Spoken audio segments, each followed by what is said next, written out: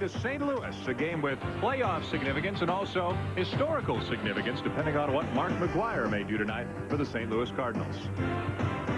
Hi, everybody. Dan Shulman and Buck Martinez with you. And what can you say about Mark McGwire that hasn't already been said? He is the major league leader in home runs with 47, and there's still a month and a half to play. Well, you know, Mark McGwire said all along, let's don't get excited about a home run record until somebody goes into September with 50. Well, he's only 3 home runs away from that. He pounded out his 47th here last night against Bobby Jones. And Mark McGwire, the perception is that the media is starting to get to him a little bit. That's not the case today. He was pumped up. He was relaxed. He was talking to fans. He is ready to make a challenge for that home run record. He gets all the headlines, but we have to remember there is another team here tonight, and a pretty good team at that. The New York Mets, after a Cub win this afternoon, are now tied with the Cubs for the wild card spot in the National League, and they're playing well. Big game for them. Well, they sure are. Bobby Valentine's team got a boost when they picked up some veterans like Tony Phillips and Lenny Harris, but they've got a deep lineup themselves that includes Mike Piazza, John Olerud, and Todd Hundley. The pitching is starting to straighten itself out a little bit, so they feel that their playoff fate is in their own hands. They've won 5 out of 6 as they get themselves together for a run at the wild card spot.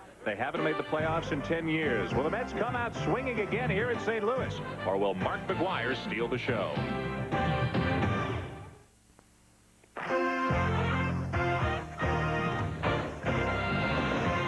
ESPN Wednesday Night Baseball is brought to you by Infinity. Own one and you'll understand. I'm Michael Kim in the ESPN studios. We'll get you updated all night long on all the action from Major League Baseball. Right now, let's get you caught up on some action right now and from this afternoon at Candlestick. Cubs and Giants, top of the 7th. Henry Rodriguez up with a pair on. He already homered in the 4th inning. Here, Henry to infinity and beyond. His 30th on the season. He had 2 homers, 5 RBI. 10-2. Cubbies take it. Chicago right now tied with the Mets atop the NL wildcard race pending tonight's game at Busch Stadium. Sammy Sosa, by the way, 1 for 3, no home runs. Elsewhere, Pirates, Cincinnati, right now in the 2nd inning. Freddie Garcia, the solo shot off Mike Remlinger, his 3rd homer of the season. That put the Bucks on top 2-zip. Also in this game, Jason Kendall with a home run, his 3rd straight game with a homer, his 9th on the season. 2-0 Bucks over the Reds.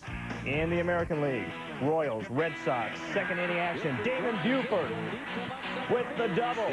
Off the wall, his 10th of the season. That drives in Troy O'Leary, and that knocks the score up at 1 apiece.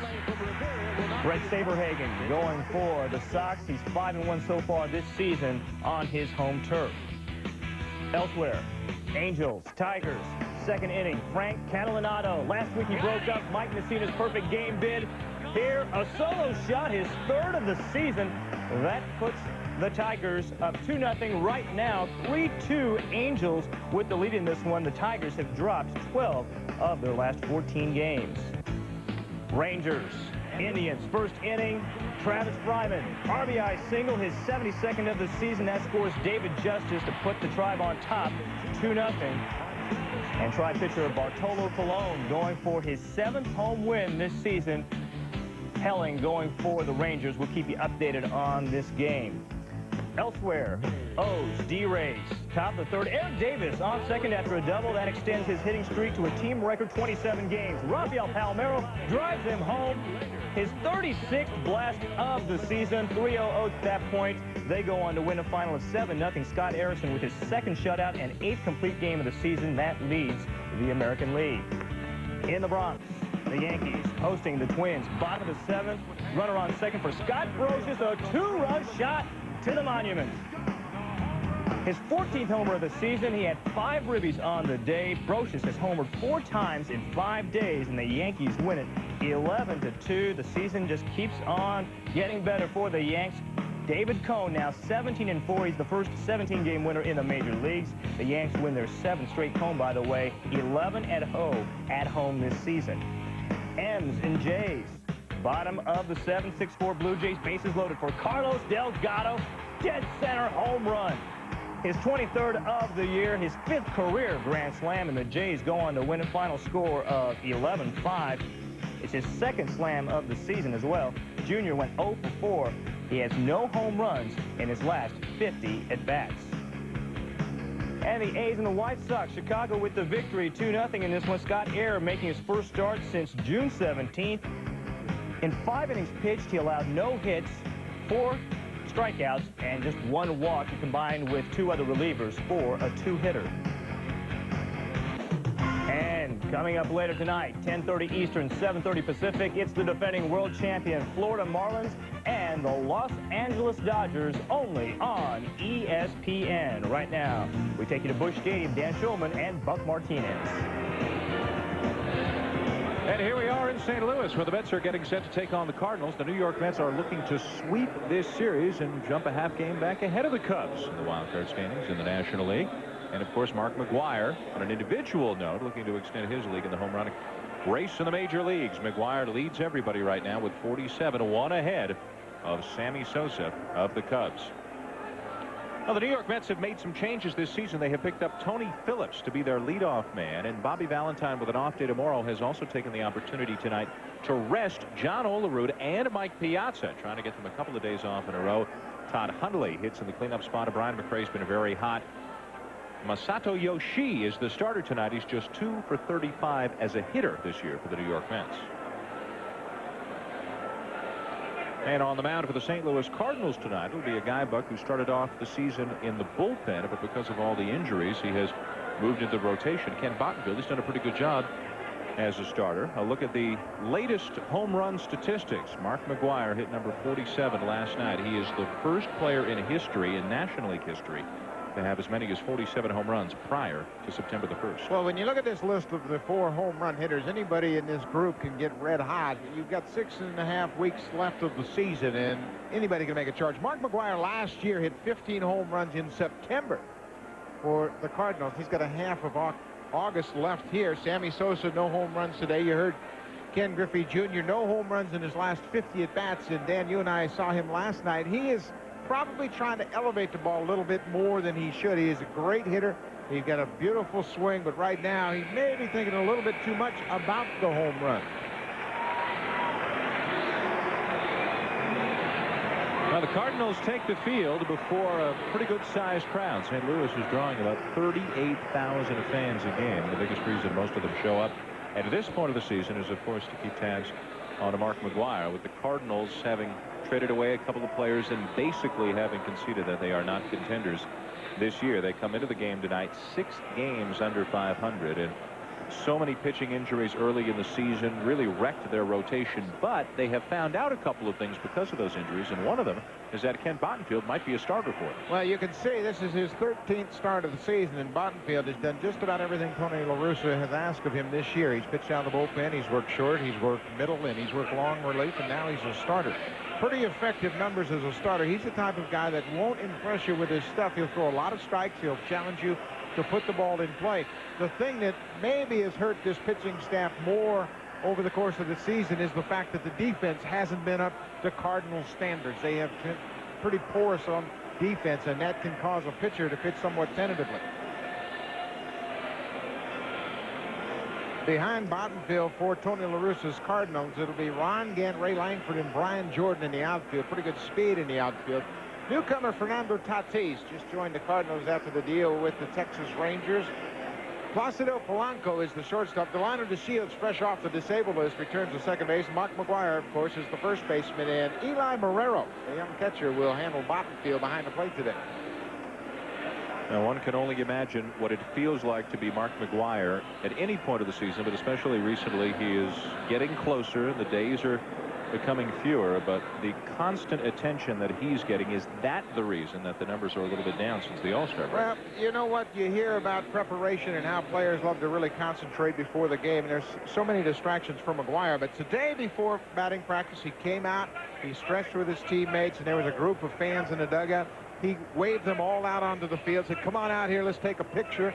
And everybody was pretty relaxed, and McGwire was very, very receptive to those fans being in the dugout. The Cardinals have taken measures to limit his availability to the media, except in certain situations, just to try to make life a little bit easier on him. Ken Bottenfield, the starter for St. Louis tonight. And the leadoff man for the New York Mets is going to be one of their new acquisitions, a July 31st pickup, Tony Phillips. The familiar Phillips Crouch as he leads off. He was out of baseball for the first 4 months of this year. You'll recall the drug arrest last year He was playing golf. He was happy. He was done. And then he worked out a deal with the Toronto Blue Jays, spent a couple of weeks in their AAA affiliate, and then a couple of weeks with the Blue Jays where he played very well enough to generate interest from the Mets. Well, he's a unique hitter in that he understands the role of a leadoff hitter. He'll work the pitcher. He'll make him throw a lot of pitches to start the ball game. They had Brian McRae in the leadoff spot, and Bobby Valentine acknowledged that McRae did a good job, but Phillips is a traditional leadoff hitter. He's the guy that brings a little spark to their offense. A little spark to their clubhouse as well. He is something else. He grounds one out to second, and an easy play for Delino DeShields to get the game going.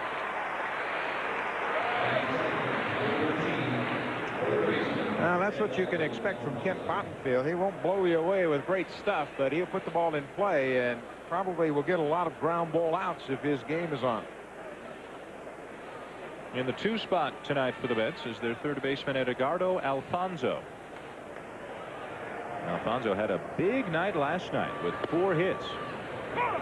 The Mets winning 8-3 last night. They won 4-2 2 nights ago, and they are a perfect 4-0 against the Cardinals this season. And going back to last season, they won 9 out of 11 last year against St. Louis. So the Mets have handled this rivalry for the last couple of years. Well, Dan, it just gets to be a confidence level. The Mets come in here and they're comfortable playing in this ballpark, and they're confident that they're going to get some hits against the Cardinals staff. You know, this Mets team has got some pretty good hitters up and down the lineup, and this is one of them right here. Edgardo Alfonzo, as Dan mentioned, 4 hits last night, but he's a tough out. He's the type of guy that'll hit the ball all over the ballpark. Bottenfield ahead of ball and 2 strikes with a 1 down here in the first. Usually Alfonzo has the luxury of having the likes of Olerud and Piazza hitting behind him. But they're both getting the night off tonight. And he'll lay off 2 and 2.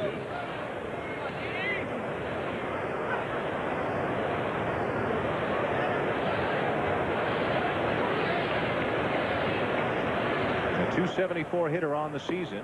Takes it low, and it's a full count. Now, with Todd Stottlemyre traded to Texas, Matt Morris just coming back a few weeks ago. Alan Bennett still out. Donovan Osborne missing some time. What looked like a good rotation was weakened early. But Bottenfield has stepped in and done a nice job as he strikes out Alfonzo for the 2nd out of the inning.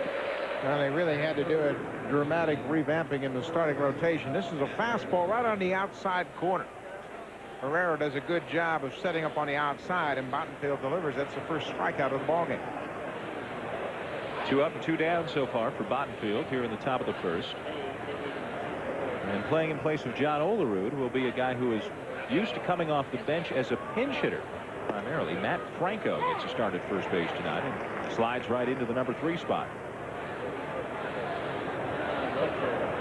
At this time of the season, managers will take advantage of an off day and sit down their regulars the day before an off day to give them 2 days off, and it really seems like a week's vacation during the dog days of August. Leading hitter in the National League, John Olerud won a batting title in the American League with the Blue Jays in 1993. Bobby Valentine also wary of back-to-back doubleheaders that the Mets have against the Cardinals next week, so he wants to make sure that all his stars are rested heading into that stretch. 4 games in 2 days. 1 and 2 the count on Franco.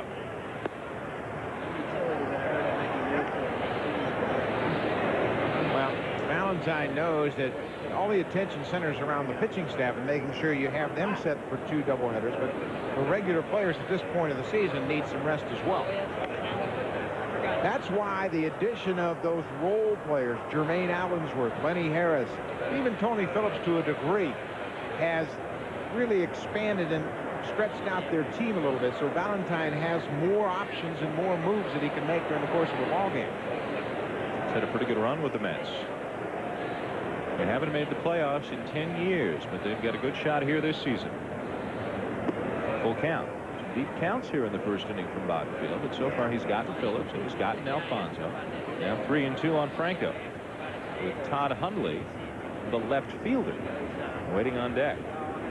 Hundley adjusting to Piazza's presence. And another grounder for DeShields. And a good inning for Bottenfield.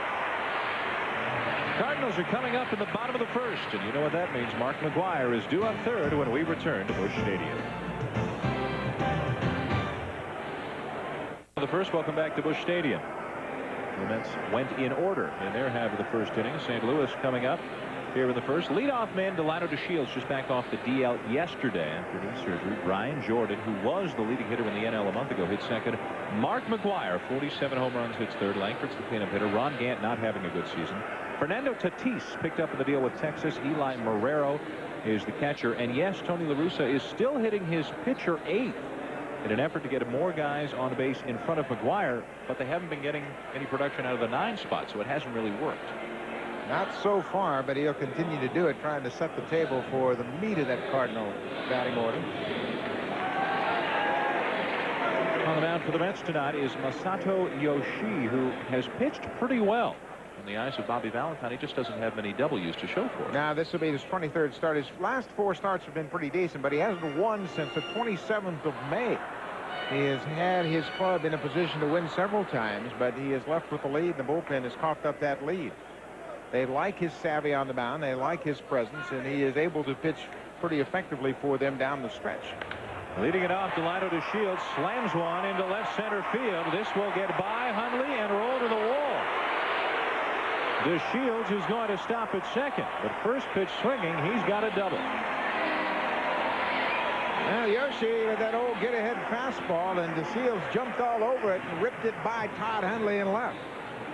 First pitch swinging, DeShields cuts a line drive. Hundley can't get over and cut it off. It goes all the way to the wall in left field. DeShields hustling around the bag. Hundley bobbled the ball momentarily, but DeShields stops about shortstop as he saw Ordonez with the ball in his hand. And the Cardinals thrilled to have him back, although Pat Kelly filled in very well for DeShields while he was on the DL. Here's Brian Jordan, the right fielder. And he's up there swinging on the first pitch as well. Phillips underneath it. DeShields to tag. And Phillips airmails one that gets to third base on the fly, but not in time to get DeShields.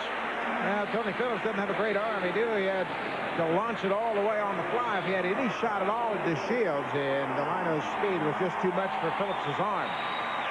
Good job by Brian Jordan. And so just what the Cardinals were hoping for, an early chance to take the lead as Mark McGwire steps in for the first time tonight. Outstanding numbers. 47 homers, 1 ahead of Sammy Sosa for the major league lead. And McGwire on a pace right now to hit 65 on the season. And you can hear the boos. The boos are for Yoshi for not finding the strike zone. Ball 1, and they boo him.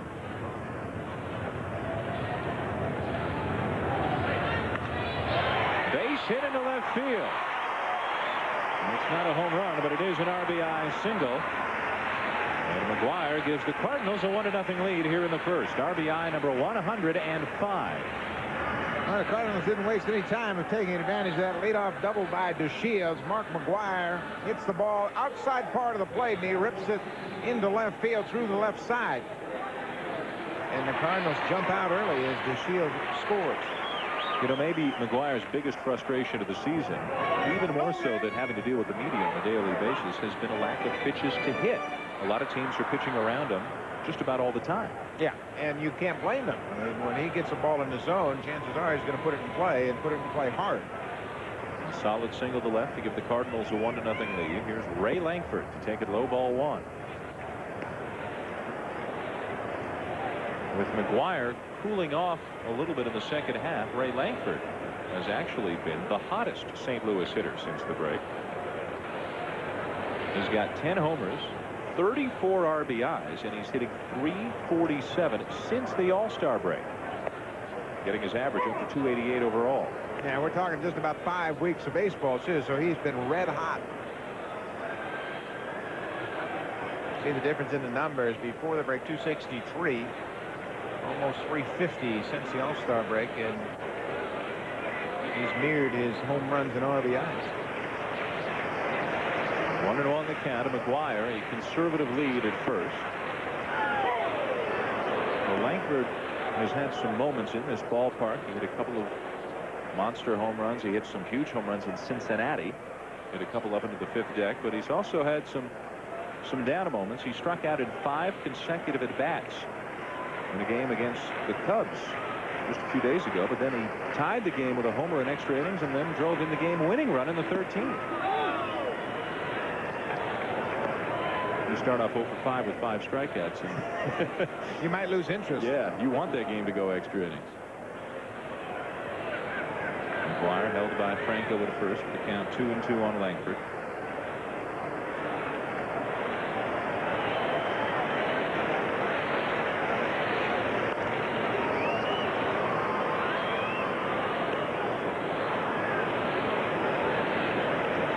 One of the stadiums here in St. Louis where you still see the majority of the fans wearing the color of the team. There are so many people dressed in red here in the ballpark. It lends kind of a different atmosphere to the stadium. Now they have really gotten caught up in this home run race.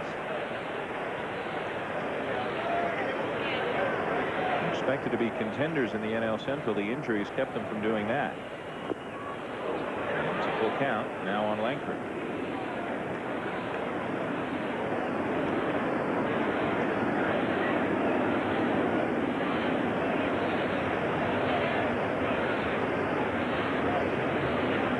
Take a look at this last pitch. It looks like it almost hit him. In fact, it did hit him, but it hit the knob of the bat and was ruled a foul ball. So let's make it 2-2, the count on Langford. You can see by the swing of Langford there that Yoshi's fastball was pretty good. He's a little bit late on that outside fastball. Langford's a very good fastball hitter. Dana DeMuth is the home plate umpire tonight here in St. Louis. Well, after the first 3 hitters saw a total of 4 pitches, including McGuire's RBI single, now a lengthy at-bat between Yoshi and Langford. Move Brantley up the first base line. Franco applies the tag for the second out as McGuire moves to second. Well, Franco is taking over for Olerud here tonight. Mark McGuire and Ordonez having a little chat down at second base. Said, boy, I was glad he didn't come down here because I was going to take you out.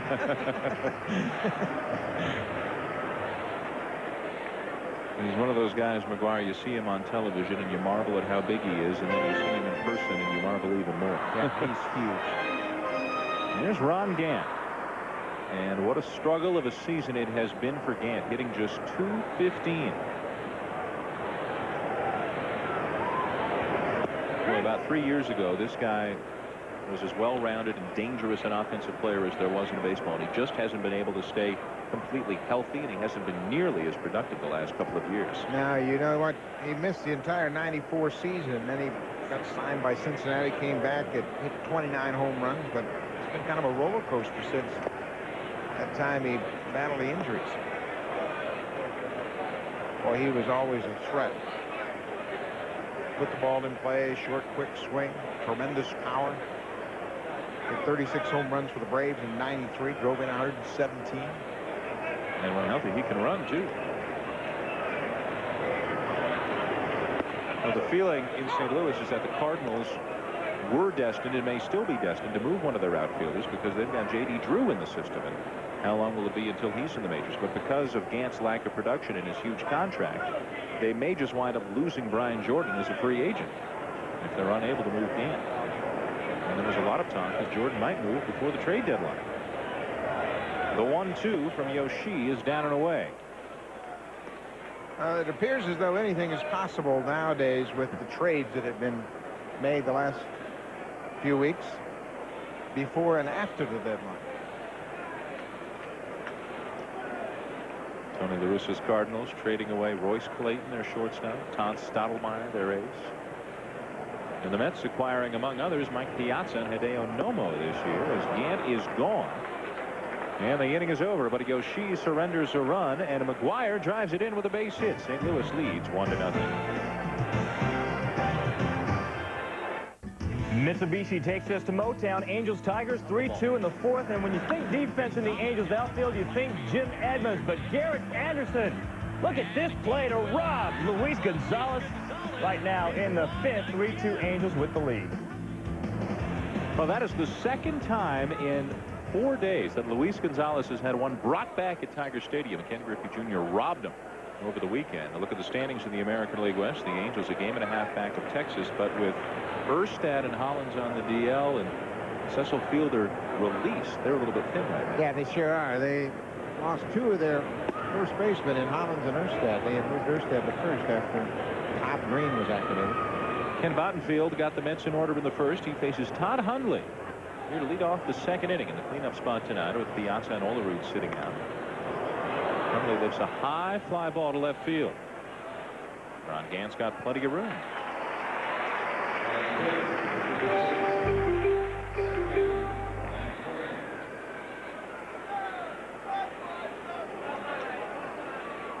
Tony La Russa was joking that in a couple of weeks, after having too few pitchers all season long, they may actually have too many as they start getting healthy, but a nice problem to have. And with expanded rosters just a couple of weeks away, they'll start looking toward 1999.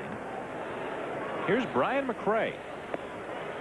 And what a tear he has been on after an ice-cold couple of months to begin the season.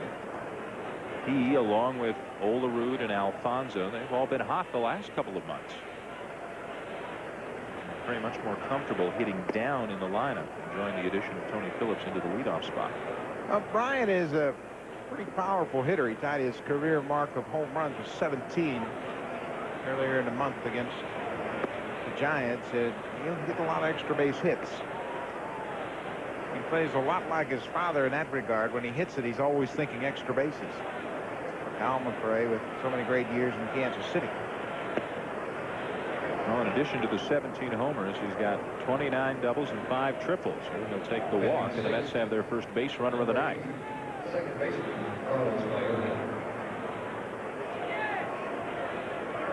One down and one on in the second inning for Carlos Baerga. You talk about your forgotten players, and with a big name like Piazza, the return of Hundley, the accomplishments of Olerud. And granted, Baerga is not the player he was as an Indian a few years ago. You can see that the production, the power, has really fallen off the table for him. But you just never hear anything about Carlos Baerga anymore.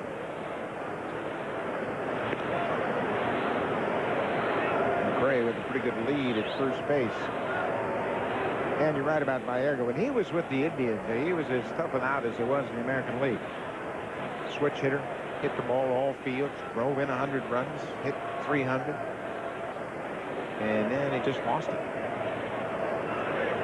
He's hitting .283, but just 5 homers. McRae at first has 19 stolen bases, so the Cardinals will keep a close eye on him.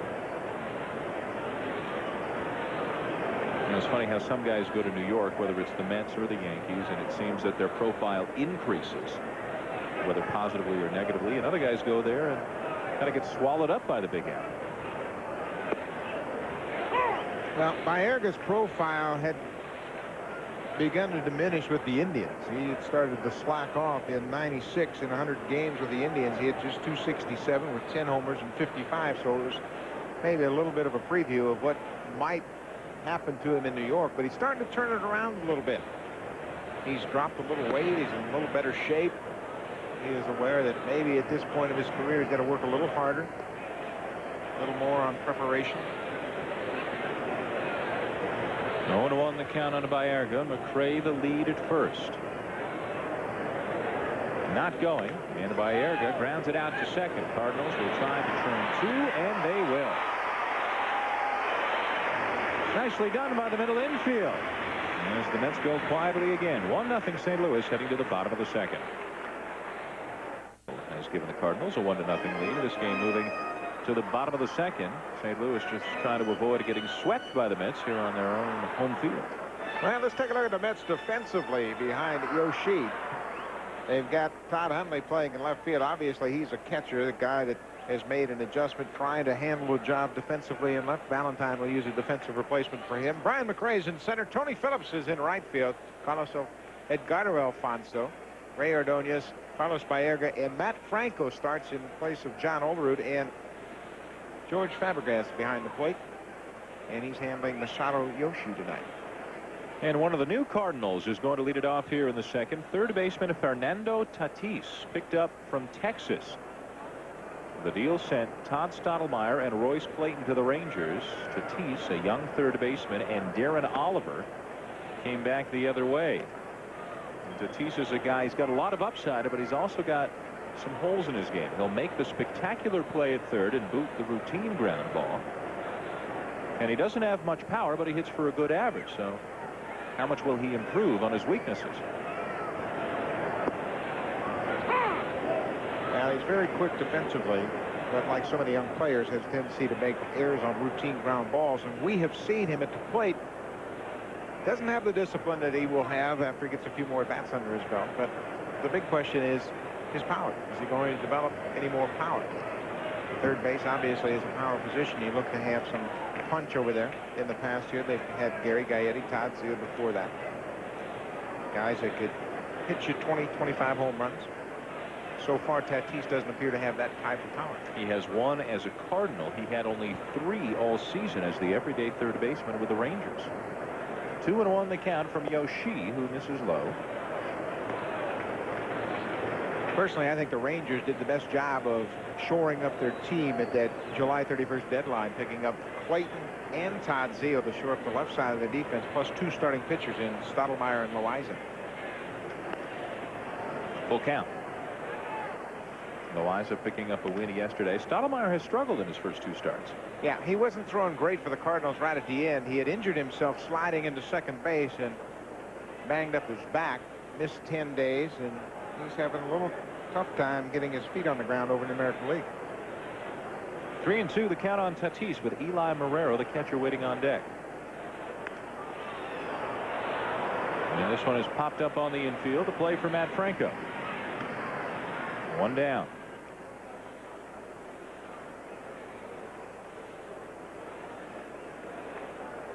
Yoshi with just 4 wins on the season in 22 starts. The Mets right now actually going with a 6-man rotation, and that in part again due to the back-to-back doubleheaders coming up next week.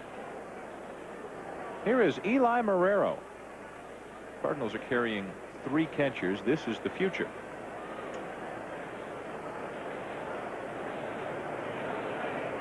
Marrero's start to the season, though, Buck, was delayed. He had a cancerous thyroid gland removed in March, which set him back a ways.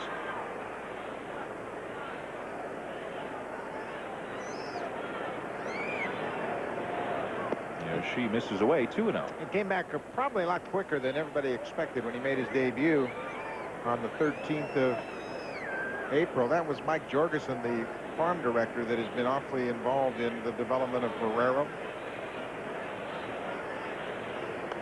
He's also monitoring J.D. Drew almost on a daily basis, and they have just promoted Drew from AA to AAA. So the Cardinals, who have always been very strong in their farm system, starting to produce some big-time players.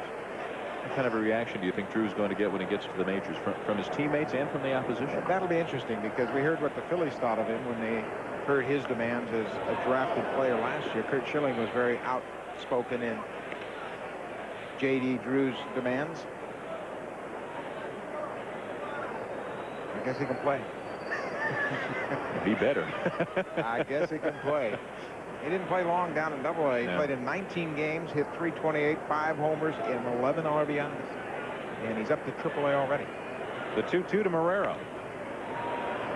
This one is popped up left side. Will there be a play? Just beyond the reach of Alfonso.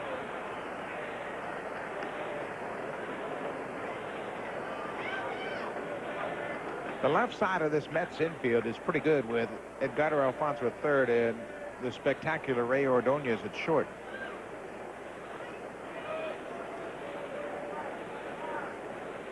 Ordonez is starting to swing the bat with a little more pop, and all of a sudden his value is starting to skyrocket a bit, because he is as good as anybody defensively. The 2-2 again, and Ordonez will be tested. A bit of a high throw, but Franco gets down on the base in time for the second out. Matt Matt Franco, not quite as tall as John Olerud. Ordonez used to throwing to 6'6". Olerud over at first base throws a little bit high, but Matt Franco goes up, comes down in time to retire Eli Marrero. Well, he can make some plays. In the hole, behind the bag. Carlos Baerga said the other day, you know what? You always got to be prepared when you're around second base because he'll get the ball to you when you don't expect it. 2 down in the inning, and here hitting 8th is the pitcher, Kent Bottenfield. This is something that Tony La Russa began about 4 weeks ago. The theory behind it being that if the number 9 hitter is a position player, he's got a better chance of getting on, and there's a better chance of somebody or a couple of somebodies being on when Mark McGwire gets to the plate. It is an unusual strategy to say the least, but La Russa has stuck with it. Well, it may have more credence if that number 9 hitter is getting on base a little bit. And the number 8 hitter, Bottenfield, goes down on 3 pitches. A much better inning for Yoshi. Through 2, Cardinals lead the Mets by a score of 1-0. The Cardinals lead the New York Mets by a score of 1-0 here on ESPN Wednesday Night Baseball. This copyrighted telecast is presented by authority of the Office of the Commissioner of Baseball and may not be reproduced or transmitted in any form, and the accounts and descriptions of this game may not be disseminated without express written consent. Bottom third of the order coming up for the Mets here in the third. Ken Bottenfield has been very solid so far. Through 2 innings, he's allowed only a walk, and that was immediately erased on a double play. He's one of the many catchers in the New York Mets scheme of things right now, George Fabregas, who has struggled, as you can see. Picked up in a larger deal from Arizona. Willie Blair came with him, and Bernard Gilkey went the other way. Again, a high throw, this time from Placido Polanco, but he does have a big first baseman on the other end, and McGwire to bring it down. Well, Polanco took a little bit extra time because Fabregas was running. McGwire came off the bag a bit as he stretched high for the big throw, and came down in time to retire Fabregas. He's a pretty good fielder, too, you know. People forget about that. He's got real soft hands, decent range over at first base, and if he can touch it, he'll catch it. Yet every other aspect of his game seems to have disappeared, at least in terms of what the media are asking him about. All they care about are home runs, home runs, home runs. Here's Ray Ordonez. You talked about the great glove work. He has done a much better job with the bat in the second half. Hitting over 350 the last few weeks. Not this time, though. 2 down. Let's go back to the studio and get an update with Michael Kim. All right, a battle of first-place teams, Rangers and Indians at the Jake. 3-2 Rangers. An RBI double by Travis Fryman in the 3rd inning. He also had an RBI single earlier. That makes it 3 apiece. RBI number 73 on the season for Fryman. The Rangers going for the sweep in the 3-game set. That's great news for Mike Hargrove to get Fryman back. He's been out with a sore back. He has, of course, Jim Thome on the DL. No telling when they're going to get Thome back with that broken hand. So to have Fryman back in the lineup, he's got another RBI guy. Big game, especially for the Texas Rangers out of the AL West, trying to stay ahead of Anaheim. The batter is Yoshi, and the count is 1-1. Well, Yoshi has been a pretty good pitcher, as you can see. The hitting not quite where most guys would like to be. 2 for 35 on the season.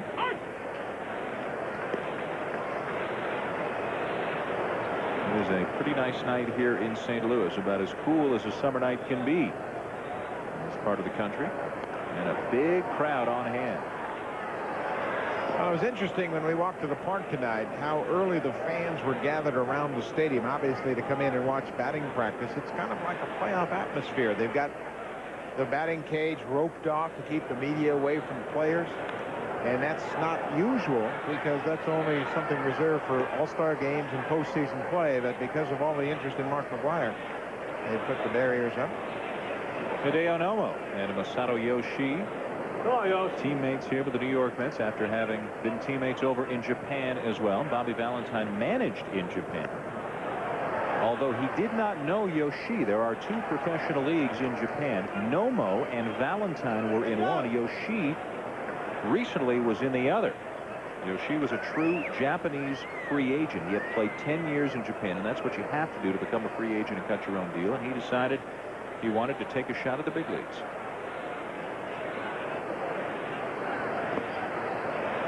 Well, Nomo, on the other hand, was a guy that wanted to really force his team's hand and kind of forced himself into free agency. Then he signed, of course, with the Dodgers. And he's not had the type of season with the Mets that they were expecting. Well, she's having a pretty good at bat for a guy 2 for 35. He's fouled off a few pitches, and now he's worked the count full. Now, the last thing a pitcher wants to do is give up a base hit to his pitching opponent. And the rest of the pitchers will razz you about that. And you're giving up hits to the pitcher. He's got a worse average than you do.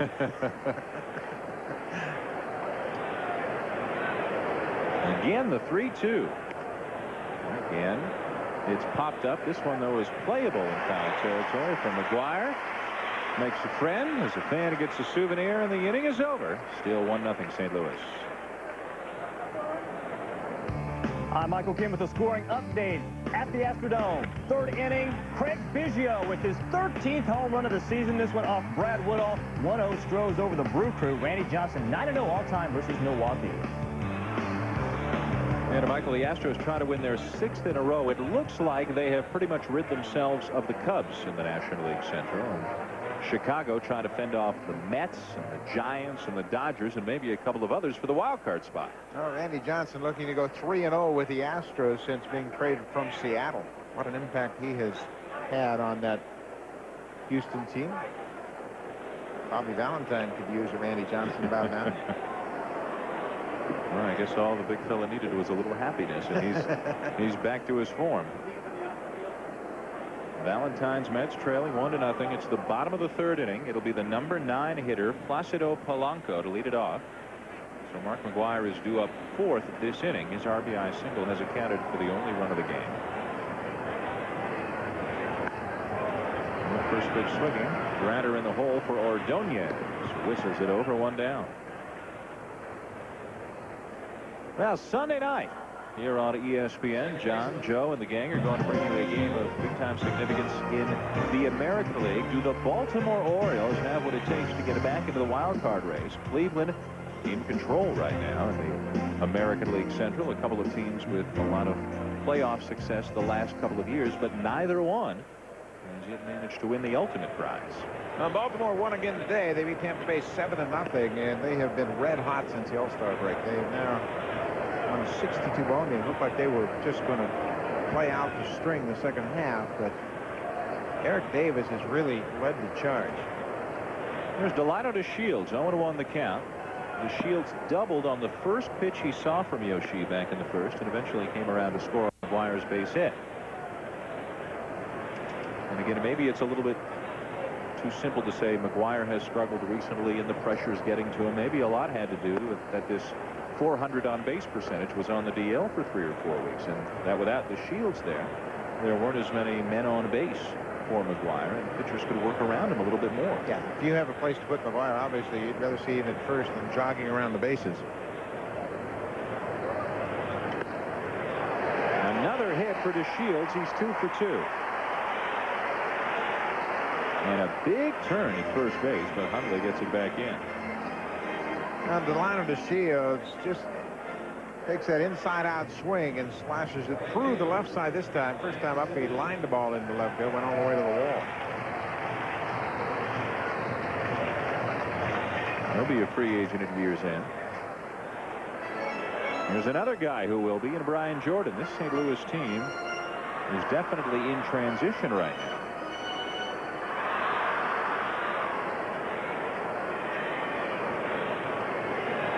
It's not as if they're rebuilding. You've got Mark McGuire on your team.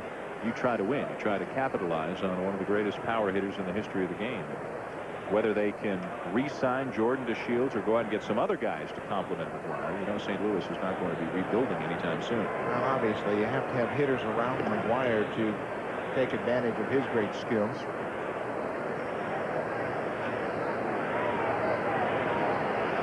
The Shields might command too big a salary for the Cardinals to bring back at second, considering that they're already paying Gant and McGuire big money.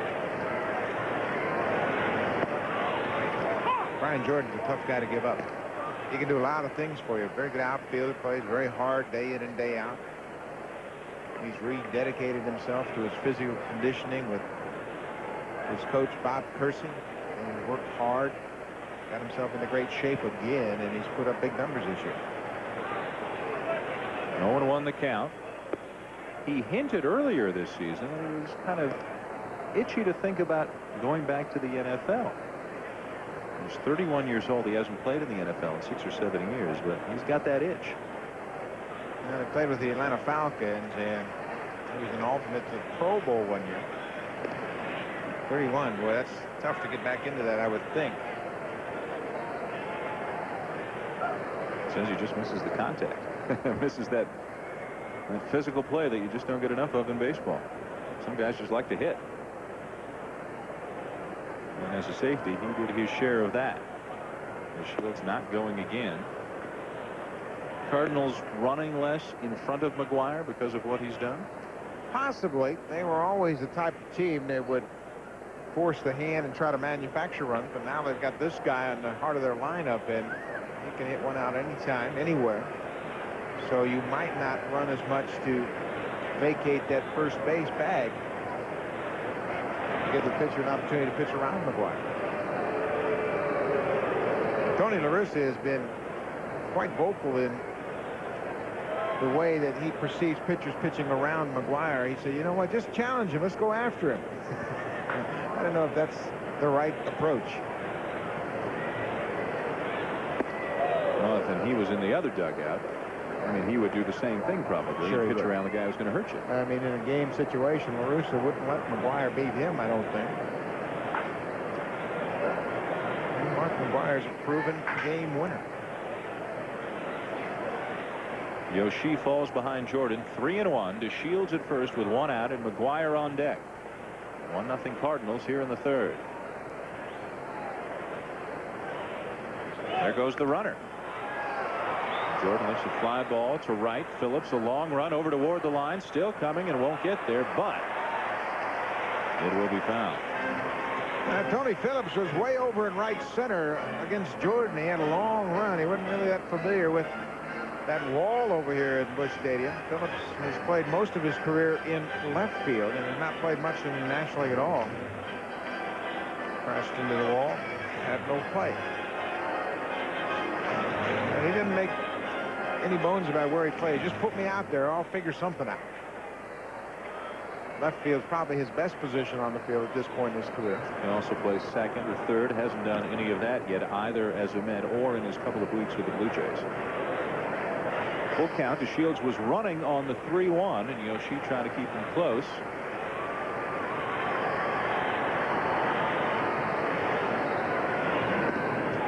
He had one false step towards second, but Yoshi checked him back.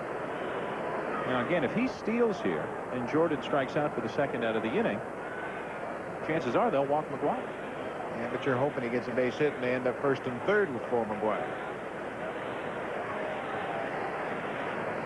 There he goes. And there's the base hit, just as you said. First and third for Mark McGuire.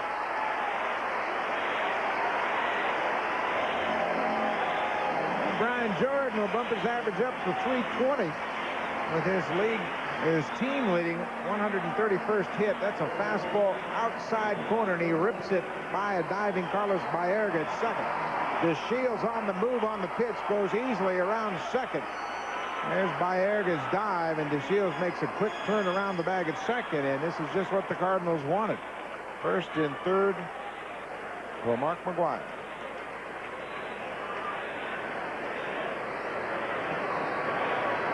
Just 1 out in the inning. The RBI for McGuire in the first on the base hit, his 105th on the season.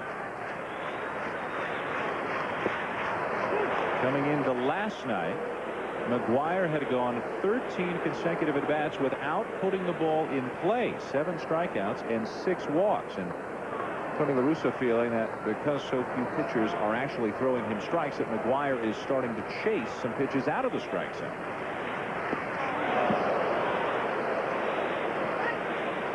Well, they are obviously going to pitch McGuire down and away and try to get him to reach for it. The thing about Mark is he stands about average depth in the batter's box, and he's so big, and he can get to a ball 4 or 5 inches off the plate outside. You see how much plate coverage he has as he waggles his bat, getting ready to face Yoshi. The 1-1. Fabregas slid to the inside corner right there, but Yoshi missed badly away. So now McGuire's trying to regroup and play mind games with Yoshi, saying, okay, that was away. We'll probably stay away right here. Every single pitch that misses the strike zone draws a round of boos here at Busch Stadium. 3-1. 3-1, and they're booing him. Boy, this is just something that most baseball fans have just never seen. And for McGuire, it's getting quite cumbersome to deal with all this. But this is a new experience to see this kind of history potentially being made. Well, it's great for baseball to have 4 guys, when you consider Greg Vaughn with 39, in pursuit of a home run record. 3 balls and a strike. High drive to right. Phillips going back, has room to make the catch. DeShields will tag and score. Jordan hustling into second on the play. And another RBI for McGuire on the sacrifice fly as the Cardinals take a 2-0 lead. Mark McGuire's had 2 very good at-bats here tonight. He chases home Delino DeShields for the 2nd time tonight. DeShields, with a pair of hits, has scored a couple. McGuire, with the count in his favor, just thinking at least of driving home to run from third, goes to right field and hits it deep enough to Tony Phillips to pick up the sacrifice fly. Once again, Phillips with that big high throw, and there's the hustling Brian Jordan moving into scoring position at second base. So McGuire with both RBIs on the night on a base hit and a sacrifice fly. 2 down. Here's Ray Langford. It'll bounce away from Fabregas, and Jordan comes down to third. Wild pitch charge to Yoshi. Fabregas didn't have much of a chance right there. That ball was so far in front of home plate. Yoshi bounced the forkball, and it hit Fabregas high on his chest protector and bounced far enough away to enable Brian Jordan to move over to third. Not much a catcher can do on that. Just try to get as big as possible and hope the ball stays right around your feet.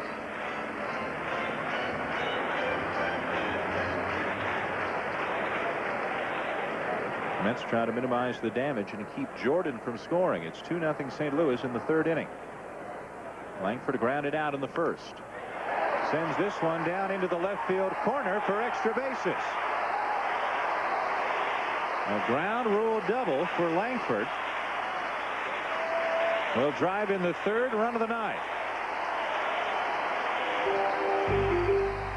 Now, this is the way the Cardinals offense was expected to produce. Not so much relying on a single blast by McGuire, but a balanced attack, including Ray Langford going the opposite way here. He cuts the ball just inside the left field foul line. It takes 1 bounce and hits off the foul pole. It's ruled a ground rule double, and Brian Jordan scores on the play. Sometimes when you see a team at its best, you wonder how they could be where they are this season. But again, the pitching injuries really decimated the Cardinals early. Here's Ron Gant. Looks like he's opened up his stance a little bit more than the first time up. Struck out against Yoshi in the 1st. I like to see that. You know, so many younger hitters nowadays will go up there and they'll have one stance and they'll work with it 4 times a night, come back to the bench, go 0 for 4 and say, I just didn't get my pitch. Ron Gant didn't see the pitch well the first time up, so he's opened up his stance a little bit here, trying to adjust to Yoshi. All the great hitters did that over the course of their career. You'll see guys, and I remember the late Thurman Munson. He always was tough for me to call a game behind because he was adjusting all the time. He'd step in the box. One time he'd be right on top of the plate. The next time he'd be way back. He'd move up if he was facing a guy that was a finesse pitcher. And those are the types of adjustments that make you a tough out.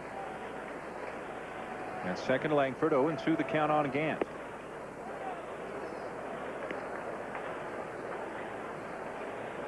So many hitters are afraid to make any kinds of changes. They become so programmed. They hit a lot. They watch a lot of video. And they'll stand in front of a mirror and make sure their hands are in the right spot and everything else. Ron Gant has a feel that he had to make an adjustment here. And And some guys are just see ball, hit ball. And maybe they're the smartest ones of all. They don't worry about anything. They don't know who's pitching. They don't know what the count is. They don't know what they're hitting. That's the old Rocky Bridges theory of hitting. See ball, swing bat, hit ball, run.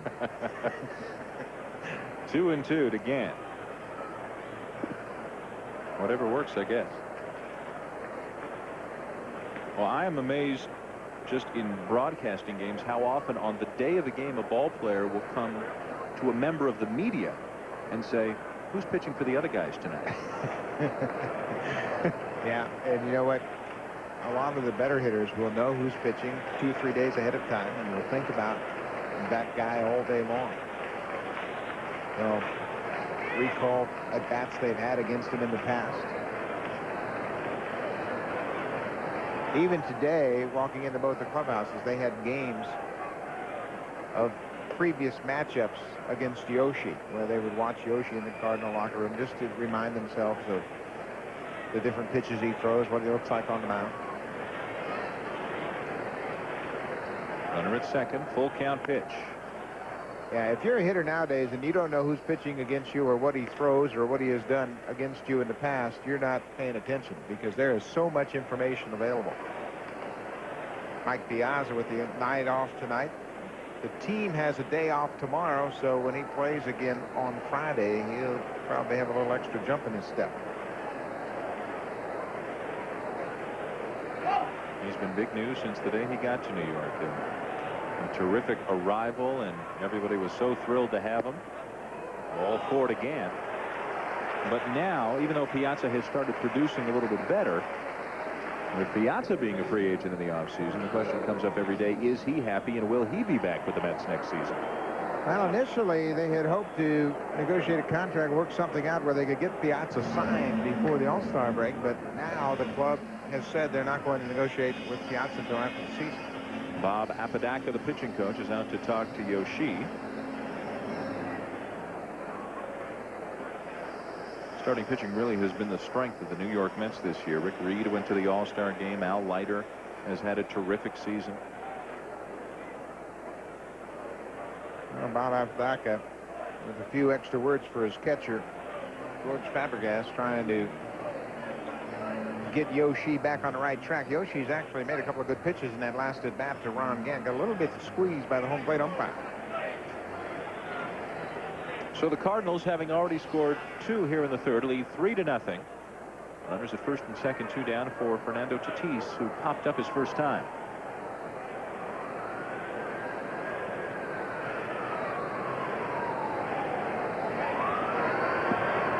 He can be a free swinger up there. And a lot of times when he's been struggling, the opposing pitcher will recognize that, and you don't really have to throw him a strike. He'll chase up, too, on a fastball. Yeah, you throw the ball up around the letters, and he'll take a hack at it, especially when he's got the count in his favor. He gets in a swing mode, and he'll turn it loose. When the Cardinals feeling they may have a future star and a young player, doesn't have a lot of service time, it doesn't cost a lot of money, and they think that he might be a fixture for many years to come at the hot corner. Antonio Russa has seen the fact that Tatis has good defensive skills. Now he's going to wait out and see what kind of bat he's got. Well, so much for the free swinger. He's taken a couple of strikes here in his at bat. We saw him with Texas just before the trade, and he was swinging at everything. He's thinking this over for a good long while here with a count of ball and 2 strikes. Cardinals on top 3-0. Yoshi trying to get out of the jam.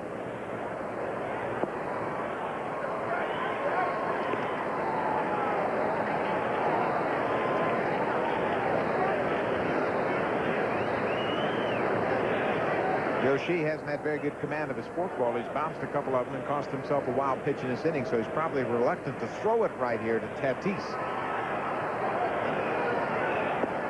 He went right to it and got the strikeout. Threw a good one to get Tatis, his 3rd strikeout of the night for Yoshi, but St. Louis adds a couple more runs, including one on the sac fly by McGuire, to lead 3-0.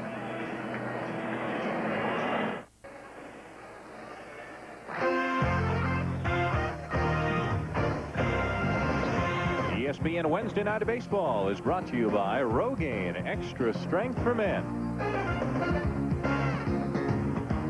Top of the 4th inning on a terrific night here at Busch Stadium in St. Louis.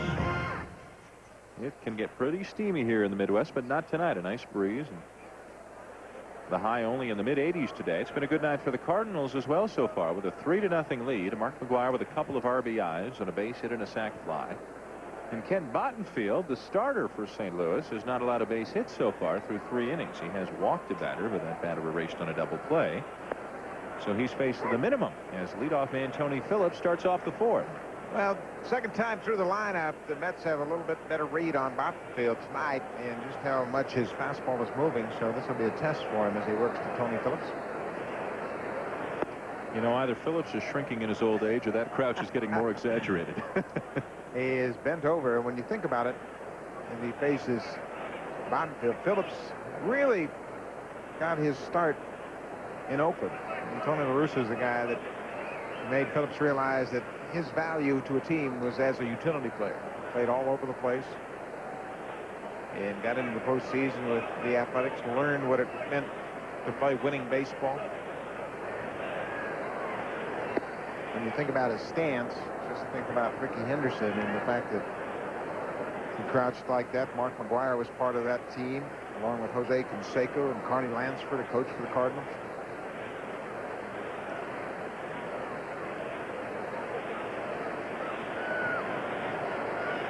Now, Phillips told me before the game the 2 reasons he keeps playing, or he's considering to play beyond this year: 1, to win a game, and 2, to pass on knowledge to the younger players, something that he took a lot of pride in his short stay with Toronto. The first name out of his mouth when I asked him who his mentor was Carney Lansford, the guy you just mentioned. He said when he got to Oakland, Lansford really showed him the ropes, and then he mentioned Dave Stewart as well as a guy who was very helpful to him in Oakland. Well, Carney Lansford is the type of guy that didn't have tremendous great physical skills. I mean, he didn't run well, and he made himself a very, very good player. There's a base hit into right for Phillips. He does what he does best. He has now reached base in 10 of 12 games as a Met. And that's the first hit of the night for New York. Yeah, the ex-teammates. I tell you, if Tony Phillips can't get you to crack a smile, nobody can. Yeah, he is thrilled to be back on the baseball field playing independent race. I talked to him before the game. He said, you know what? We are the pennant race. We have our fate in our own hands. And that's why he's playing. Here's Alfonso. This one is sent to right, and it is carrying. Jordan is going back and will have to make the catch on the track.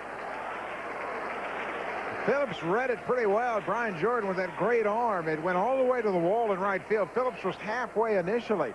Then he retreated in a rush, tried to tag up, broke for second, and then he saw the throw from Jordan and stayed put. Look at Phillips right here. He's reading the play. He sees Jordan go all the way to the wall. Brian's got a very strong arm. He makes the catch and gets the ball back to the infield very quickly, and he holds Phillips at first. Jordan's got 10 assists on the season, among the leaders in the National League. 1 down, Phillips at first, and here's Matt Franco.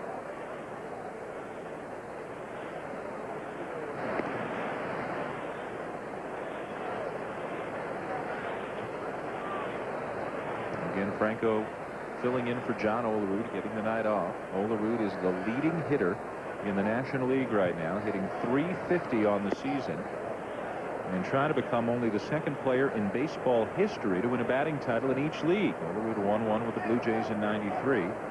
Ed Delahanty, a turn-of-the-century guy, won a batting title in each league, in the AL in 1899, in the NL in 1902. And a little chopper out to second to Shields to his left. He'll make the play 2 down. Phillips to second. John Olerud hit .363 in 1993 with the Toronto Blue Jays to win his batting title in the American League. This year, right at .350. Leading hitter in all of baseball. And he has been a real big addition to this Mets organization, not only because of his batting, his leadership. He's a quiet leader, doesn't say a whole lot, but the stability he gives them at first base. And he is a tough out. Great knowledge of the strike zone. He's enjoyed New York. 2 down. Here's Todd Hundley. Miller had started off red hot this season, then had a cool spot in June, but look what he has done recently. He was named the National League Player of the Week last week. He's as hot as August at Shea.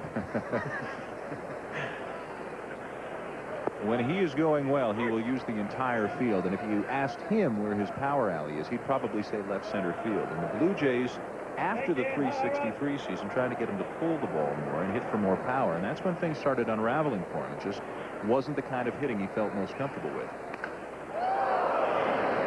DeShields knocks it down, and McGuire digs it out. Hundley is retired. He hit that ball awfully hard.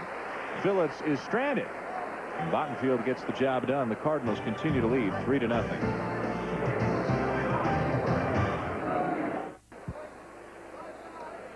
Welcome back to St. Louis, where the Cardinals lead the Mets 3-0. Moving on to the bottom of the 4th.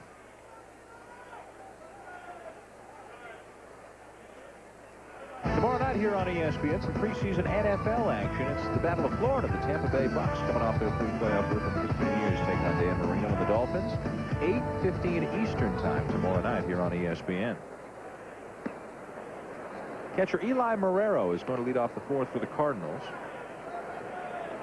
He'll be followed by the pitcher, Ken Bottenfield, and then the number 9 hitter, Placido Polanco, in Tony La Russa's lineup. Masato Yoshii has not had a great night for the Mets so far. Mark McGuire has picked up an RBI single and then a sacrifice fly. He's kept him in the ballpark, so maybe a moral victory for Yoshii, but the Cardinals have a 3-0 lead. Marrero grounded out his only time up. Just like most pitchers, Yoshii is having problems because his command is up. He is not pitching ahead. He's having to come in too good when the hitters have the count in their favor. And then the hits to Langford and McGuire way back in the first inning were pitches that just didn't hit the spots he was trying to hit. This one is sent into center field, and on comes McRae to make a running catch. Dan, as you mentioned earlier in the game, that Brian McRae has really picked up his game both defensively and offensively, and right there he saved the hit for Masato Yoshii. McRae was in the leadoff spot, and then since they picked up Tony Phillips, he has dropped down into the 5th spot. What's it like to have played with all the dads and now to see all the little kids you saw running around in the clubhouse as major leaguers? Well, Brian McRae, of course, was in the father-son's game way back in Kansas City in the early 70s, and George Brett used to pitch those games all the time, and Brian would play. Nice play down to third by Alfonso to retire Bottenfield for the 2nd out. And it's not like these are run-of-the-mill combinations. I mean, with the Griffeys and the Bonds, there are some outstanding father-son combinations. Stottlemyers and Alomars and Bonds, and there are a lot of kids that have come up and played very well, and Brian plays with the same intensity of his dad. Hal was a great hitter for Kansas City for so many years. And went into second base to break up that double play like nobody's business. Like nobody's business. They changed the rule because of Hal McRae. The in the neighborhood rule, you mean? Yeah, or? you had to be able to touch the bag. Many times he wasn't even close to second. He was a middle infielder's nightmare. And here's Polanco for 1 on the night with a grounder to short. 2 down, nobody on for the Cardinals in the 4th.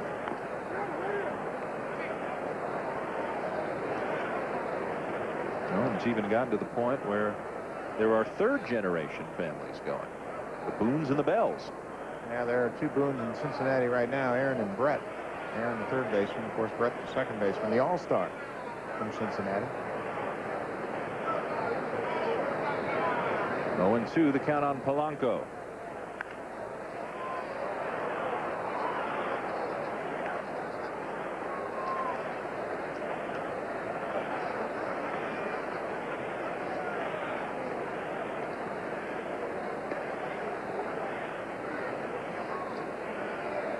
Yoshii looking for his 2nd 3-up, 3-down inning of the night. Struggled in the 1st, good in the 2nd, struggled in the 3rd, and now good here in the 4th so far. Trying to keep the Mets close. They don't have an explosive offense, and they don't have Olerud and Piazza in the lineup tonight. Ordonez to his left will make the play to get Polanco, and the Cardinals go in order in the fourth. It is still 3-0 St. Louis leading the Mets here at Busch. Michael Kim with another great defensive play to show you. This one from Fenway. KC and Boston 1-1 to score bottom of the fifth. Earlier we showed you Garrett Anderson with a great leaping grab at Tiger Stadium. How about Jermaine Dye there to rock Jason Varitek? 1-1 to score in the seventh. Dan, Buck.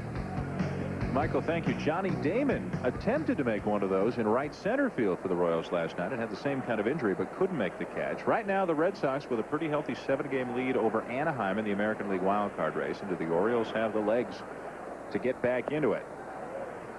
Well, the Anaheim Angels may get a shot in the arm over the weekend when they play in Toronto. They may get Jack McDowell back to start on Saturday if everything goes well. He is rehabbed. Pitched last night, and they're going to wait and see how his elbow responds. But if they get him back, well, that's a big boost if he can pitch effectively. They just demoted Jason Dixon to the minor leagues. Not pitched well after a fine rookie season last year. Brian McRae leading off the fifth for the Mets, who trail 3-0. The count is 3-0. McRae walked his first time up and takes a high strike to make it 3-1. It'll be McRae, Baerga, and Fabregas, the 5, 6, and 7 hitters coming up for New York here in the fifth inning.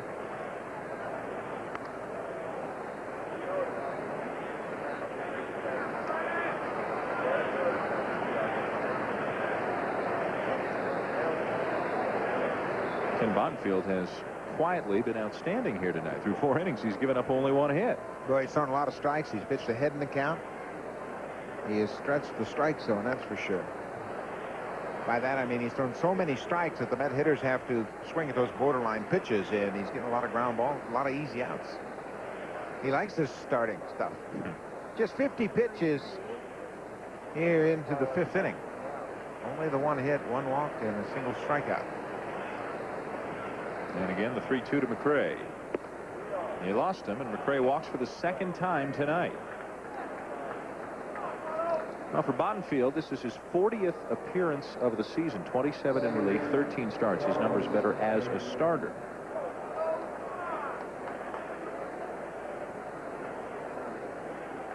Checking for the coverage on the middle infield. McRae with speed at first. The batter Baerga, who hit into a double play, started to by DeShields at second his first time up.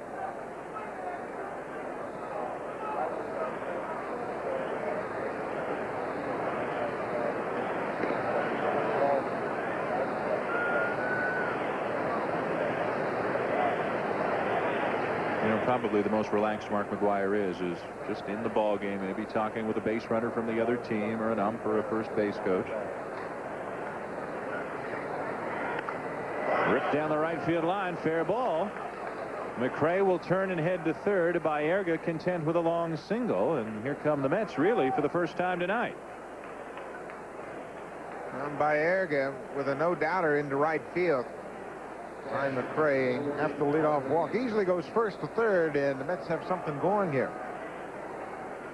McGwire steps off the bag at first and has no play on that ball at all as Baerga ripped it into right field. Jordan comes over and cuts it off, keeps Baerga from going to second, but it's first and third, nobody out. And the batter is the catcher George Fabregas, who grounded out his first time up. He is hitting under 200 on the season.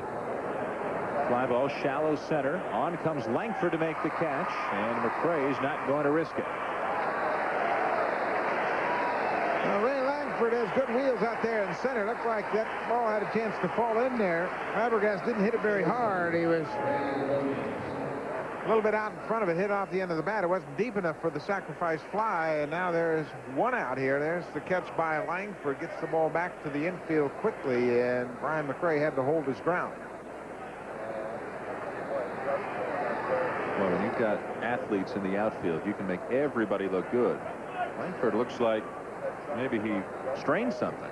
Yeah, he looks like he got something going on. Maybe he strained a side or something as he made that throw back to the infield, but watch how he bends and moves around trying to stretch out either the hip or side muscle, something. There's something working out there. Ray Ordonez sends one in the hole. Polanco, perhaps with an ill-advised throw, no chance to get him, and the base hit will score McRae. The Mets are on the board, trailing 3-1. Now there's an example of the improved hitting skills of Ray Ordonez right there. After the fly ball to center, he hits it into the hole and scores the first run against Kent Bottenfield. It's a ground ball, but it was too far in the hole. Ordonez, in his last 30 games, is now hitting over 370. He's not a power hitter by any stretch of the imagination, but he is continuing rallies. Unfortunately for the Mets now, though, it's Yoshi. He'll try to bunt him along. Drops it down pretty nicely. Bottenfield off the mound to make the play for the second out. Well, what a good bunt. Yoshi, with a matter-of-fact sacrifice, moves the base runners up 90 feet. Baerga to third and Ordonez to second. And now Bottenfield has to deal with Tony Phillips, the leadoff batter. Phillips with a base hit his last time up, and another base hit here could tie it. With Baerga at third and Ordonez at second, 2 down. Well, we mentioned maybe the second time through the lineup the Mets would be able to get to Bottenfield. They haven't really touched him up, but they have been able to put together some hits and score a run finally.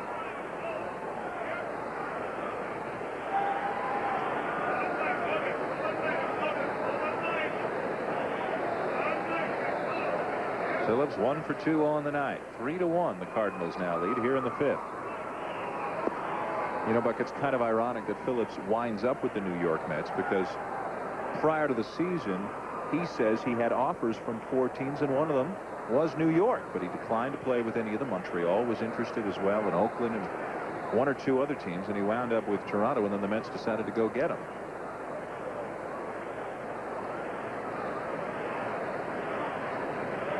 Well, once Phillips went down to AAA with Toronto and played and then got the promotion to the big leagues, everybody around baseball saw that his skills were pretty good still. So then he became more attractive to a lot of clubs, and when the Mets had a need in the leadoff spot, they looked right to Toronto and said, Phillips is our man. He's a young 39. Yeah, he sure is. Got an awful lot of enthusiasm.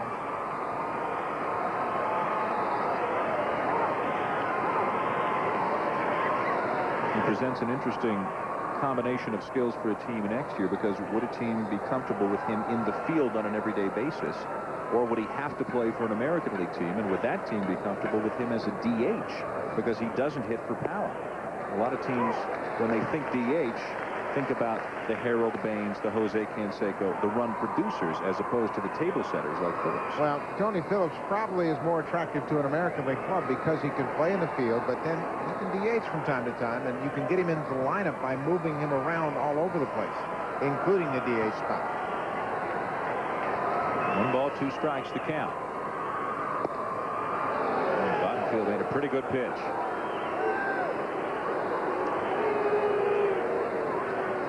The thing to remember right here in this situation, 2-2 with 2 outs, is the fact that the Cardinal outfield throws pretty well. Gant, Langford, and Brian Jordan all have good arms. So if Phillips should get a base hit, there could be a good play at the plate. The 2-2. There will not be a play at the plate as Bottenfield goes to the breaking ball to strike out Phillips and end the inning. Mets get 1, but the Cardinals will bring the top of the order up. McGuire's coming up third in the bottom of the 5th. Cards 3, Mets 1, bottom of the 5th inning here in St. Louis. Mark McGuire coming up third of this inning. For everything on McGuire, Sosa, Griffey, and everything else going on around baseball, tune in to Baseball Tonight, weeknights at 10 and midnight here on ESPN. And it's been extended now to an hour. Baseball's most comprehensive program right here on ESPN. Carl Ravitch, Harold Reynolds, Ray Knight, and a cast of thousands back at the studio. Here is Delino DeShields to lead off the bottom of the 5th, and DeShields as responsible as anybody for the lead that the Cardinals enjoy. He's 2 for 2, and he scored a couple of runs. He does not look like he has just come off the DL after missing 23 games. Well, they have changed their approach in this at-bat by pitching DeShields away. First 2 times up, they pitched him inside, and he took them the opposite way, went to left field for a couple of hits. Yoshi out in front 0-2, jams him, and a little looper on the infield for Ordonez.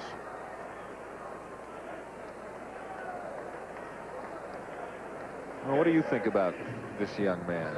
You compare an Ordonez to a Vizquel or an Ozzie Smith from his days here in St. Louis. How good is he? Well, I think the improvement we have seen the last couple of years is pretty dramatic. So, you know, he's got to go a ways yet before you start to put him in that class with Vizquel and Smith.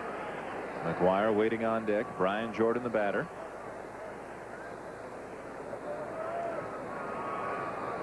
Jordan tonight 1 for 2. Has an unusual batting stance with that right knee loose, but the left knee locked. So many hitters use different styles to get themselves back, and that's the object of a hitter. You want to get all the way back before you commit and have that weight transfer when you swing and make contact. Chopper down to third. Alfonso 2 down. And so for the first time tonight, Mark McGuire is going to come up without anybody on base.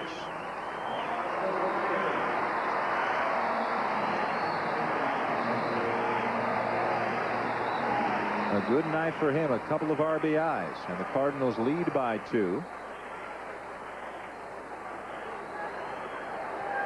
See if without anybody on base, do the Mets pitch a little differently to him. He does have pretty good protection behind him in Ray Langford.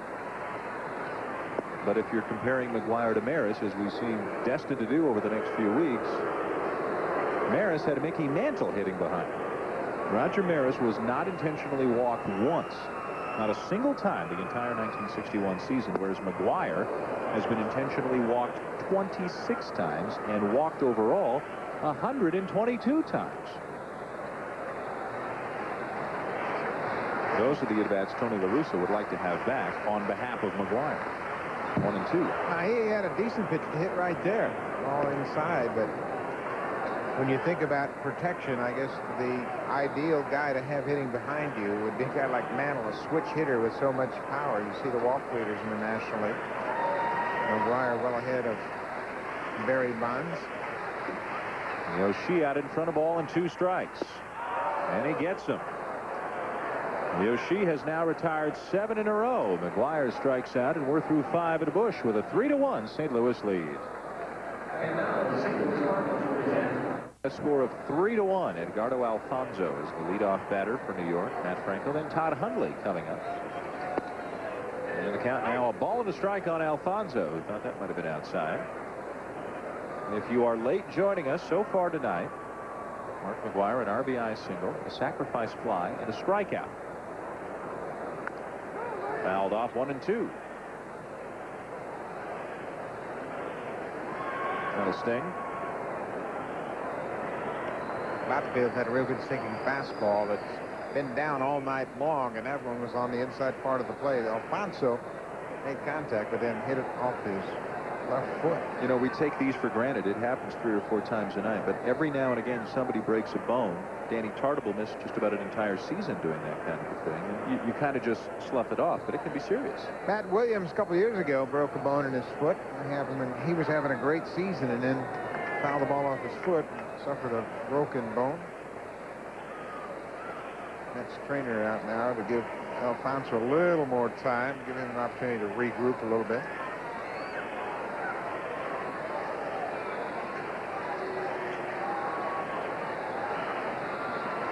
He says he's all right.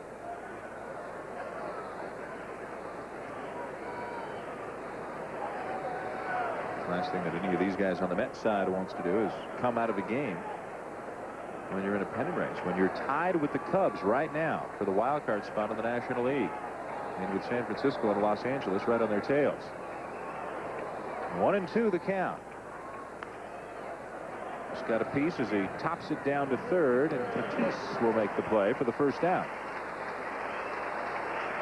Now, Mark McGuire struck out to end the bottom of the 5th, and in case you didn't think that the people were here to get a glimpse of Mark McGuire, look at this. Look at the flashbulbs as he swings. It's been that way all night long. Every time he swings the bat, there are hundreds of flashbulbs going off. Everybody hopeful of getting that one picture they can take home and say, this is the swing in which Mark McGuire connected for his 48th home run of the season. Can take a lot of pictures today. Fouled off by Matt Franco. You know, McGuire had a lot of interesting things to say about assuming he hits number 62, if he should ever get there, about somebody asked him, would you want the baseball if a fan caught it? I mean, that's as valuable a piece of baseball memorabilia as there would be. And he said, keep it. He said, it means nothing to me. I wouldn't pay a nickel for it. I don't understand the whole collection thing. And if that's the case, somebody out there is going to become pretty rich, or they're just going to have quite a... Have another baseball. Yeah. Have quite something to add to their collection. Can you imagine the scramble if and when number 62 happens? And we shouldn't shortchange Sammy Sosa. I mean, he's got equally as good a chance as Mark McGwire does. Sosa's been red hot lately. Same for Ken Griffey Jr. I mean, Jr.'s been in a slump as far as home runs go. He hadn't hit one in 50 at-bats. But we have seen him get red-hot. 2-2 the count on Franco. There are all kinds of interesting questions that come up. What if McGwire hits 62 and Sosa, say, hits 59, but the Cubs are in the playoffs? Who's the MVP? What if one of them hits number 62 and then the next day, the last day of the season, the other guy hits a couple and he winds up with 63? So you broke the record, but now I got it. But it's a new record, yeah. 3-2 the count. High in the air to left center. Langford's got a play on it. There are so many people who want the record to be broken. There are others who don't want it to be broken, or may only want one player to break it to keep the sanctity of the record intact. Right now, McGwire is on pace for 65. Sosa right about on a Maris pace, and Griffey, as you mentioned, who hasn't homered in 50 at-bats, he's fallen off. Well, you know, one family that's really interested in all this is Roger Maris's family. His widow, Pat Maris, said this is bringing back great memories of 1961 when Mickey Mantle and Roger Maris were both chasing Babe Ruth. And at this point of the season, Mickey Mantle was actually ahead of Maris. Maris had 43 on the 12th of August. Mantle had 44. Maris wound up with 61, of course. Mantle wound up with 54. What do you recall about the season? You were a young baseball fan at the time. Do you remember much about it? Well, you know what? That was the only team you would see on television, and was the Yankees. They were on all the time, and they were by far a tremendous dynasty. Everybody was a Yankee fan from coast to coast, and to see Mickey Mantle, of course, he had the big marquee name. Sure. And it was pretty exciting. 1-2 the count on Todd Hundley. But the coverage pales by comparison to what's going on nowadays. Sure. I mean, all over the world, people are seeing every one of these home runs, no matter if it's Sosa, Griffey, Vaughn, or McGwire. Hundley 0 for 2 on the night, trying to find his stroke. Reconstructive elbow surgery cost him the first 4 months of the season.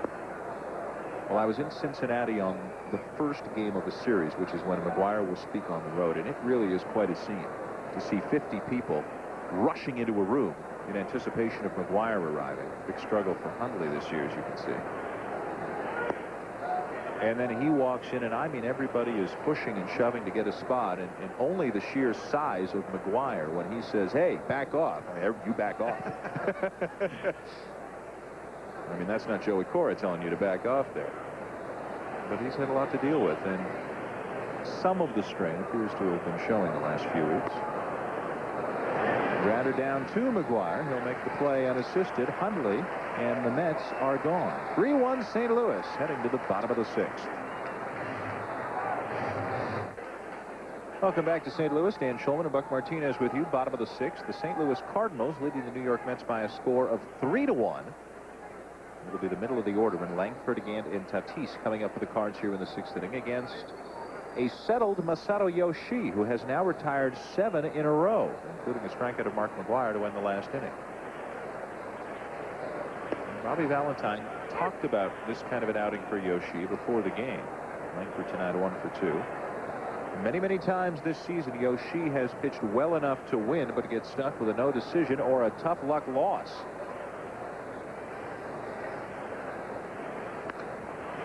Langford just chips it into right field, a base hit, and he's 2 for 3.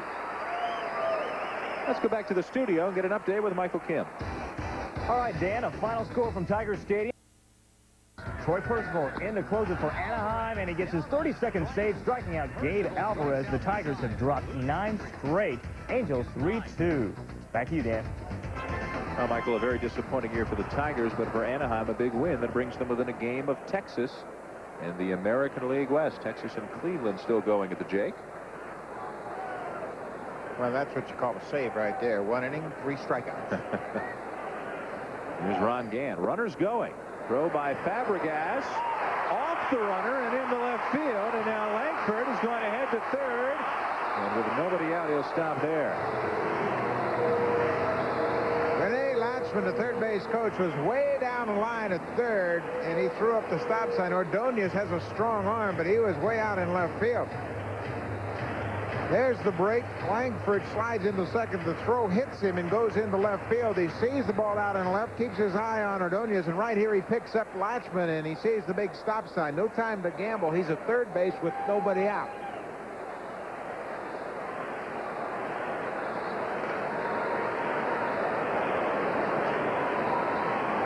The batter is Gant. The count is 1-0. Cardinals looking to extend their lead. Mets infield comes in.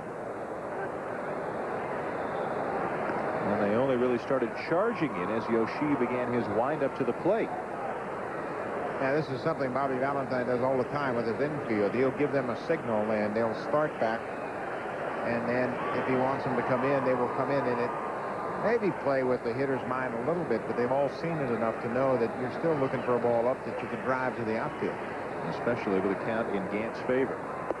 2-1 now. Boy, he had a good pitch right there to drive to the outfield. A little bit late on that high fastball. A base hit for Langford, a stolen base, and then an error on the catcher Fabregas brings him around to third. Gant has struck out and walked.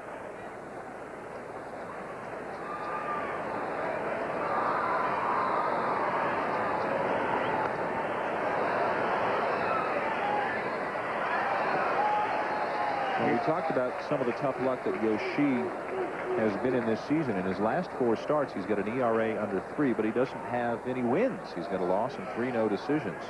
Several times this year he's gone 7 innings, 1 run, 7 innings, 2 runs, but just doesn't seem able to pick up the win, either because of a lack of run support or a bullpen letdown.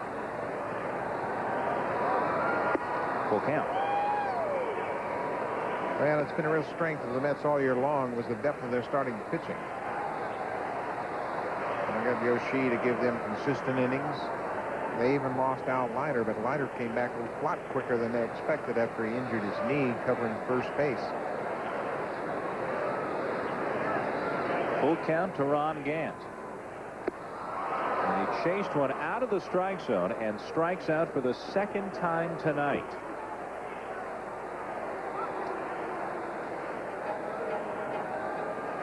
Well, that was another high fastball. Again, a little bit late on Yoshi. Strikes out.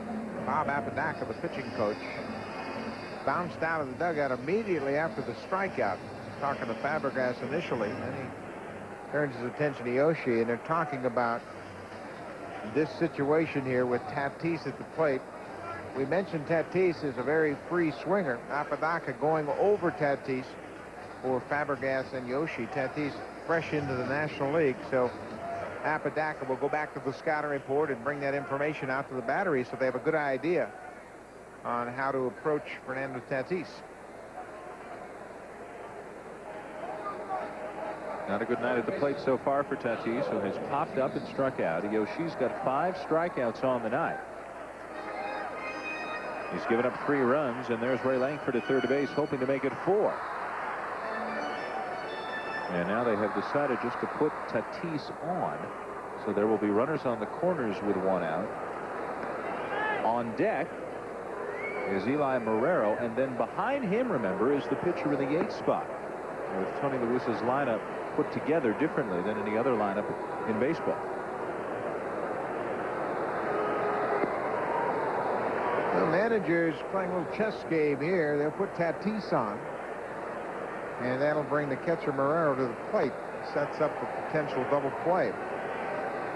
But you also have to think about the possibility of a squeeze right here. They got a great base runner at third base in Langford. Marrero has a sacrifice so far this year.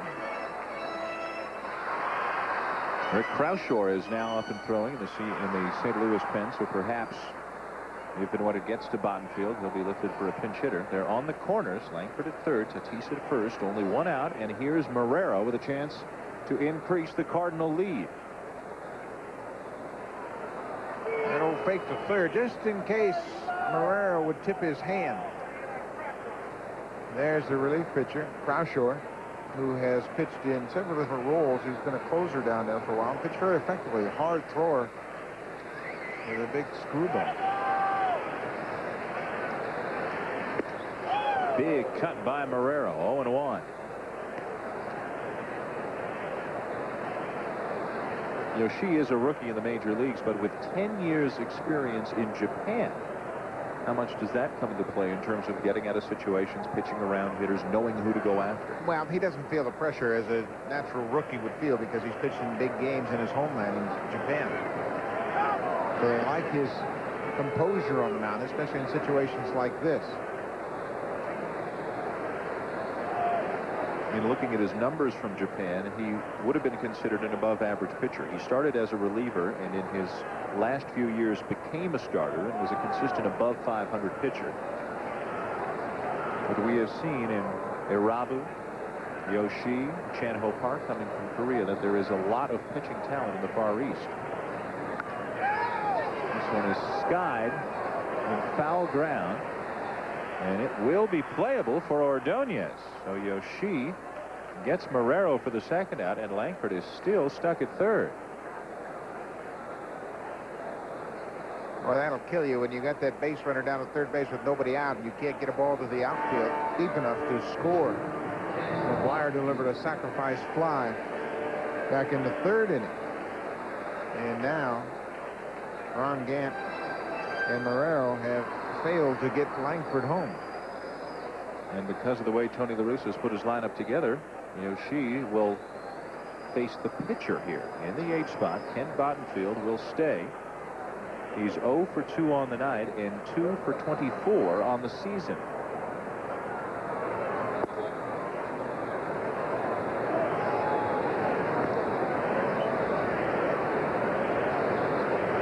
Strikeout and a ground out tonight for Bottenfield.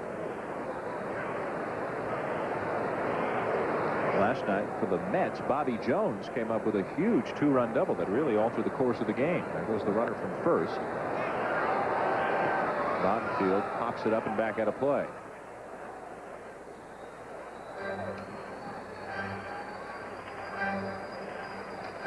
There you see Yoshi, pretty good pitch count.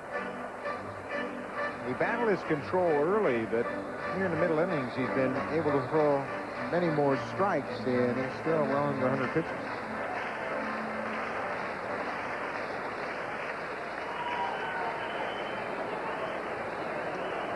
One and one the count on a Bottenfield with Cardinals on the corners and 2 down. 3-1 St. Louis here in the 6th.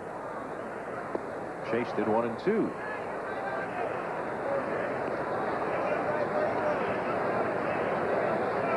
It's another adjustment, I would guess, for a reliever who becomes a starter. The starters know they'll get their 2, 3, 4 at-bats every 5th day, but Bottenfield hasn't hit a lot until he becomes a starter a few weeks ago.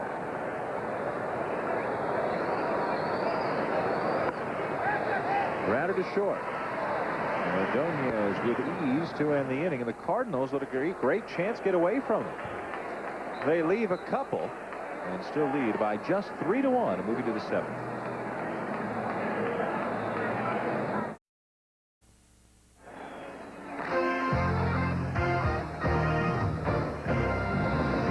ESPN Wednesday Night Baseball is brought to you by True Value. Don't miss the bargain of the month. It's a very, very big deal.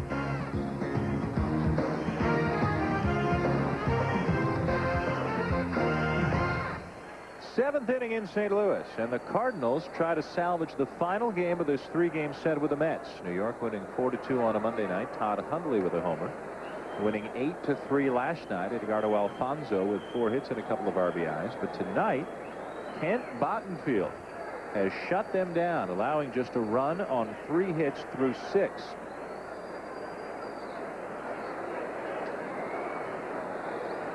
Stottlemyre gone. Bennis on the DL. Morris just healthy a few weeks ago. Bottenfield stepping in and doing a nice job, looking for his 5th win of the season. He'll face Brian McRae here to begin the 7th. McRae has walked each of his first 2 plate appearances. And he came around to score the only New York run of the night back in the 5th on an RBI single by Ray Ordonez. Boy, Bottenfield has been good, and he started out throwing a lot of strikes, changing speed. He's had a real good sinking fastball all night long.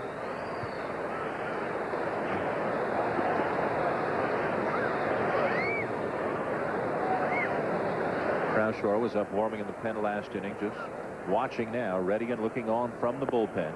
A breaking ball by Bottenfield, but he doesn't get the call on the pitch.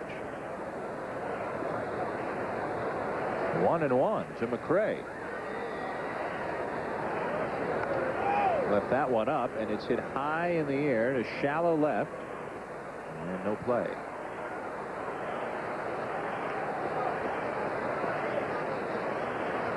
Well, you wonder just how long Tony La Russa will stick with Bottenfield. He hasn't thrown an awful lot of pitches. He's held the Mets to just 3 hits and a single run. And he's the type of guy that doesn't appear to be losing anything off his fastball. 1-2, the count on to McRae, here to lead off the 7th.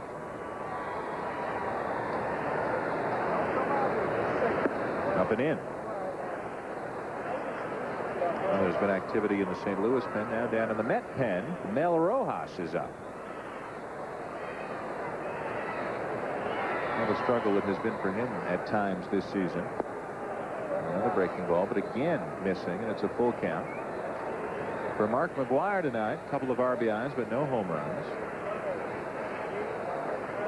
Pitcher spot is due up 5th for the Mets here this inning, and for the 3rd time tonight, Brian McRae walks.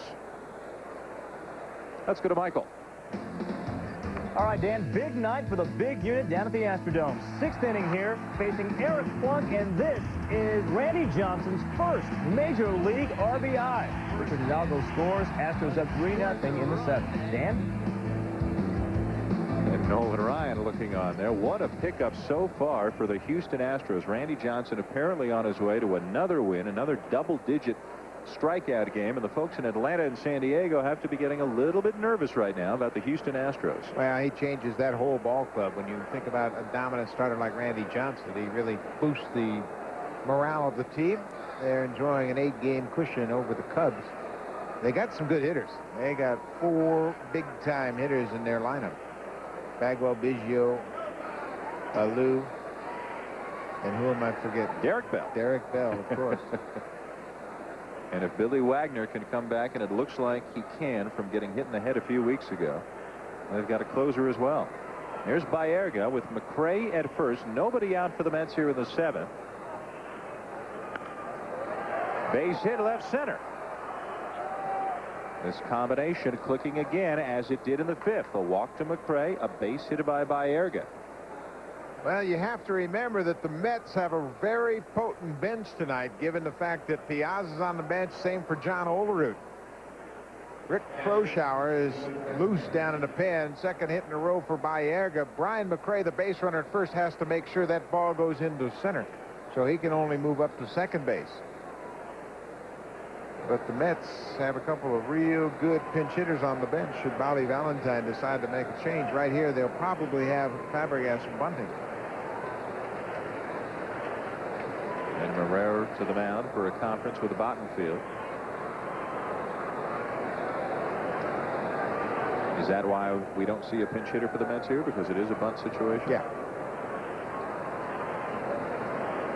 Well, when you got the National League's leading hitter in John Olerud and Mike Piazza on your bench, you've got some options.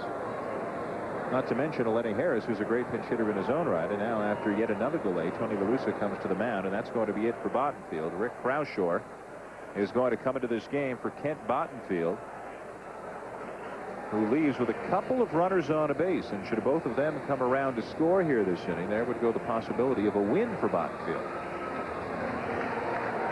Oh, what a game for Kent Bottenfield. 6+ innings. He leads to a nice ovation, leading 3-1. Croushore on his way in from the pen. A scoring update from Fenway. 8th inning action. Royals up 2-1. Dennis Eckersley on the mound. Hal Morris up the middle. Nomar. Great glove, but the bat flip. Mike Sweeney scores to give the Royals a 3-1 lead. That's where we stand in the 8th. And so, Michael, the Red Sox in danger of losing a little bit of that wild card lead with Anaheim and Baltimore trying to make up some ground. Here, the co-wild card team of the National League, if you will. The Mets trailing 3-1, but threatening. Tony La Russa has gone to the bullpen to bring in Rick Croushore, who had been closing for the Cardinals. Jeff Brantley had been struggling, but now Croushore blew a couple of saves. Brantley came on to get one a couple of days ago, so Croushore's gone back to more of a setup role. All right, here he's going to have to deal with a left-handed batter for Fabregas initially, and it's probably a bunt situation for Fabregas. First and second, nobody out.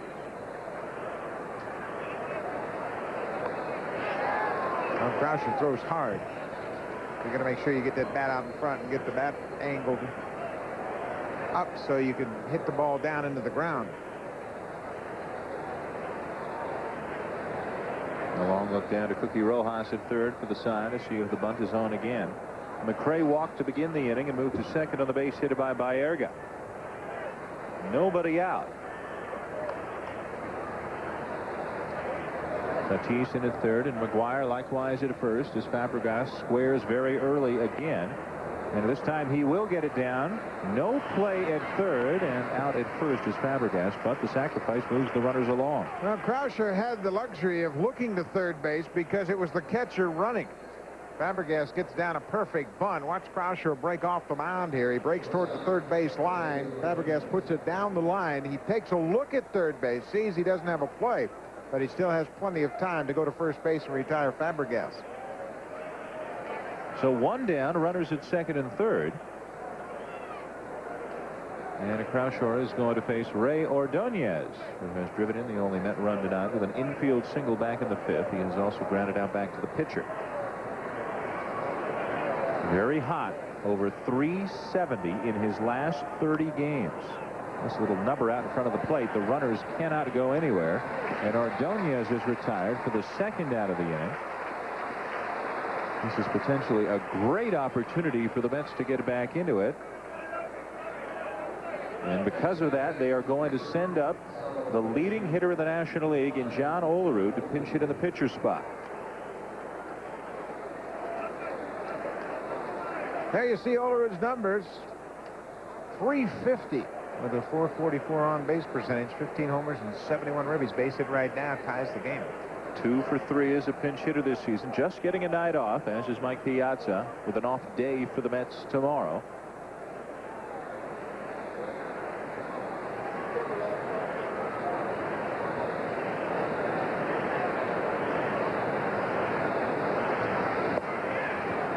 Croushore throws hard. He'll throw about 94, 95 miles an hour. John Olerud has been red hot, as we showed you earlier, over 400 for the month.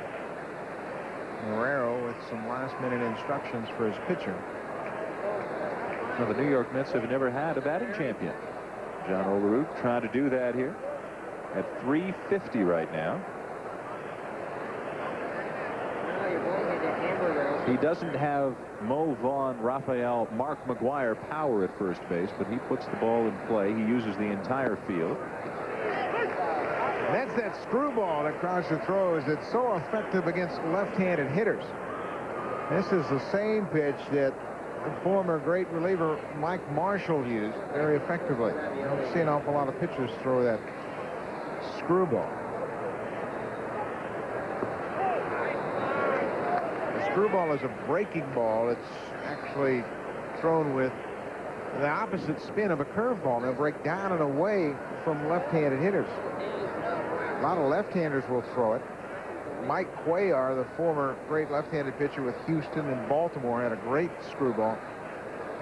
Ruben Gomez of the New York Giants years ago had a tremendous screwball. Olerud lines it to left, right to Gant. And the inning is over. Mets had the tying runs on and couldn't get the job done against Croushore. 7th inning stretch, Cardinals by 2. Welcome back to St. Louis, where the Cardinals continue to lead the Mets by a score of 3-1. Now the bottom of the 7th inning. Masato Yoshii's night has come to an end, and Mel Rojas has come out of the New York pen. This will be Rojas' first appearance since Sunday against Colorado. And Rojas will work in his 42nd game, 4-2. You can see his hit total a little bit higher than the Mets would like. He was a dominant pitcher when he was setting up for John Wetland in Montreal, and then the Cubs took a shot at him trying to make him a closer, and he never has been able to live up to his potential. Good arm, good stuff, great forkball, but he's trying to really regain the form he had for the Expos. He'll face Placido Polanco to begin the 7th. The number 9 hitter, the shortstop for the Cardinals. First pitch swinging, grounded to third. Well, Rojas has had a couple of games this year that he'd just as soon forget, where he's given up 4 runs without retiring a batter, 5 runs without retiring a batter, and at times Bobby Valentine has lost confidence in him, and he's not been able to use him. Well, when you look at their bullpen on paper, they stack up to be pretty effective. And they went out and made a deal and brought Willie Blair over here from the Arizona Diamondbacks. He's currently working in the bullpen to give him some early relief. Turk Wendell's been throwing the ball pretty effectively lately, but the closer is John Franco, and he's had kind of an up and down year. You know, Dennis Cook never gets any acclaim at all, but he can pitch from the left side. He's pretty steady. Here's Delino to Shields. 2 for 3 tonight, and he has scored a couple of runs. Rojas falls behind 2-0. Jordan on deck, then McGuire should the inning go that far.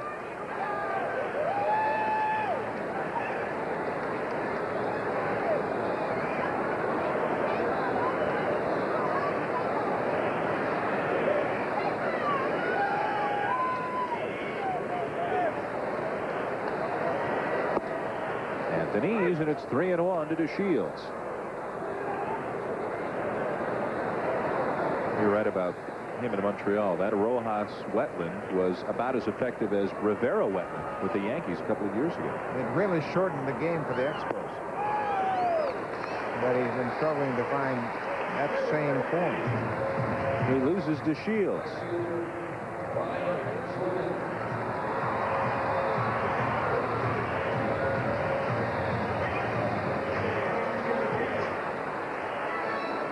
And now Rojas to deal with Brian Jordan.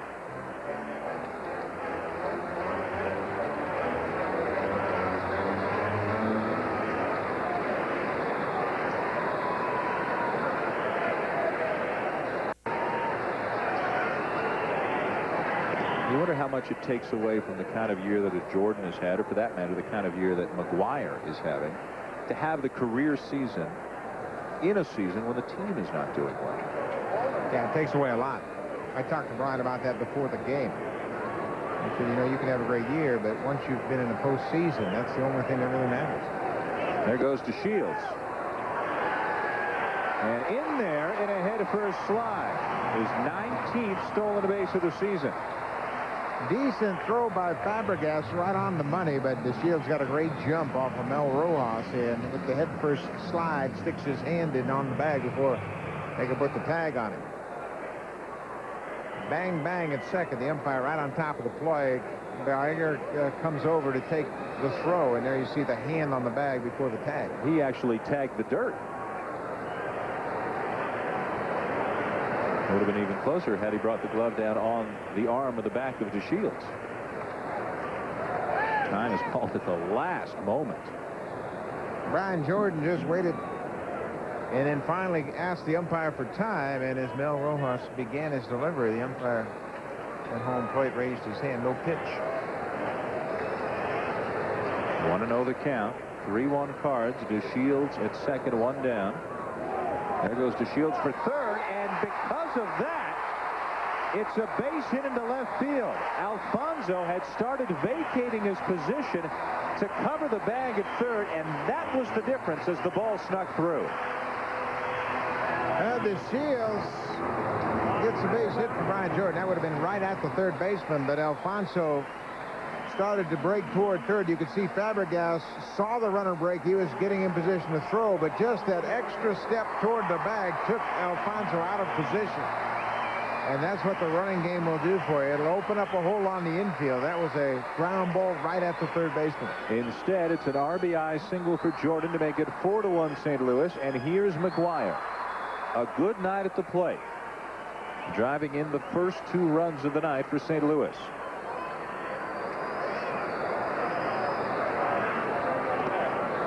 Boy, speaking of good nights at the plate, how about the line of the Shields? Scoring 3 runs, getting 3 hits. He had a walk. Just exactly what you're supposed to do as a leadoff guy.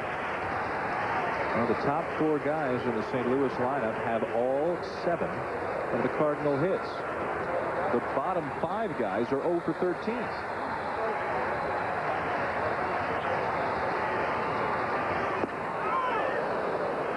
There is such an air of anticipation in this ballpark with every move this guy makes. Now you can see McGuire frustrated himself. He never really picked the ball up out of Rojas's hands. He started that swing when Rojas came toward him.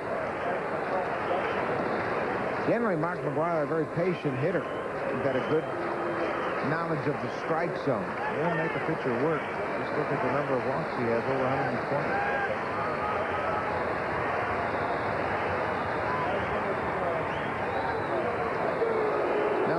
Should realize Brian Jordan's not going anywhere. This is when you put the stop sign on the runner at first, so McGuire has an opportunity to swing the bat.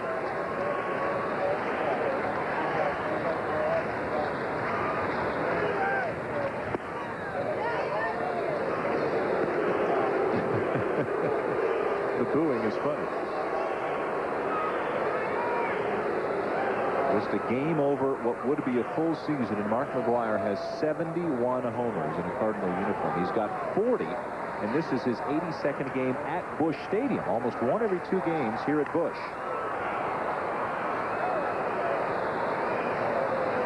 And you get a sense that the crowd is just wishing McGuire would put the ball in play. That's what he did way back in the first inning when he singled to left. And then he hits a sacrifice fly to right field in the 3rd inning. Picked up 2 RBIs in his first 2 at-bats. The Shields scoring both. And then in the 5th inning, she strikes him out on a forkball. And Rojas is ahead of 1 and 2. Generates a few more boos by keeping the runner close. McGuire last night hit his 47th. To reclaim the major league lead, he is 1 ahead of Sammy Sosa, who did not homer this afternoon in a Cub win. And McGuire chases again and strikes out for the 2nd time tonight. Rojas made some good pitches. Let's go back to the studio. Here's Michael. All right, Dan, Will. Mark McGuire homerless so far in this game. As for Sammy Sosa, here's his day at the stick. In the 4th, his 2nd at-bat, his 2nd walk. 3rd at-bat, he grounds to Bill Miller, who makes a great play, but he throws to parts unknown. Mickey Morandini scores on the play. Then Rich Rodriguez strikes him out in the 8th. 1 for 3, no homer for the 2nd straight day. And here's Ray Langford. Why do you think it is that even though McGuire's only 1 homer ahead of Sosa, McGuire's the guy who is getting all the attention? Yeah, the perception is that Mark McGuire is the big slugger. He's had back-to-back 50 home run seasons, and he's the guy everybody targets to break the home run record, and there's Sosa right on his heels. It appears right now that of the 3 of them, putting Griffey into that group, that Sosa is handling it the best. And now that's looking at it from outside, but at times McGuire has been a little bit short with some answers, and the I feel like a caged animal line kind of stands out. Now, to be fair, McGuire's got probably 3, 4, 5 times as many media members hounding him as Sosa does hounding him. Well, Sammy Sosa has said all along, McGuire's the man. I'm just happy to be in this race. Even at the All-Star game, when Sosa had the Superman T-shirt underneath his uniform, I mean, that wasn't offensive at all. No. It was just like Sammy Sosa's just having fun playing the game. He can get away with it. Yeah. I mean, if Barry Bonds does on the bases after he hits a home run what Sammy Sosa does, it wouldn't work for Barry Bonds, but it works for Sammy Sosa. Now Jordan's on the move, and he's safe.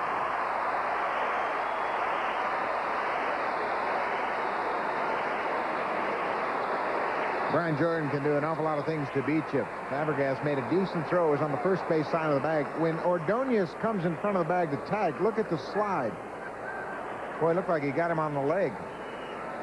Looked like Ordonez stayed with Jordan as he tried to slide around him, and watch the glove. Made contact on the leg, but did he already have his hand on the bag at that point? Right here, you get a better angle at it. Looked like he was out.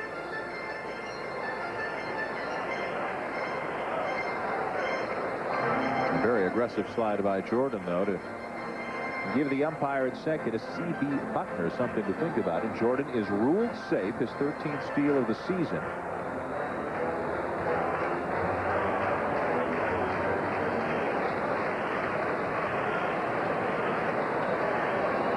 Two down, he's at second. 0-1 the count on Langford. They'll pitch to him.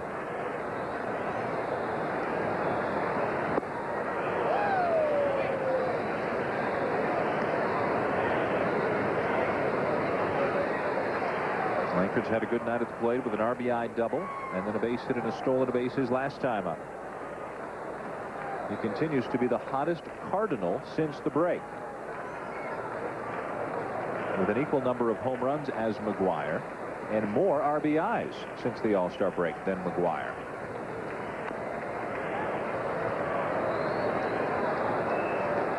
And it was a disappointing first half for Ray Langford, but he's been able to pick up the pace here in the second half. And they really didn't have much of an offense the first half of the season. Brian Jordan was off to a solid season all year long, but Ron Gant was hurt, didn't produce. Same for Langford. He didn't produce much in the first half.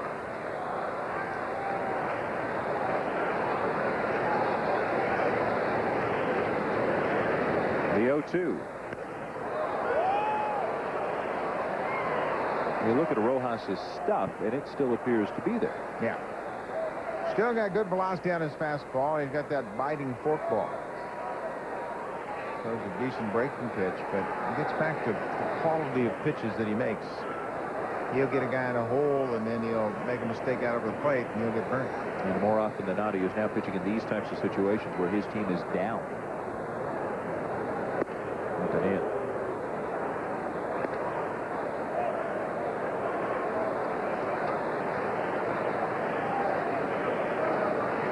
Cardinals trying to defeat the Mets for the first time this season. New York's 4-0 against them. Back-to-back doubleheaders for these two teams at Shea next week. The 1-2 did not go on the appeal, and it's 2 balls and 2 strikes.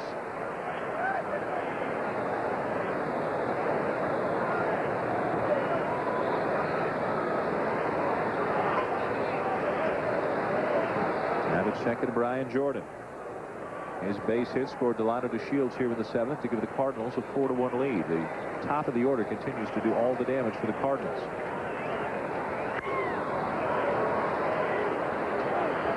Langford fouled off that break pitch. Rojas tried to go back door with that slider. Langford hanging tough. He saw he's having a good night at the plate. Double in the 3rd, base hit and a stolen base in the 6th. But he was stranded in the 6th when Masato Yoshi really pitched tough. Runner at 3rd base, nobody out, and the Cardinals were unable to push home the run. 2 balls and 2 strikes. Langford very slow to get back into the box, and once he gets there, Rojas very deliberate to get started. So this has been a lengthy at bat.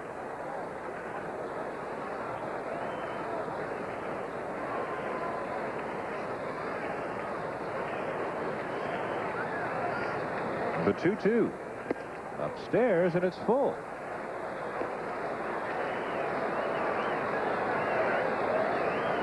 Now the Mets already down by 3 would love to have Mel Rojas get out of this inning and retire Ray Langford, not go any further in this inning. Bobby Valentine's got the top of his order coming up.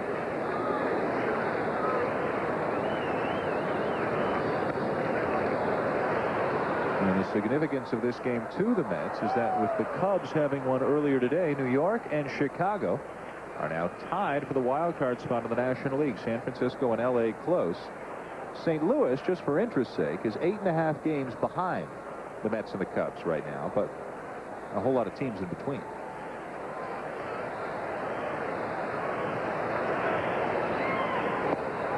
Langford's gone, inning over. Cardinals get 1, but strand a runner. 4-1 St. Louis heading to the 8th.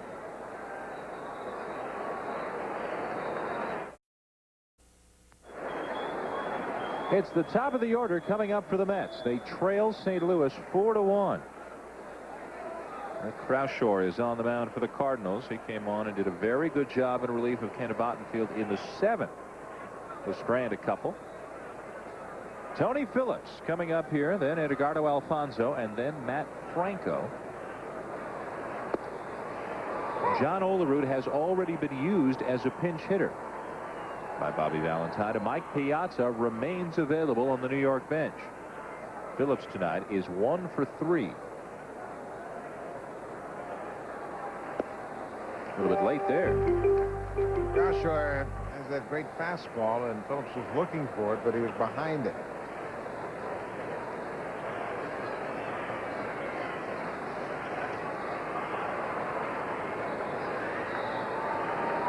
Mets may have a decision when Butch Husky gets back off the DL in a week or so. He's on the DL with a bad hamstring right now, but when he gets back, will he play? Will Phillips play? Will 4 outfielders rotate among the 3 spots? Well, Husky gives them some pop in the outfield. Phillips gives them that leadoff hitter they've been looking for all year long. Plus, he's got that game face.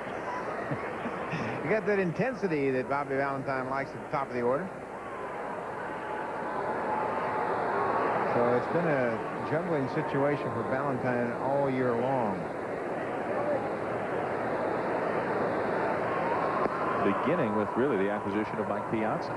Todd Hundley was rehabbing the elbow, and all of a sudden Hundley found out that he didn't have a job anymore. There was talk about Hundley maybe going to first. What would happen with Olerud? You know Piazza is going to catch, so Hundley had just a few days really to try and turn himself into an outfielder, and the results have not been great either in the field or at the plate.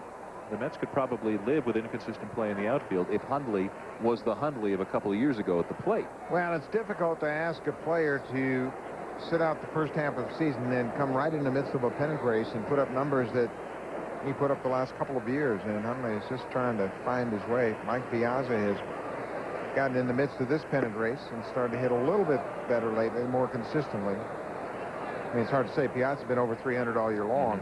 But the production hadn't been there until the last few weeks, the RBIs. Phillips has worked the count of full.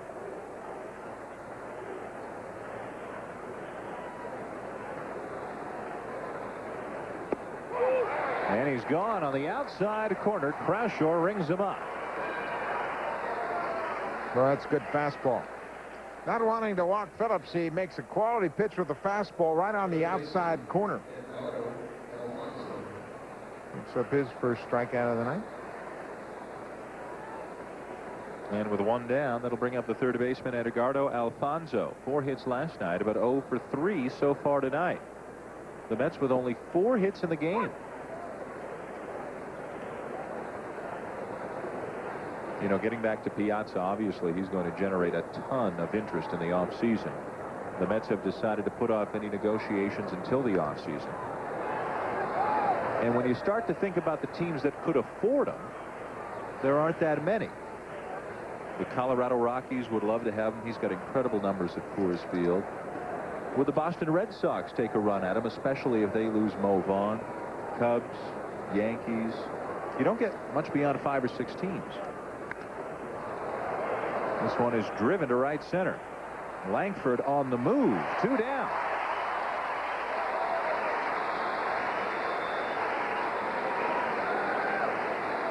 Good example of the speed in the outfield with Langford in center and Jordan in right. Langford was able to close ground on that ball to make the catch on the warning track. That ball went a lot farther than you expected when it first came off the bat. 2 strides onto the warning track in right center. But to get back to Piazza, you just wonder where he's going to end up. You know, he might have more appeal to an American League club than a National League club, given his strength as an offensive player, plus the fact he can DH in the American League. How about Baltimore? Well, they'll have a little money available at the end of the season. They've got 12 free agents. Well, him in that ballpark would be an interesting match.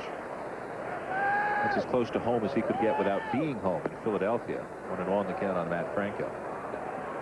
Well, I asked him about Philadelphia, and he said, no, Philadelphia wouldn't be even considered. He said he don't want to play at home.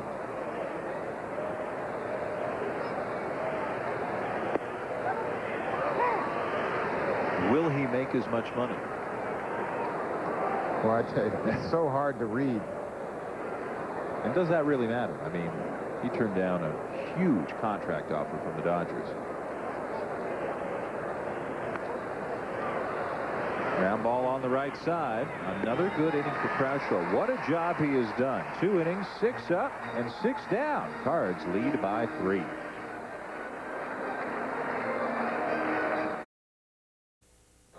Bottom of the 8th in St. Louis. Cardinals 4, Mets 1. If you're joining us late, Mark McGwire's had a good night, but he's homerless. He's got an RBI single and a sacrifice fly. Give him 106 RBIs on the season before a big crowd here at Busch Stadium.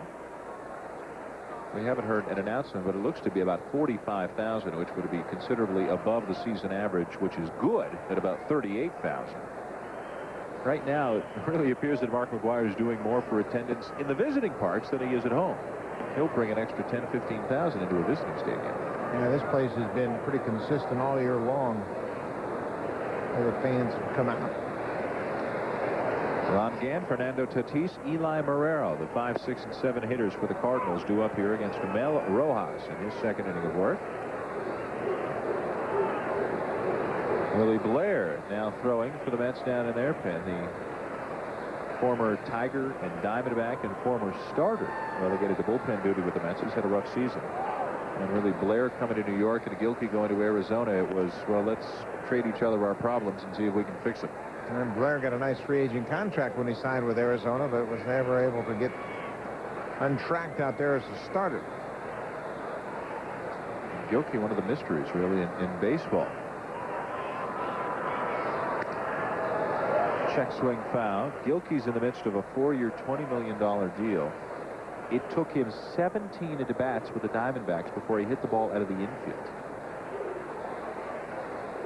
That won't make a real positive impression on the new team. But it's been that way for the last couple of years for Bernard. He hasn't been able to really get it going.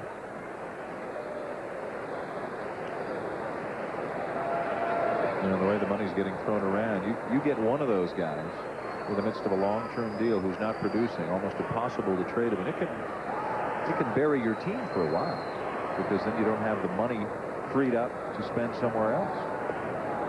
Well, that's the aspect of trying to put together a championship team. How you spend your money, you have to have some luck in it. Ron Gant going through an 0 for himself right now. And again, because of his contract, maybe the Cardinals lose Jordan in the offseason. Tony La Russa knows that not too far off in the distance is a young player named J.D. Drew, who has just recently been promoted to AAA.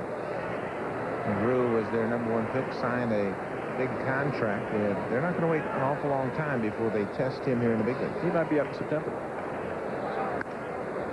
Grounded to short. Backs up Ordonez. Gant runs well, but not well enough.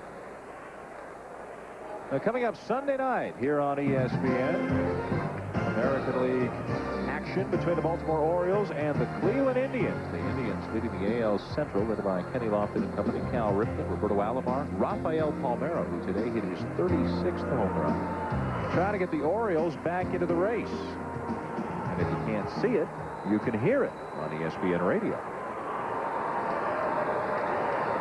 One down, and here's Fernando Tatis. Now, it looks like the Orioles are going to pick up a game on the Red Sox. Red Sox are behind 8-2. That's Jeff Brantley, the Cardinal closer, loosening up down in the bullpen. Now 1-1 the count on Tatis. You know, there were so many names being thrown around the July 31st deadline, and so many big trades that were made. But the sleeper deal of them all might have been Baltimore getting Juan Guzman. Yeah. Guzman was throwing very well for Toronto over his last 7 starts prior to the trade, and he went down there, and he's won his first 2 starts. Well, that ball really handcuffed Fabregas. A lot of movement on that forkball.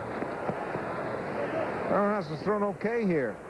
Come into a situation, gave up 1 run, but then has settled in. But the Mets haven't been able to break through against the Cardinals. Just 4 hits tonight for the Mets. Bottenfield, a very good performance in line for the win. Yoshi pitched pretty well, but he might get stuck with the loss. And it looks like Brantley will come in the 9th to try and save it. And should not lose sight of Rick Croushaw's 2 outstanding innings of relief, getting them from starter to closer. Tatis is gone, 2 down. 3rd strikeout for Rojas in an inning and 2/3.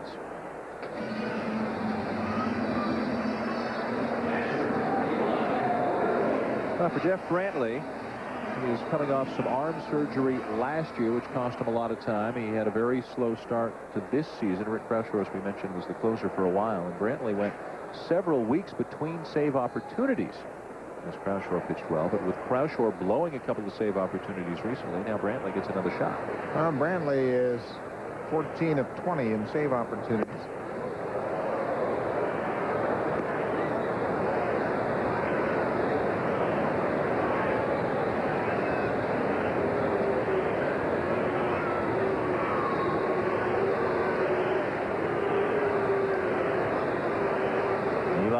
The batter, 0 for 3 on the night, and it's a ball and a strike.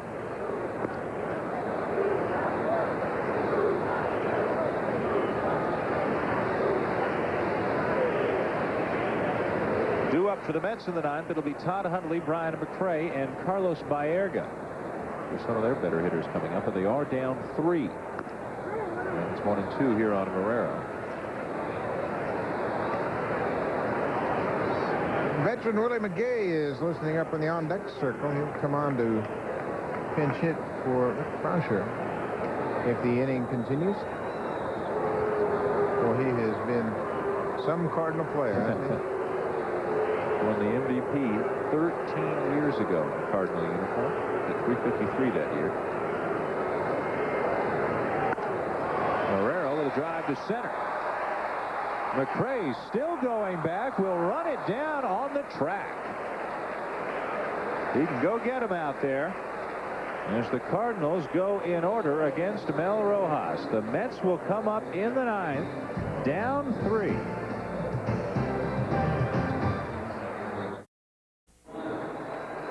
Back in St. Louis, it's the 9th.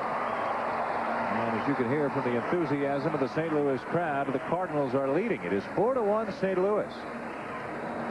Cardinal pitching has been outstanding tonight. 6 innings by Ken Bottenfield, 2 innings by Rick Croushore, and now on the 9th in a save situation is the man who led the National League in saves 2 years ago as a member of the Reds with 44. It's Jeff Brantley. Brantley picked up a save, number 14, on Sunday against the Cubs. As I mentioned before, he is 14 of 20 in saves. This will be his 39th appearance. He's 0-5. Strikeouts pretty good. Home runs, 9 home runs. Too many long balls pitching in short relief like that.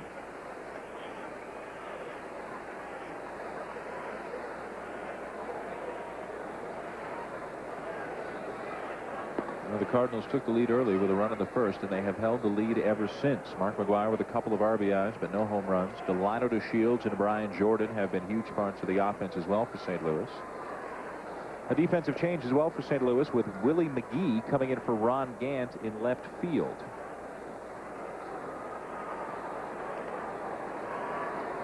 Boy, I'll tell you, there are some pretty ageless guys in baseball these days, with McGee still playing, Tony Phillips coming back at 39.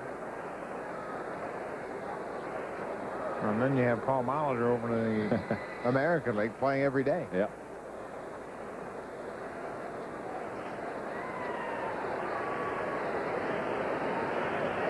Leading it off for the Mets in the 9th is Todd Hundley. 0 for 3 on the night. And now hitting under 200 on the season. This is a guy who 2 years ago hit 41 home runs. And last year, despite missing about 30 games with injuries, hit 30 home runs. You wonder how much the whole switch to left field and the Piazza situation has gotten into his head. He did receive a limited no-trade clause from the Mets in that he won't be traded this season, and in the next couple of years, he's signed for 2 more years, there are certain teams that he can decide he doesn't want to be traded to. But what is his future? If Piazza leaves, does Hundley become a catcher again? Well, I think that's a natural assumption everybody has, that his elbow will be sound. You can see the big protective pad he wears on that right elbow. That's the elbow that he had surgery on. But I just think it goes back to the fact that he hadn't had an awful lot of at-bats this year. He was rehabbing, first of all, and then he went down to the minors on a rehab assignment. Down to a knee. It's 2-2.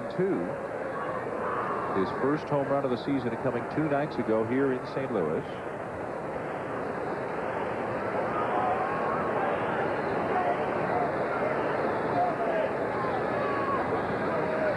Two balls and 2 strikes the count.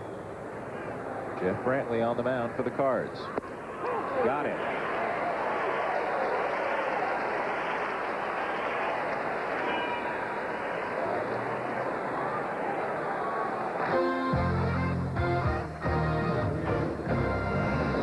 ESPN Wednesday Night Baseball is brought to you by cold, refreshing Zima.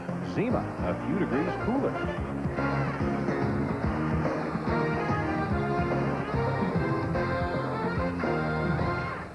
The New York Mets are running out of outs. Down to their final 2 here in the 9th inning, trailing 4-1 and in danger of falling a half game behind the Cubs in the National League wild card race, with Chicago winning 10-2 today over San Francisco. Brian McRae is the batter. 3 trips to the plate and 3 walks for the center fielder tonight.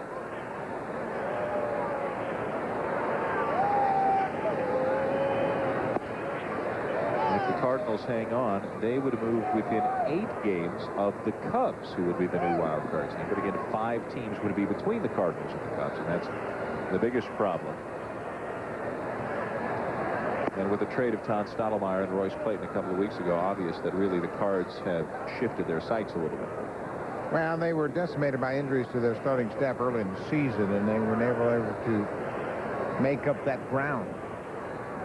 McGuire's had a great season, obviously, but a little bit hollow in that he expected the Cardinals to be in pennant contention.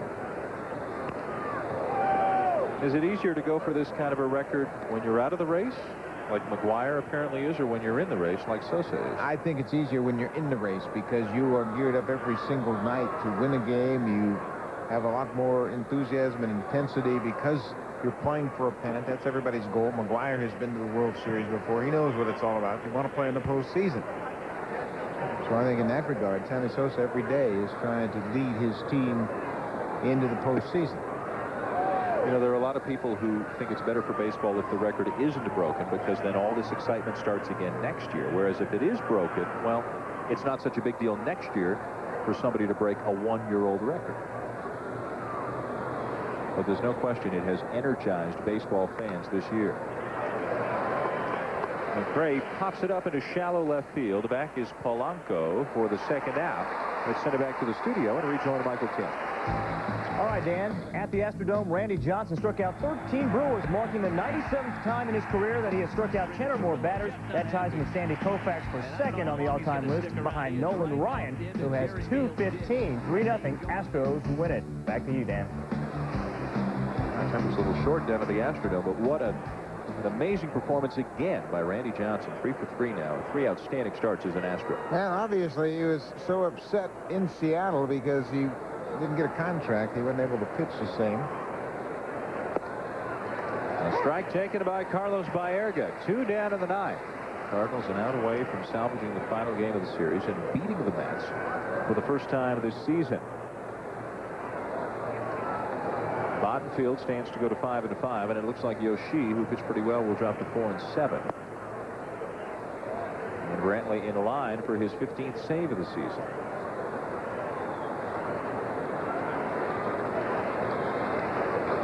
Baerga tonight with a couple of hits. A quiet 286 on the season. And it'll go up a little bit more. He's 3 for 4.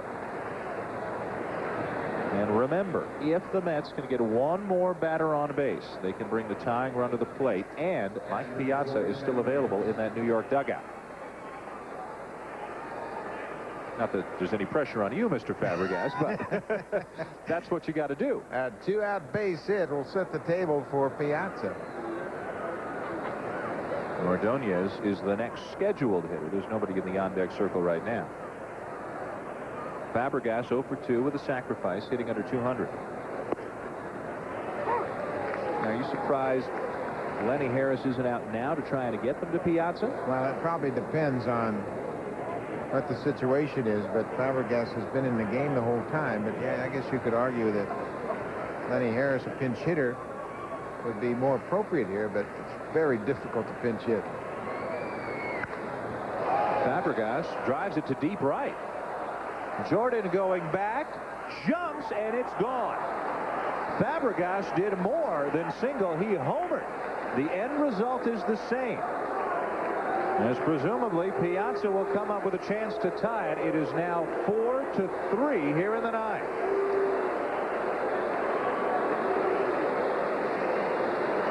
George Fabregas delivers his second home run of the season with 2 outs and brings the Mets to within a run. This was a high booming drive to right, a fastball above the belt. Ryan Jordan gets right to the wall, jumps for it, but it's well beyond his reach. Another look at the swing by Fabregas. He had a sacrifice. He was 0 for 2 before this big swing, and Dave Duncan, the pitching coach, is out to try to settle down Jeff Brantley. And all of a sudden, all kinds of activity. The left-hander is Lance Painter, and the right-hander is John Frascatore in the Cardinal pen. And it is indeed Mike Piazza who's going to come out and hit for Ray Ordonez with a chance to tie the game here in the ninth inning. Bobby Valentine wanted to give both John Olerud and Mike Piazza the night off. He ends up using both as pinch hitters, but for a worthy cause. Well, Brantley now has to deal with Piazza. Only the second pinch hit at bat for Piazza all year. He is 1 for 1 with an RBI. There you see his season numbers. 312, 20 home runs, and 69 driven home.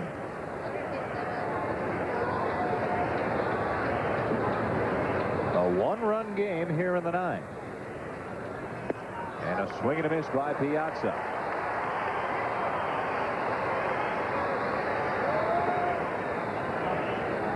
He has gone from L.A. to Florida to New York to who knows where next season. But folks here in St. Louis believe he has set some kind of an unofficial record. He has come into St. Louis with 3 different teams this year. And he wasn't in Florida very long, but he did get to Busch Stadium as a member of the Marlins, in addition to coming here with the Dodgers and now with the Mets. It's up to Brantley for now, but if he loses Piazza, Painter and Frascatore both working quickly.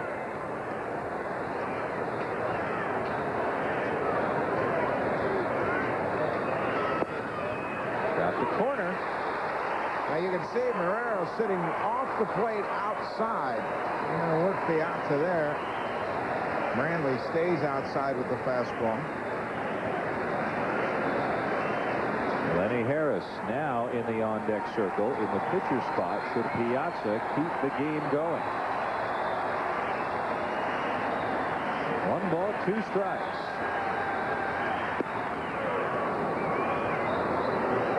Piazza has tremendous power to right field. But Brantley has been off the plate or right on the corner to Mike so far in this at-bat.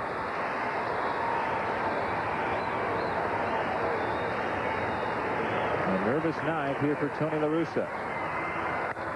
And Piazza drills it. And Piazza ties it.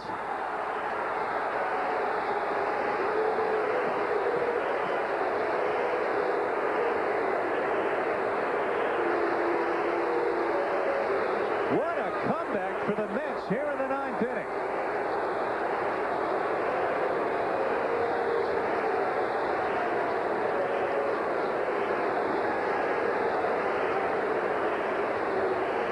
Jeff Brantley gives up his 10th and 11th home runs of the season, and Piazza follows up George Fabregas with a solo shot deep into the seats in left center. 3 runs for the Mets in the 9th. A no-doubter for Mike Piazza.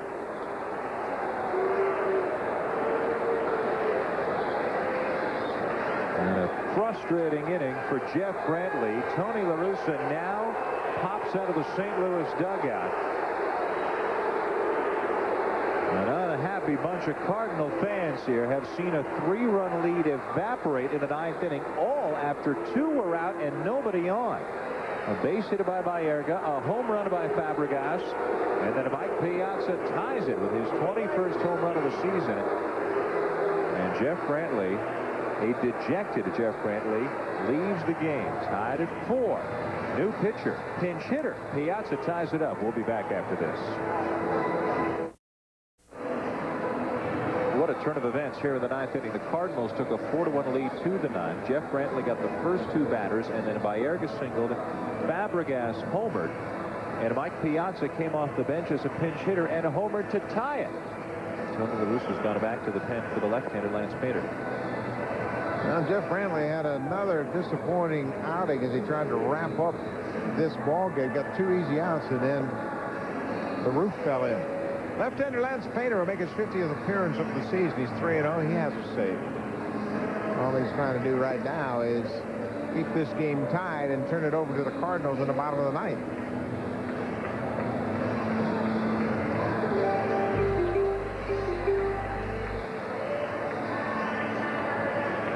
Another pinch hitter coming up for the Mets. This is the pitcher's spot now, and Luis Lopez, a switch hitter, has been announced. He was announced prior to the pitching change, and he'll just turn around now with Painter in the game to hit right-handed. So Lenny Harris still available for Bobby Valentine should he need him a little bit later on in extra innings. 1 pitch, 1 ground ball, 1 out, and a 1 inning over, but not before the Mets tie it in dramatic fashion. The Cardinals will come up now, try to regroup and win it in the bottom of the 9th. Bottom of the 9th inning at Busch Stadium, the Mets scoring 3 times on back-to-back home runs. 2-run shot by George Fabregas, and then a pinch hit game-tying solo shot by Mike Piazza. All after 2 were out, and now Dennis Cook has come out of the Met pen to try and send the game to extra innings. Left-hander Dennis Cook has been very valuable to the Mets, and just about everywhere else he's been. Last year he pitched for the Florida Marlins in the World Series. Dennis Cook picked up to add a left-hander to that bullpen. Good command, good control, sinking fastball, slider, good changeup. He is on here to try to keep this game knotted up at 4, bottom of the 9th inning. And he'll face Willie McGee. A double switch by the Cardinals an inning ago has McGee hitting in the 8th spot, what was the pitcher spot at the beginning of the game, where the pitcher started off tonight. It'll be McGee, Polanco, and then back to the top of the order for DeShields. So Mark McGwire is due up 5th here in the bottom of the 9th inning.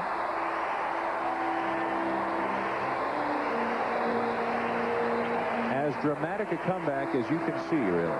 2 outs, nobody on, and the Mets score 3 times to send it to the bottom of the 9th.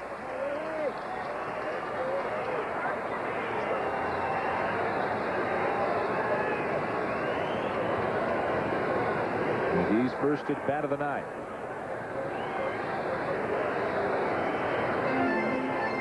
Still a useful player after all these years. He's a pinch hitter. He's a switch hitter. He can play out in the outfield, pinch run if you need him. Dennis Cook on the mound for New York.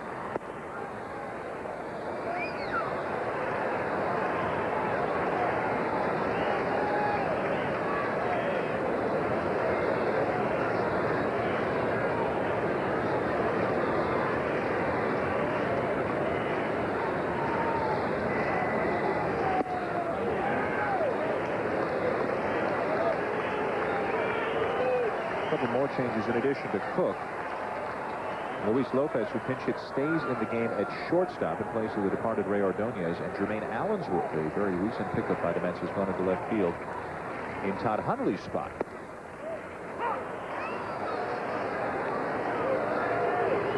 So the Mets are down to one final position player in Lenny Harris, but they've got a good use out of their bench tonight, especially Piazza's pinch hit, game-tying home run. 2-1, the count on McGee. And I don't care who you are, if you're thinking about playing in the postseason, you better have a deep bench, and the Mets bench came through tonight. Granted, John Overroot didn't start, Mike Piazza didn't start, but it's the depth of Bobby Valentine's bench that has enabled him to give the regulars the night off tonight and then bring them into pivotal points of the ball game, and Mike Piazza delivered. Mark McGwire hopeful for another chance here in the bottom of the ninth. A play down to third. McGee's retired. Alfonso handling it. Well, he made a real tough play look awfully easy. He was guarding the line to protect against the double down the line, and that was a backhander. He just smothered and threw Willie McGee out. Placido Polanco, the shortstop, has been called back by Tony La Russa.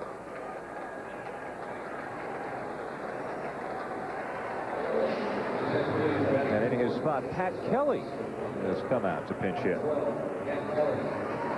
A guy who played very well in the absence of Delano DeShields for 3 or 4 weeks. A guy who spent the first 4 months of this season at AAA Syracuse in the Blue Jays organization, waiting for a chance to get called up by somebody. When it didn't happen with Toronto and St. Louis wanted his services, Blue Jays let him go. Well, he had a big year down at Syracuse, playing every day. I think 17 home runs, and he was playing in place of Delano DeShields, and actually started 23 straight games here in St. Louis since he was acquired.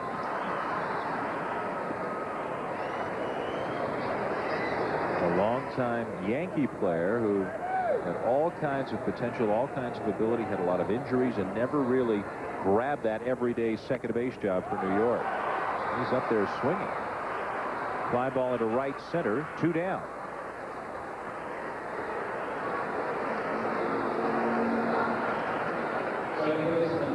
Coming up behind us tonight, it'll be the Marlins and the Dodgers from L.A. Charlie Steiner and Kevin Kennedy standing by to bring that game to you. And we'll send you to them as soon as this one wraps up. Right now, extra innings, a distinct possibility here in St. Louis. Top of the order, here's Delano DeShields, who's had a good night, on base 3 times with a couple of hits and a walk.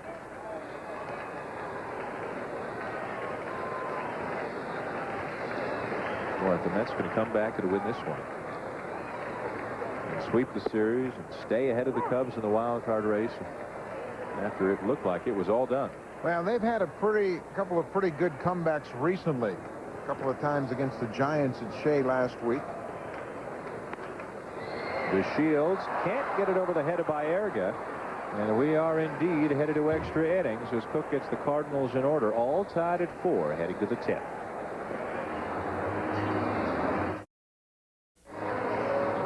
The Mets and Cardinals are headed to extra innings, tied at 4, moving to the 10th here in St. Louis.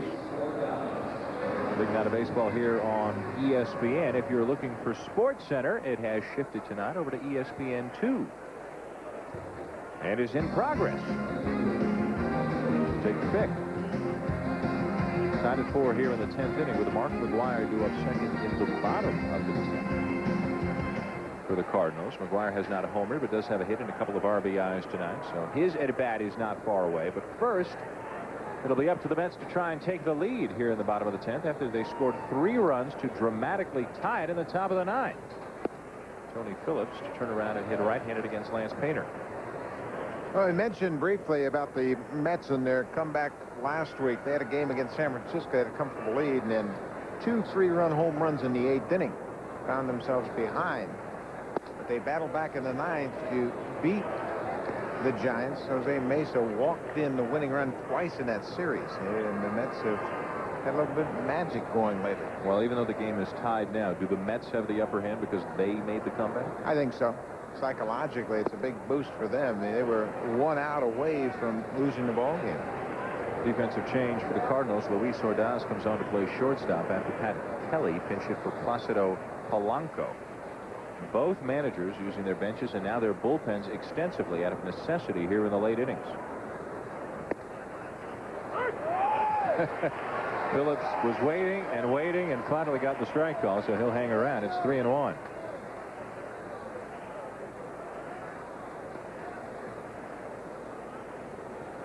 For New York, both Olerud and Piazza coming off the bench, both having been used and both now out of this game.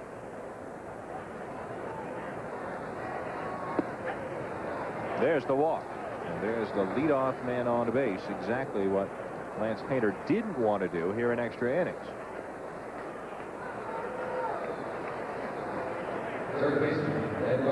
Now with Alfonso stepping in, Bobby Valentine can play hit and run. He's got decent speed at first in the person of Tony Phillips, and Alfonso's a great contact hitter. So they can gamble a little bit here.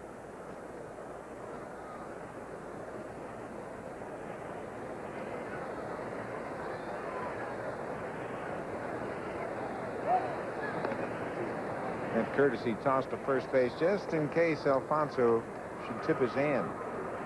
Sometimes the batter will slide the hand up the barrel of the bat, indicating he's got the bunt sign.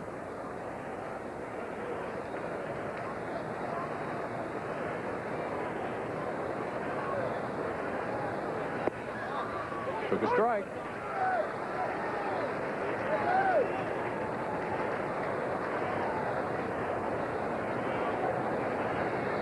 Alfonso at an 0 for 4 night right now after a 4-hit night last night.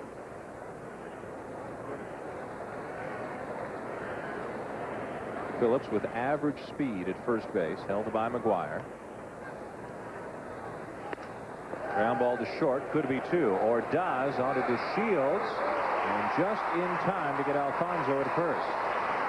Ordaz did a pretty good job of staying with that ball. Looked like it took a little bit of a tricky hop just before it got to it, and then he turned it over to the liner to Shields, who made quick work of the toss to first. Pitch by Lance Painter.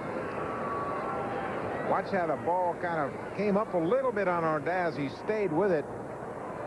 The Shields throw is a little bit high at first, but not a problem for Mark McGuire. Ordaz still trying to get loose, just having come into the game this inning. 2 down, nobody on all of a sudden, and here's Matt Franco. The 2's had an 0 for 4 night. The Mets are down to 1 available bench player. That's Lenny Harris, also a left-handed hitter, so Franco stays.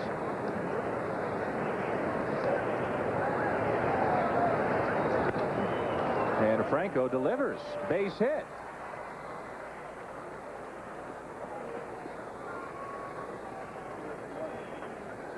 So the Mets still possibly trying to take the lead here as they get a 2-out base hit by Franco, and they will bring Jermaine Allensworth to the plate. Franco with his first hit of the night in 5 trips. Allensworth came on defensively an inning ago for Todd Hundley out in left field.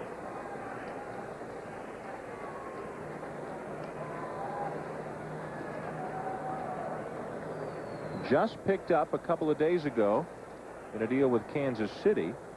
Mets are his 3rd team of the season. He started the year in Pittsburgh. Why does this guy keep getting traded so much? Well, I'm not sure. He can do an awful lot of things. One thing that might be missing in his makeup is the power numbers from an outfielder. He'd like to see a little more power, but boy, he's a good defensive outfielder, can run well.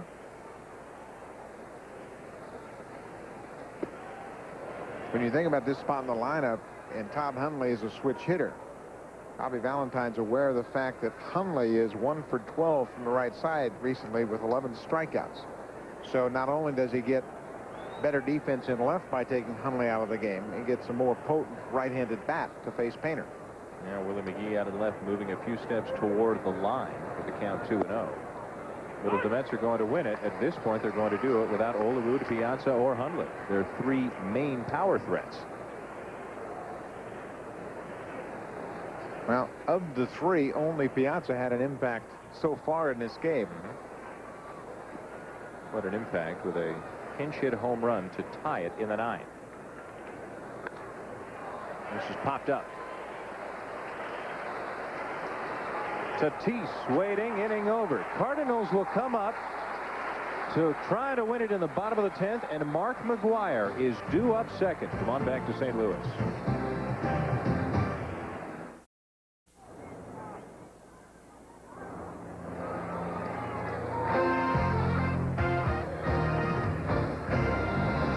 Wednesday Night Baseball is brought to you by Nike.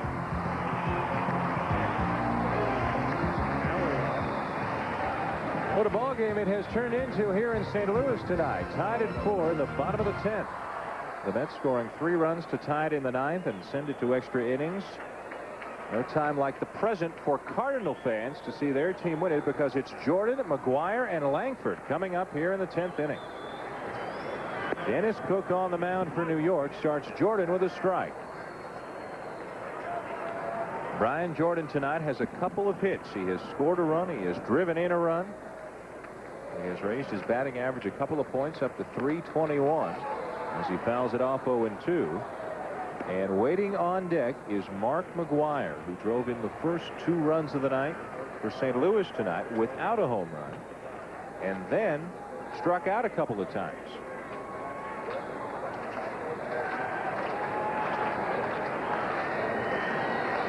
Sitting on 47 home runs. The major league leader, one ahead of Sammy Sosa. The 0-2 to Jordan. For McGwire, even though the team is not doing well this season, regardless of your place in the standings, to hit one in this kind of a situation, it means something. Yeah, well, you can see how he's really studying Dennis Cook, preparing for his at-bat. Trying to focus on what he might get from Cook. Might not get too much from Cook, given the fact that Langford is behind McGwire. Now Cook, left-hander, might just pitch around McGwire and work to Langford. 1 ball, 2 strikes to Jordan. Wow, that one got away from him. Maybe.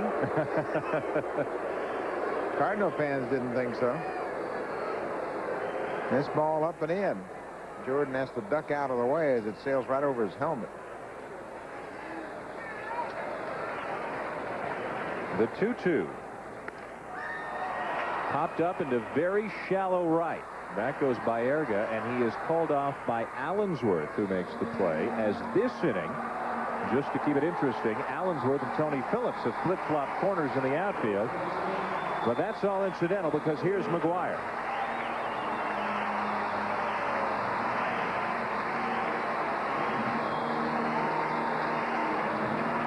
His 47th home run came last night. He becomes the first National League player ever to have 47 home runs before September the 1st.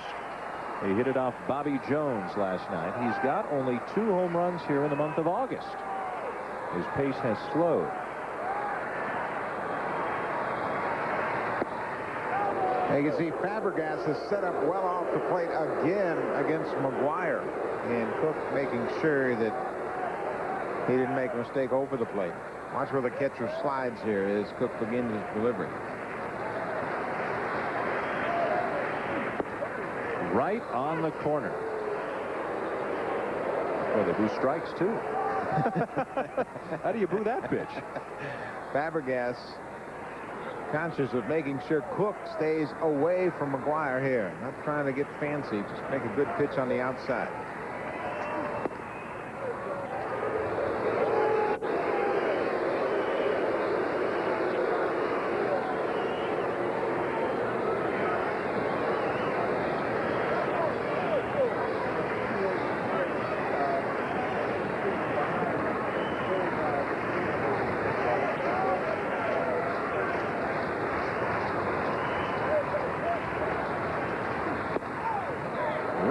Corner again, and it's 2-2. Well, you can see McGwire lean up on his tiptoes and look out over that corner as if to say, are you sure that one's on the corner? Watch his reaction here. It's called strike 2, and then he leans out there and says, man, that's a long way away. Even for a big guy like me.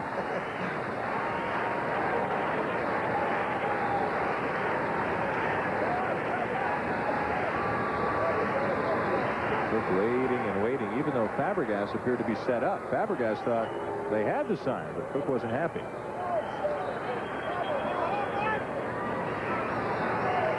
Member of the Marlins last year. One of the many ex-Marlins now on the Met roster. The 2-2. And a pitch to hit. Had a good swing at that one. Fouled it out of play. Dennis Cook did something a little different right there. He was very slow in his windup initially. Maybe trying to just distract McGuire a bit. Took a little bit longer windup than normal. I guess he'll try anything in a situation like this. McGuire lifetime 0 for 2 against Cook. 2-2 the count. Bottom of the 10th inning, tied at 4.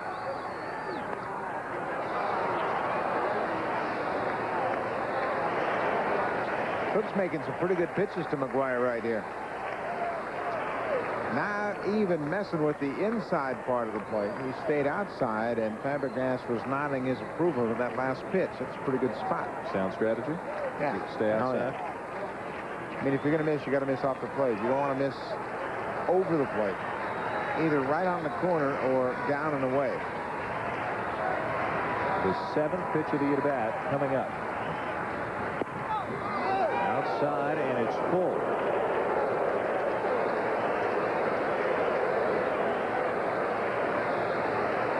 Maybe the greatest home run hitter of all time can win the game with a home run here. And as much as he says he doesn't want to talk about it, he doesn't want to think about it, in this case, the home run equals the win if he can deliver.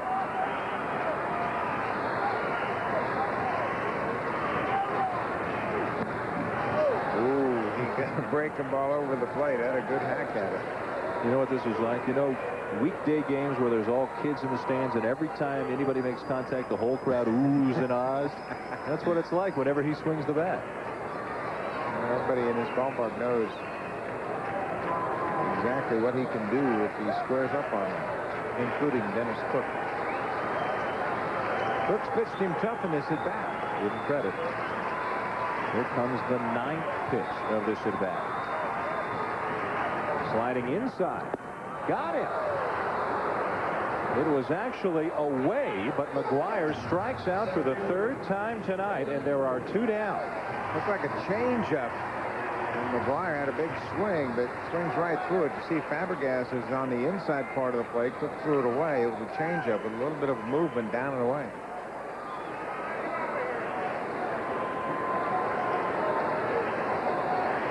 So 2 down, and here's Ray Langford.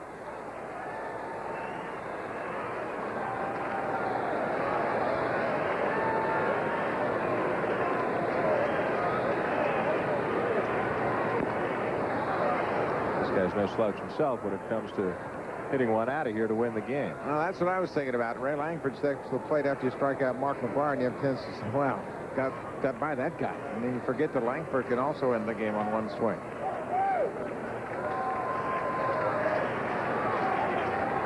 He's got 21 homers on the season, 10 of them since the All-Star break.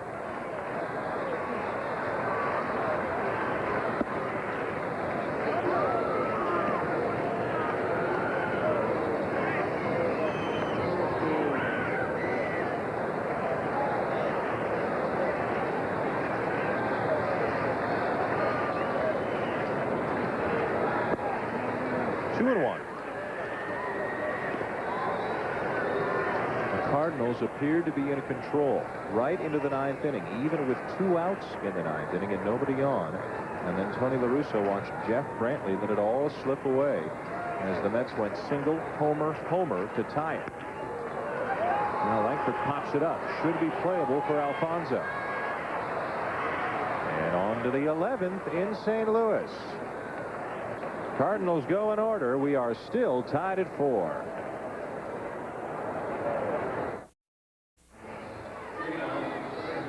Back in St. Louis, top of the 11th inning, Mets and the Cardinals are tied at 4. Mets try to sweep the series and move ahead of the Cubs again. They would be a half game up in the wild card spot if they could win this game. Tomorrow night here on ESPN, more NFL preseason action. Tampa Bay against Miami. This game comes your way at 8:15 Eastern time tomorrow night. Battle of the Sunshine State, as it were. Buccaneers and the Dolphins. There's Brian McRae. Lance Painter still the pitcher for the Cardinals. It'll be McRae, Baerga, and Fabregas for the Mets. McRae tonight has walked 3 times and then popped up. He's hitting .267 on the season with 17 homers. Swing and a miss, 0-2.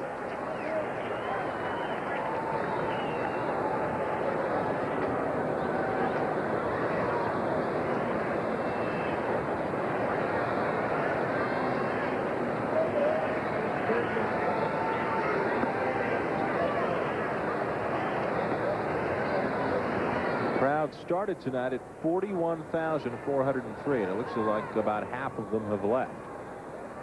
Those who stayed through the ninth gave everything they had to Jeff Brantley. Unhappy with his performance. Ordaz to throw out McRae for the first out. And at this point, if you've stuck it out, it's even a tie game, and McGuire on your side, you may as well stick it out a little bit longer. You never know. You might get to see Mark McGuire hit again.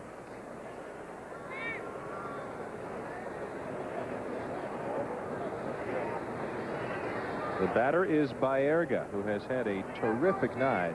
And tomorrow they'll talk about the Fabregas homer. They'll talk about the Piazza homer. But it was the Baerga base hit that preceded the homers that gave the Mets a chance to tie it in the ninth inning. 2 outs, nobody on, and Baerga slapped a single to right, his 3rd hit of the night.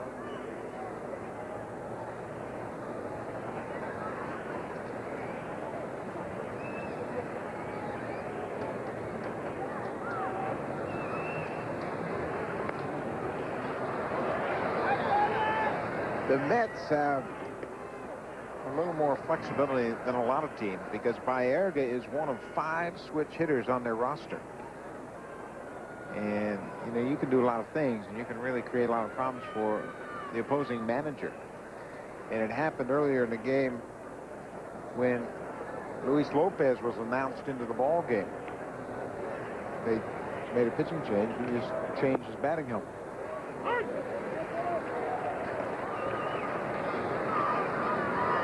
And Bobby Valentine has quite a few different options he can utilize. At this point of the ball game, Hundley is out of the game. Piazza, Older are all out of the game. They have but one position player left. That's Lenny Harris. He is not a switch hitter. He's a left-handed hitter. And a very good pinch hitter should Bobby Valentine feel the need to use him at any point. Well, you got to feel at this point that after coming back with 3 runs in the bottom of the ninth that Bobby Valentine really wants this game. They have an off day tomorrow. They go down to Arizona, play the Diamondbacks over the weekend. They got a chance to start this road trip 5-1 if they can win tonight. Took 2 out of 3 at Colorado and potentially a sweep here. After really the W was there for St. Louis and the L was in the loss column for the Mets, but they turned everything around with 2 outs in the ninth. And you can see Valentine, he can't stay still right now. He's a little jittery in that dugout. Baerga hits it softly into center. It'll drop for his 4th hit of the night.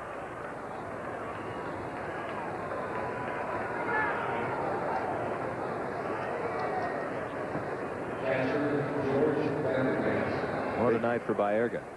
Well, he's needed one of these nights, and the big hit, of course, was the one he got back in the 9th inning. But now, speaking of big hits, how about this guy? Fabregas came up after Baerga. We talked about, hey, just get on base and to get Piazza to the plate as a pinch hitter. Well, he did more than that. He homered to make it a 4-3, and then Piazza came up as a pinch hitter, and he homered to tie it.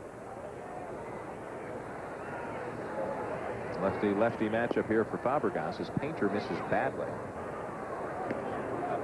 All in a night's work. Spend 8 innings on the bench, come up, hit a pinch hit homer, put the jacket on, you're out of the game. That's it. 2 for 2 as a pinch hitter this year with a home run and 2 RBIs. Yes, sir. Sure. Sir. You got to take the beer down. Fabregas now the backup catcher for the Mets behind Piazza. They sent Todd Pratt down to the minors a couple of days ago. He started off the year in Arizona, and in a real gesture, it was perceived from Jerry Colangelo. He lost his arbitration case, and then Colangelo came back and said, rip it up, here's a 2-year contract, and a pretty good one. But when he struggled all year, they traded him. But Colangelo's generosity, and it extends beyond baseball to the other sports, plus the climate of Phoenix, although that was more of an impact in the winter when we're talking about basketball. Phoenix or Arizona appears to be one of the hot places to play regardless of the sport these days.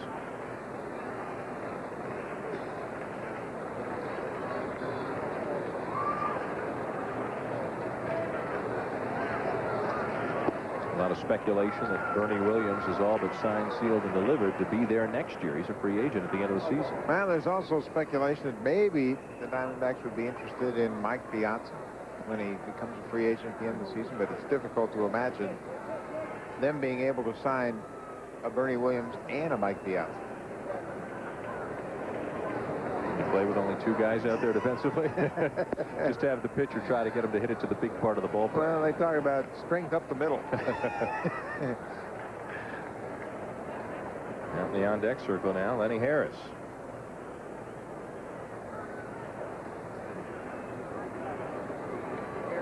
Pitcher spot is on deck. Baerga at first, one down. And Fabregas trying to make it interesting for the Mets. That'll make it interesting. First and second with one out.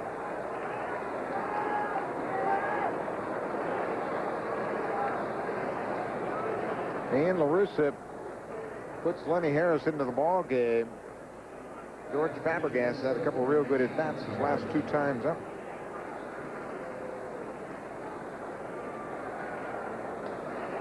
He puts him in against a left-hander, but he's the only remaining bench player, and he's hitting in the pitcher's spot. First and second for the Mets. Just one out here in the top of the 11th. Lenny Harris, as a pinch hitter this year, is 11 for 33. He's done it often. He's done it well.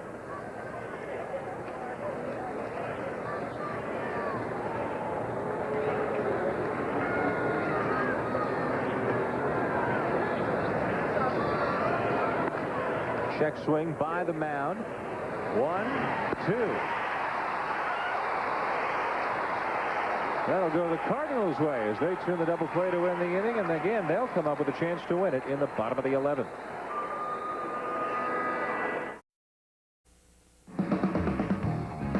A scoring update from San Diego. 1-0 Braves. Fourth inning, former Cy Young winner Greg Maddux gives up a home run, a two-run shot opposite field to former MVP Ken Caminiti, number 22 on the season for him.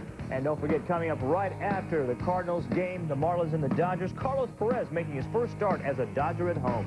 Back to you, Dan. Michael, thank you very much. This one's in the bottom of the 11th, tied at 4. What a pitching matchup going on in San Diego. Greg Maddux and Andy Ashby, a couple of 15-game winners. Caminiti with the big home run. We've got more changes here at Busch Stadium.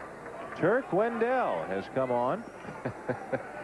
And emphatically so, as a reliever for the New York Mets. He's got a couple of quirks about him. Yeah, he does, but he's really been pitching well lately.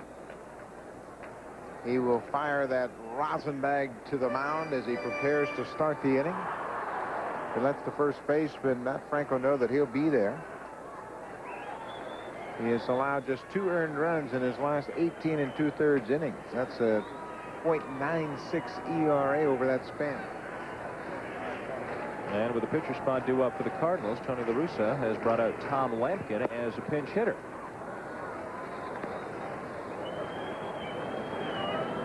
Lampkin's got a couple of pinch hit home runs this year. Down to 2 more players on the Cardinal bench, and Tom Pagnozzi and John Mabry, as Lampkin goes around.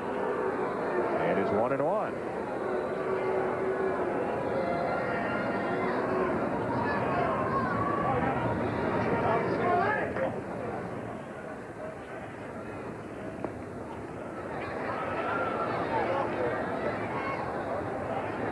After Lampkin, it'll be Tatis and then Marrero, the 5, 6, and 7 spots in the Cardinal lineup.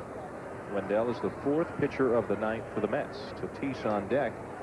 0 for 3 so far tonight. Ground ball, base hit into center field. Lampkin on his way to second. And in there. What hustle. Boy, Tom Lampkin caught Brian McRae flat-footed. McRae saw the ground ball roll through the infield, took for granted that Lampkin would settle for a single. That's not the case at all. Lampkin hustling out of the box, sees that McRae kind of jogs over and then turns it on as he rounds first base, slides in second ahead of the tag.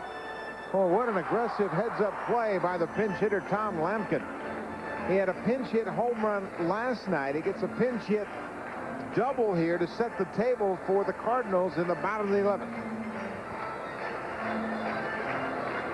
A terrific play by Lampkin. The winning run is at second base as McRae caught napping in center field.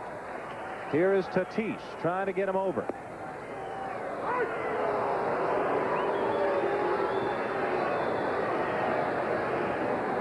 Now Tatis is waved down to third base by the third base coach, Rene Lachman.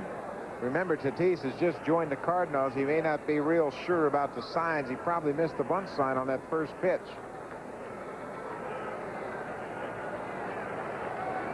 On the infield, the Mets are sure expecting it. Edgardo Alfonso has spent the last 20-25 seconds relaying signals on the infield for everybody else.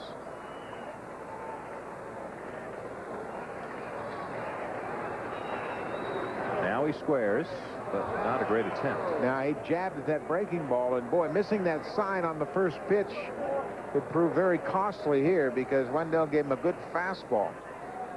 Lachman continues to go through the signs, but he has already delivered his message, and let's see if they'll ask Tatis to bunt with 2 strikes.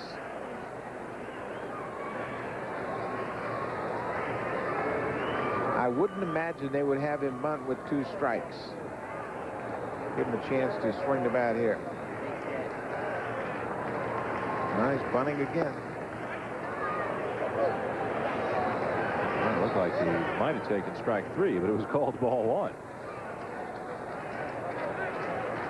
Now he's looking down at Lachman again. Here's the breaking ball inside part of the play. Boy, that looked pretty good.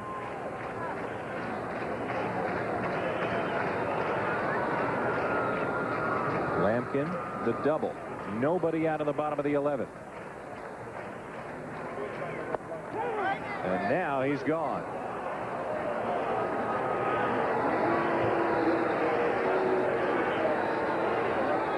Boy, for a rookie and a new guy in the league, there's a big mistake made by Tatis to hang around and get tossed out of this game. Extra inning game. You want to make sure that you don't lose your composure, and Tatis is frustrated. And now La Russa's talking to Tatis, and man, you can't get thrown out in that situation. But it was Tatis's failure to get the bunt sign on strike 1 that set up this frustrating situation.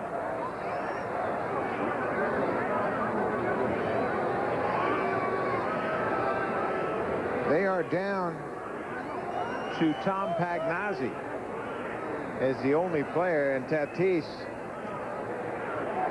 takes a 3rd strike. Excuse me, I was wrong. They have Mayberry left as well, so they're still all right defensively. Tatis continues to plead his case, but doesn't make any difference right now. Hauled out on strikes, missed a sign, didn't get the bunt down, got ejected. Not a great sequence here for young Fernando Tatis. First out of the 11th. Still out at second is Lampkin, and now it's Marrero.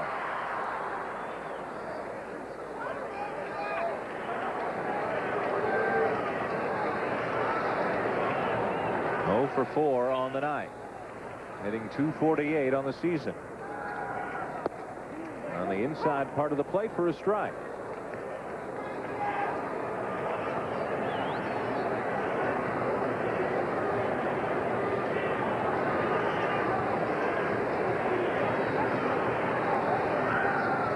Wendell, a look back at the runner, and now spins to keep him close.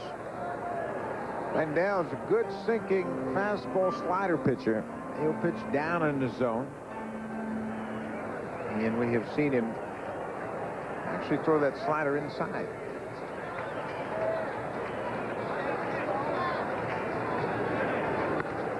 Line down to third. Alfonso the play. There's the second out. Marrero retired.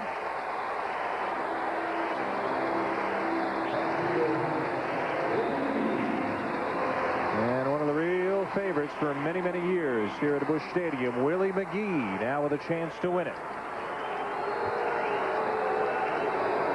Or not. They'll put him on.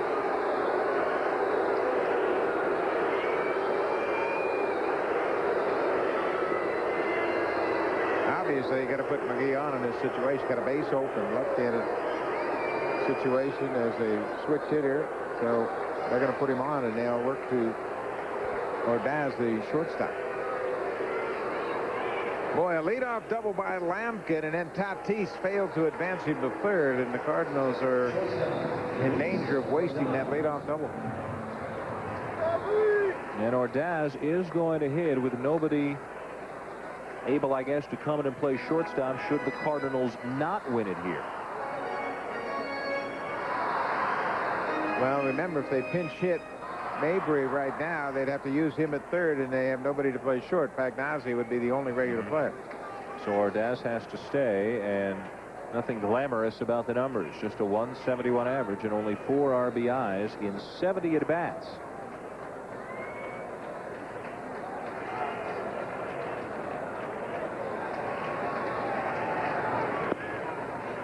You would imagine on any base hit to the outfield, regardless of where it goes, that they'll send Lampkin. Oh, yeah. You really got to put the pressure on the outfielders to make a throw. Remember, Tony Phillips on left doesn't have a very strong arm. McRae's arm is probably below average. Collinsworth throws well. 0-1, the count on Ordaz.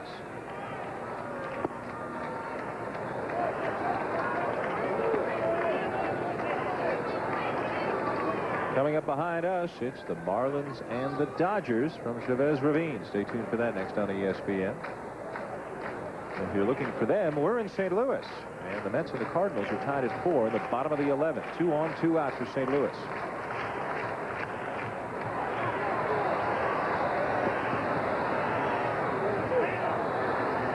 A dramatic comeback by the Mets in the ninth. They scored 3 runs with 2 outs and nobody on to tie it. Fabregas, a 2-run homer, and then Piazza, a pinch hit homer to tie the game at 4. And here in the 11th, a great chance for St. Louis to win it. Tom Lampkin with a hustle double to start it off. But they haven't been able to move him even to third as Mark Kaiser now starts throwing in the St. Louis pen.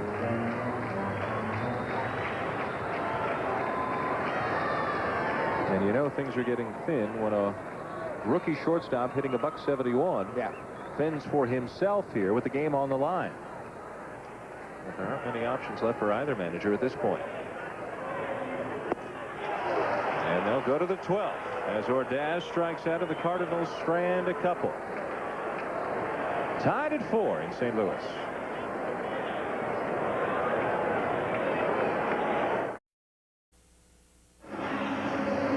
On to the 12th in St. Louis. The Cardinals with a great chance to win it in the bottom of the 11th, but the Tatis ejection, the Tatis at bat really created a domino effect of problems for the Cardinals. Boy, it sure did. Tatis is ejected from the ball game right here. You can see Marcel Latcher, Rene Latchman just a second too late.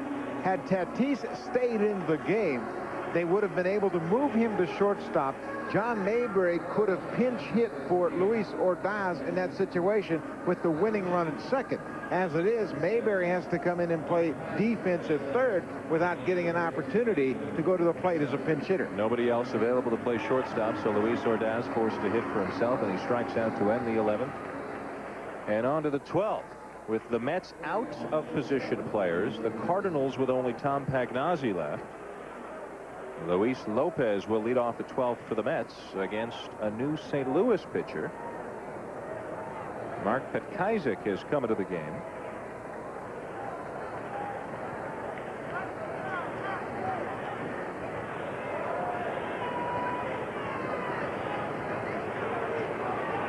It'll be Lopez, Phillips, and Alfonso for the Mets. Petkazik is the 5th pitcher of the night for St. Louis.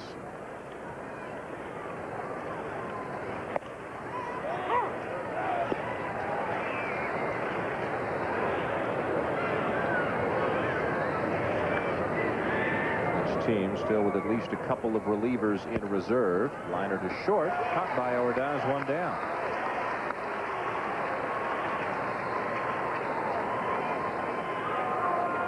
Well, what this means is rain or shine, Mark McGwire is going to come up to the plate again in the bottom of the 12th. He has struck out his last 3 times up. The numbers on Petkizer.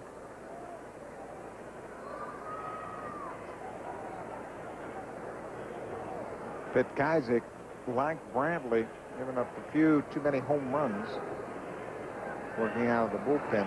Petkizer has also started 10 games. That's why his inning total is up pretty good. Yeah, a generation ago, you could have a reliever with 86 innings at this point of the season. It wouldn't be a big deal, but that just doesn't happen now. Anymore.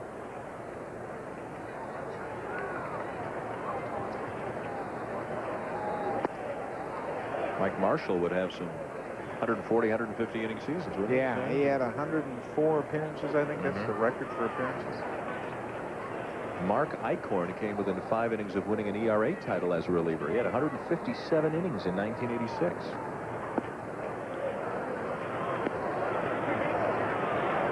Tony Phillips potentially going to get on base again.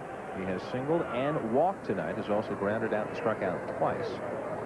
The count's 3-0.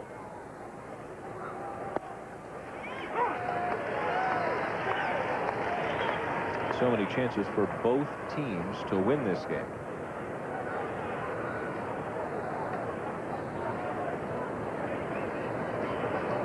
The 3-1. And it's driven to right center. It's dipping and diving and dancing on Langford, but he stays with it. Well, that ball must have had a lot of topspin on it because it got out there and just dived. Langford had a beat on it all the way, but watch how it sinks on him right at the end. He actually has to go down to his knees to make a catch.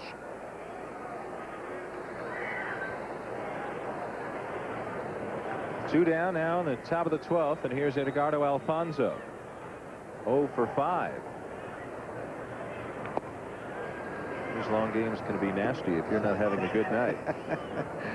How about Brian Hunter of the Tigers a couple of weeks ago in a doubleheader went 0 for 13 to set a futility record. Nobody had ever done that in a doubleheader in Major League history. That's a rough week. Ooh.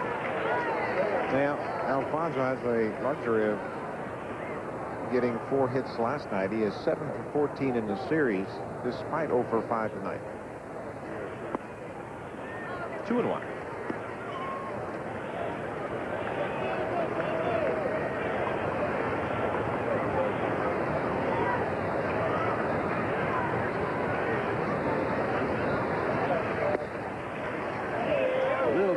It's ball 3.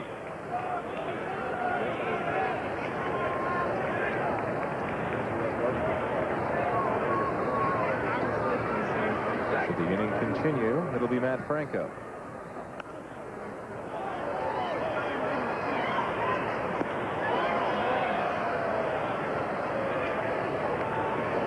And again for the Cardinals in the bottom of the 12th, it'll be the top of the order to Shields, Jordan, and McGwire.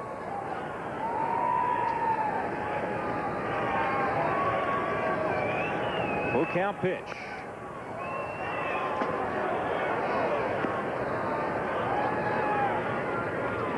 The night started out well for McGwire with an RBI single in the first and then a sacrifice fly in the third, but since strikeout, strikeout, strikeout.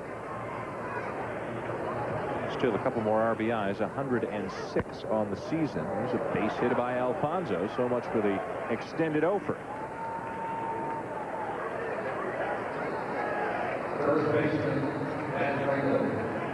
And again, the Mets just won't go away. A 2-out base hit by Alfonzo off that Kaiser brings Matt Franco to the plate. Well, it was a seemingly harmless 2-out base hit by Carlos Baerga in the 9th that led to a 3-run inning and a comeback by the Mets. Franco with a base hit his last time up. He's 1 for 5 on the night. Wouldn't Bobby Valentine love to have a John Olerud or a Mike Piazza in the lineup, but he intended to give both of them the night off. He used both as pinch hitters. Olerud grounded out. Piazza homered to tie the game. Todd Hundley has also come out of the game, so the Mets are without 3 of their best deep threats. Franco with a grounder to second. On to the bottom of the 12th. Another big chance for the Cardinals. DeShields, then Jordan, then Mark McGwire due to come up.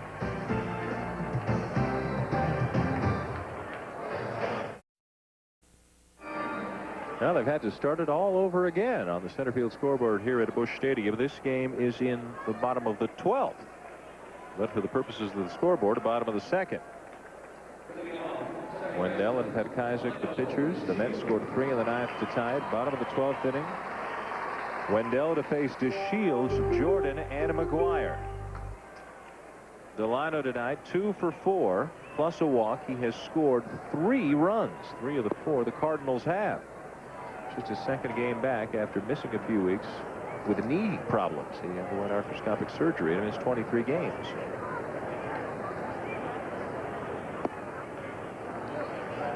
Says he doesn't feel 100%, but he sure looks it.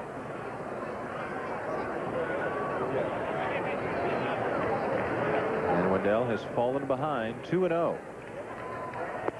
Taking all the way, it appears it's 2-1. Will McGwire have a dramatic opportunity here in the 12th to send the Cardinals home winners?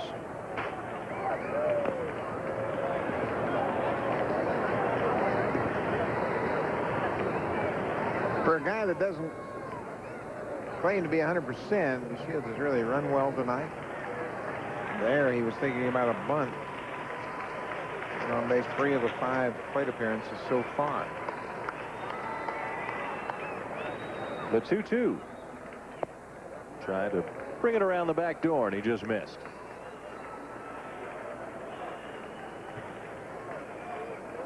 Wendell gave up a leadoff double in the bottom of the 11th, but got out of it. That time, he caught the corner. Boy, that backdoor slider very effective for Wendell against left-handed hitters. And that Rosenbach's taking a beating. I thought you said he could tone down his antics. Yeah, that's all he does.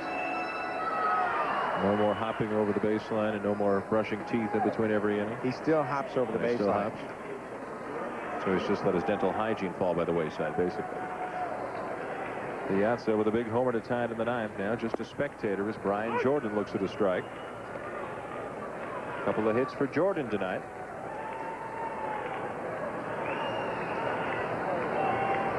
McGwire on deck.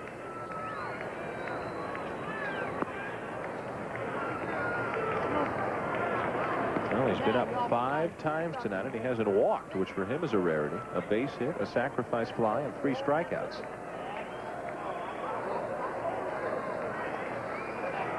He's driven in a couple runs on the night. The Cardinals need 1 more to win it here in the 12th. 1-1, the count on Jordan.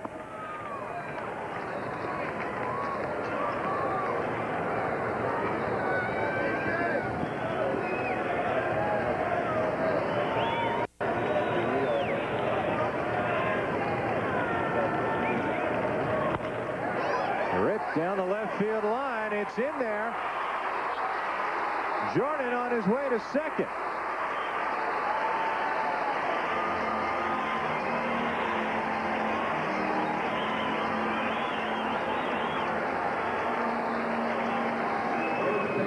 There's a breaking ball that Jordan went down and got.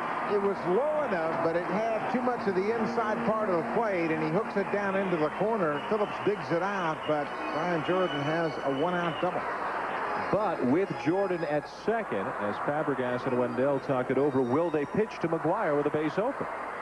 I think they will, because they have Ray Langford on deck, the left-handed hitting Langford.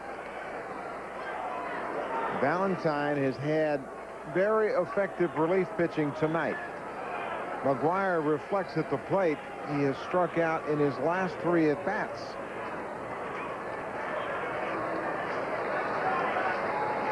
They are going to put him on.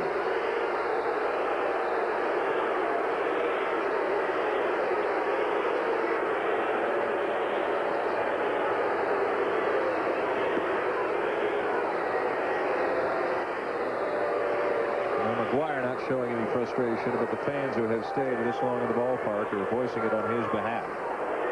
Now Valentine walking McGuire to bring up Langford. He has John Franco loose down in the bullpen. So let's see where they go. Franco should be ready.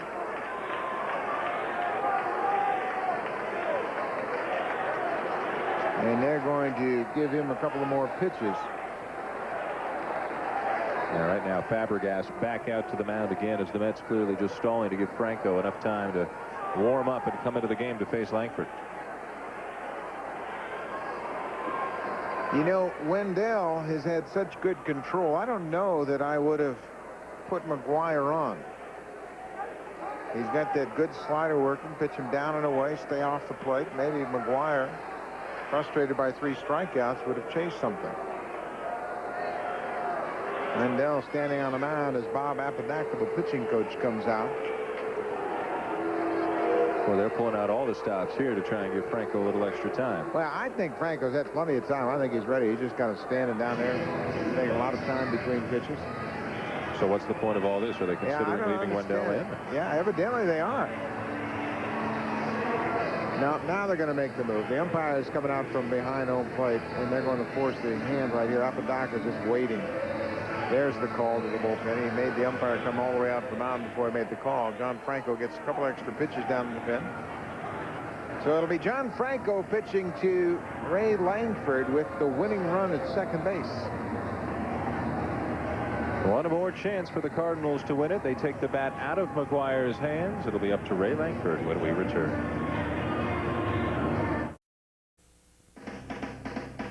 As soon as the game between the Cardinals and Mets is over, we'll take you to L.A. Bottom of the 5th. Here's the only run of the game. Eric Young. A double to the gap. His 21st double of the season. 25th ribby as Charles Johnson scores to break a scoreless tie. 1-0 in the 6th. Now to you, Dan. And Michael, we'll get everybody to L.A. just as soon as this one is done. With the Mets and Cardinals having so much fun, they have moved on to the bottom of the 12th. A pitching change for the Mets. Their closer, John Franco, has come on to face left-hand hitting Ray Langford. The Cardinals at first and second. It has not been a vintage John Franco season, who, despite that fact, was rewarded with a contract extension just a couple of weeks ago. Well, he picked up his save here on Monday. John Franco worked an inning on Monday against Cardinals, gave up 1 hit, saved that ball game. The bullpen for the Mets has been very good. 5 1/3 so far to this point. 3 hits, 7 strikeouts. Langford stands in with Jordan at second, a 1-out double for him. Then the Mets intentionally walked McGuire. There for a strike. Langford didn't like it at all, feeling it was high. A couple of hits for Langford tonight, including an RBI double back in the 3rd. Jordan at second runs well.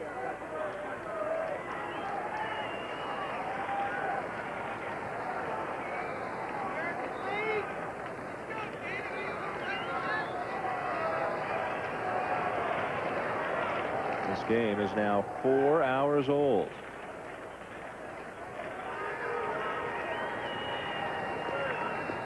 The 0-1 just missed the corner. You know what? The Mets are going to have to be heads up here if Langford should hit a ball on the ground. He has had some success against John Franco, but Langford runs well. So he's trying to avoid an inning-ending double play, plus the fact that Brian Jordan's a base runner from second, and he'll come all the way around. So if there's a potential double play, Brian Jordan will be flying around the bases. And as a result, they want to keep him as close to second as they can. Langford runs very well, gets out of the box quickly from the left side, plus the fact that you have Matt Franco playing first base. Got older than the regular first baseman and got the night off. So Franco's got to play all of these things out in his mind. The 1-1. And it is a grounder to second. There's 1 out. And they'll turn the double play. Franco gets the job done as the Cardinals and Mets get set to move to the 13th inning here in St. Louis.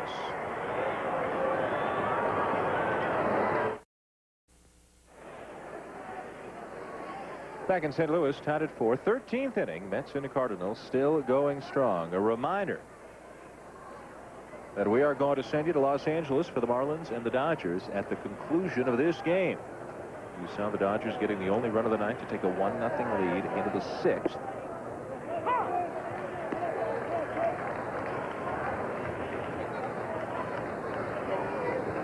This is Jermaine Allensworth, the lead off the 13. He's hitting in the cleanup spot for New York.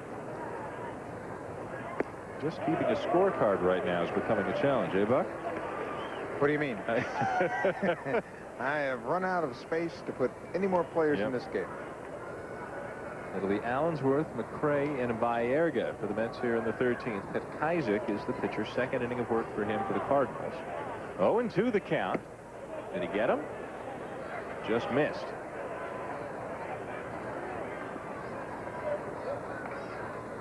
Allensworth looked at his hand like he had been hit. Take a look at his reaction here. And just missed him inside. Now down and away. 2-2 to Allensworth. He is 0 for 1 on the night with a pop-up back in the 10th. He replaced Todd Hundley defensively after 9 innings. Although, to be honest with you, and a lot has happened in this game, the reason for the move is not really readily apparent, is it? No. The Allensworth for Hundley, it was not related to any pinch hitting or anything like that. Not at all. He just made a defensive move at that point of the ball game. When it was tied. Right. Allensworth is gone.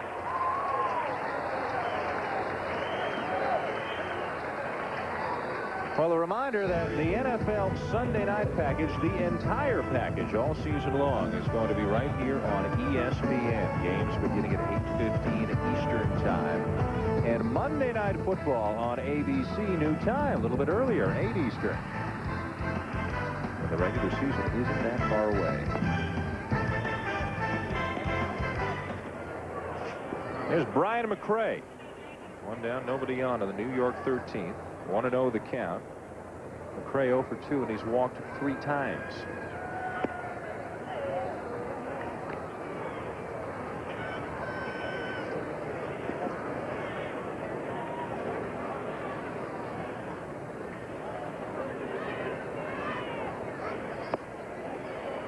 He might walk a 4th time.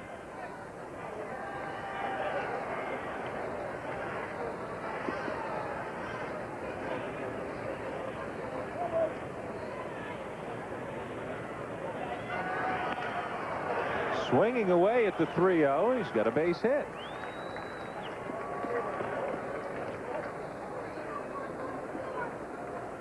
McRae has really worn out the Mets this season. That's his 8th hit of the season against, I said, the Mets. Of course, it's the Cardinals that he's hit hard. Now, once again, Baerga steps to the plate. 4 for 5 on the night.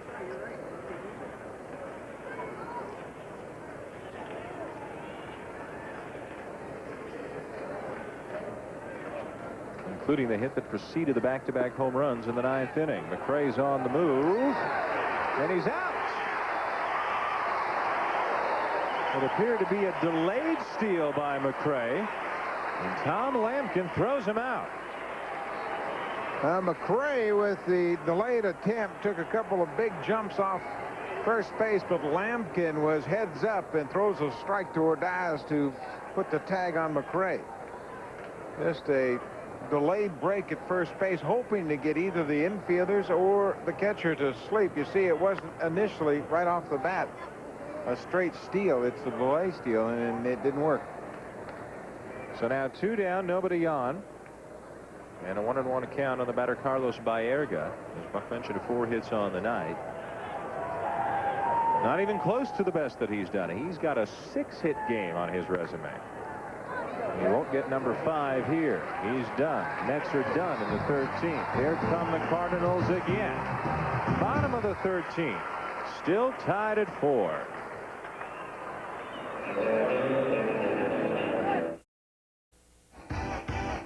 I'm Michael Kim in the ESPN studios. Carlos Perez in his Dodgers debut at home. Top of the 6th, facing Dave Berg, who delivers a single. Derek Lee scores, and the Marlins tied up at 1. And that's where we stand right now in the 6th. We'll go to this game as soon as this one is over, if it ever ends.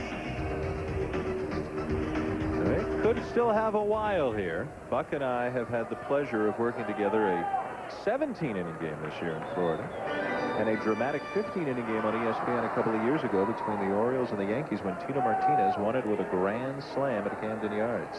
So we are very good in extra innings. We're just getting warm. Bottom of the 13th, John Franco, the pitcher for the Mets, and Tom Lampkin leads it off for the Cardinals. It'll be Lampkin, John Mabry, and then the pitcher spot.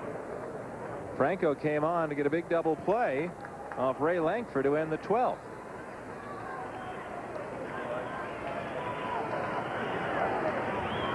Lampkin had what looked like it would be a big hit, maybe the turning point of the game, as he had a hustle double, took advantage of Brian McRae out in center field and doubled the lead off the 11th. But then Fernando Tatis missed a sign, then couldn't get the bunt down, then got ejected,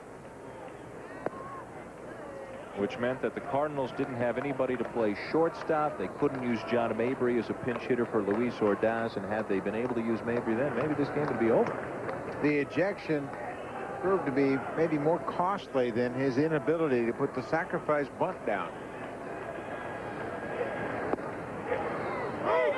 2-2 the count on Lampkin.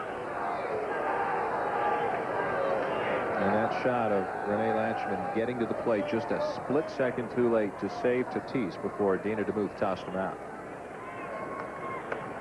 Tatis obviously didn't realize the domino effect his ejection would have. Lampkin's gone, 1 down. And John Franco is doing his thing since he came in, got the double play to end the 12th inning, got Ray Lankford to hit into the double play. This will be John Mabry's first at bat of the night. A guy who hasn't seen as much regular time this year as he has in the past. He's been coming off the bench a little bit more. He's become more versatile. He's an outfielder who has learned how to play first and now third, where he is right now. Good hitter.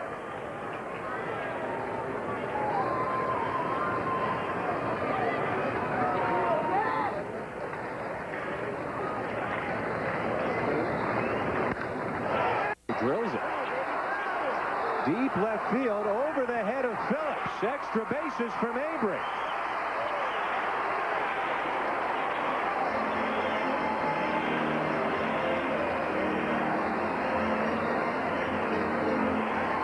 When Tony Phillips crashed into the wall, he knocked something down. I'm not sure what that is, some kind of wire. Brian McRae is going to do a little repair job here before the game continues. Phillips with a good effort. That ball was slicing over his head, and he crashed into the wall. And when he hit the wall, those wires fell out of the padding somehow. Mabry with a big hit. The ball was away from him. He goes the other way, and watch Phillips as he crashes into the wall. And then the wires come out of the wall. I don't know what those wires are for, but Phillips just couldn't make a play there. The ball was over his glove. And so with the winning run at second and 1 out, Tony La Russa calls upon the final available position player for either team. Tom Pagnozzi pinch hitting for the pitcher, Mark Petkaiser. Runner at second, 1 down. Petkaiser had been out in the on-deck circle. As soon as Mabry doubled, he looked back in the dugout and went back into the dugout, called back by La Russa. Pagnozzi pinch hitting.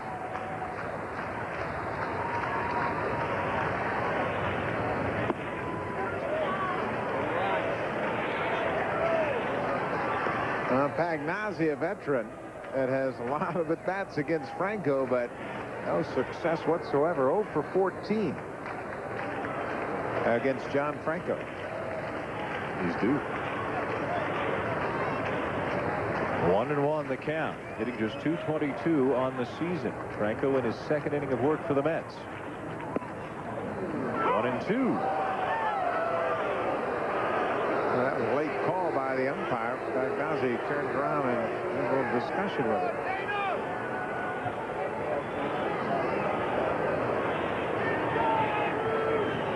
Watch the reaction of Pagnozzi.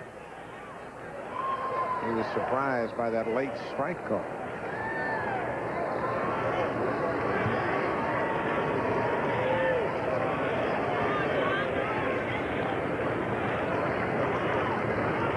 Franco steps off.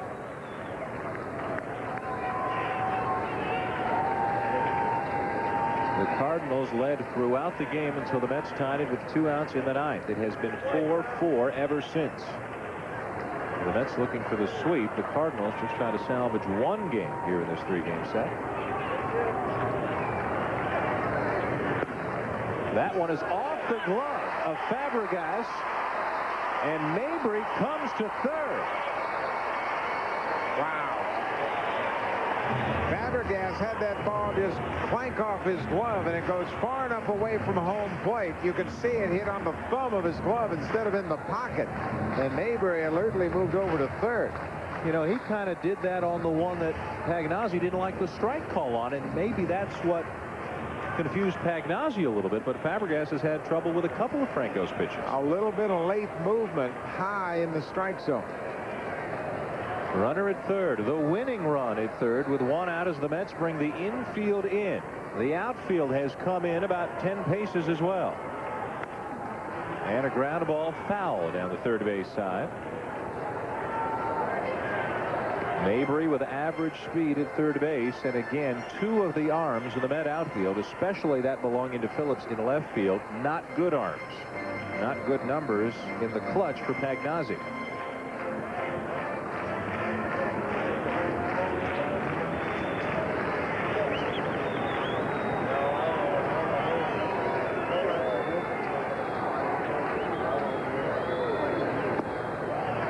Count. On deck, Willie McGee.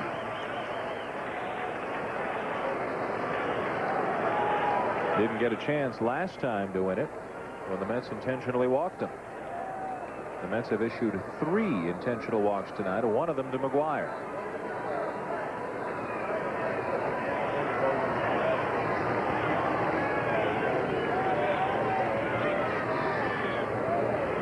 The 3-2. Franco strikes him out. There are 2 down. Well, John Franco continues to make good pitches. Pagnozzi strikes out. Second strikeout of the inning. That ball is like a changeup away from Pagnozzi. And now to the music of the natural. Here comes Willie McGee. I don't know that he's that. And I don't know that he's going to hit again. They're going to put him on 1 more time.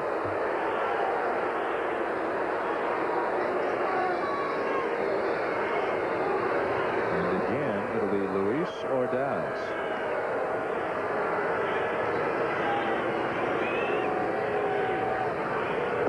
Ordaz was up in the 11th with 2 on and 2 out, and he struck out. He'll be up in the 13th with 2 on and 2 out. 4 intentional walks issued by the Mets.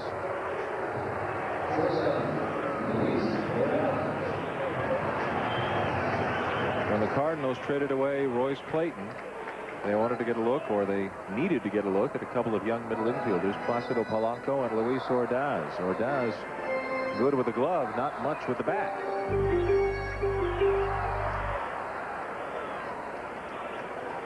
Hitting just 169.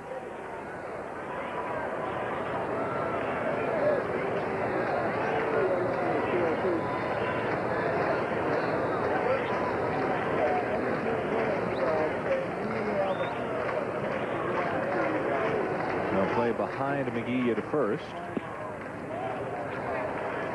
And he may decide to make a break for second at some point, just to remove a force play at second should there be a ground ball hit in the hole.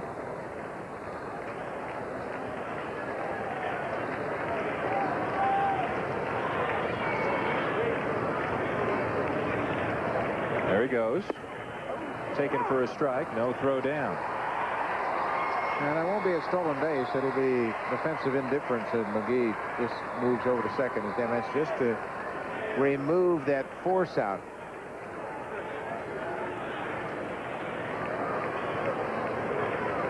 One and one, the count on Ordaz. Mabry, the runner at third. His one-out double got this all going. Inside.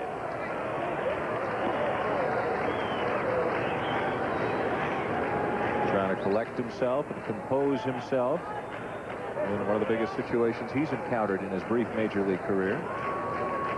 Mabry at third and McGee at second with 2 outs. Mabry, the only guy who matters. Grounder to second. Baerga watches it right into the glove. And we're going to the 14th in St. Louis. Another great chance. And again, the Cardinals can't capitalize.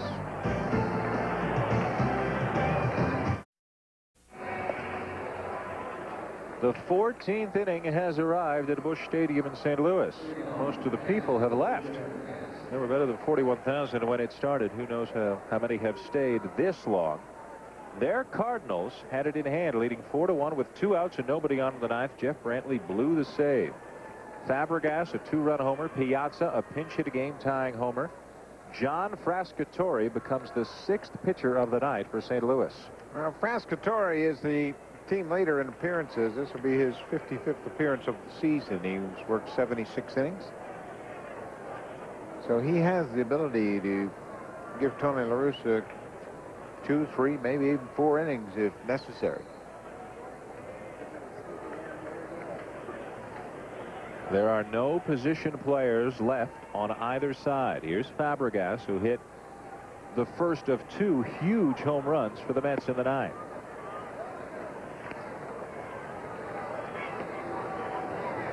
Boy, he almost had a costly play when he had a pass ball that moved the winning run to third base.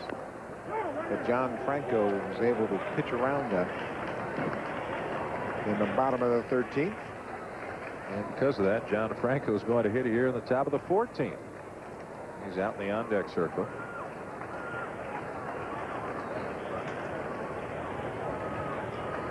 One and one, the count on to Fabregas.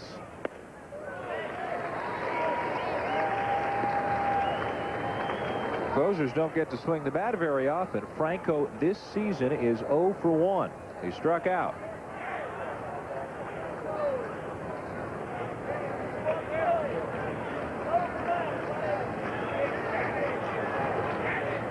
The 1-2. Here comes McGee. He made the catch, but he made it interesting, and he may have hurt himself. Looks like he hurt his wrist. He's not able to throw. Look at him. He can't throw the ball back to the infield. And they've got nobody who can come into this game other than a pitcher. Well, that doesn't look good for Willie McGee. He dove, and that ball was sinking on him, and he dove and may have rolled over his wrist or shoulder. Now they look like they're paying more attention to his shoulder. Watch the ball. He slips, and you can see how he stuck his right hand down to brace himself and may have injured his shoulder. That ball really had a lot of English on it, and you can see the right hand stuck into the turf, and he must have jammed his shoulder as he came up in a lot of pain. And every position player for the Cardinals on the field, with the exception of the catcher Lampkin and the first baseman McGuire, has gone all the way out to the outfield to check on the status of Willie McGee.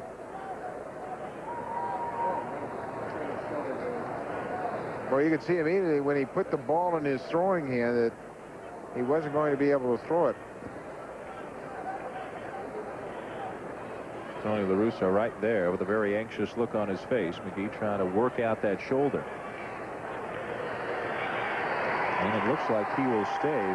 The only other option really would be to take a starting pitcher who's not pitching tonight and put them out there.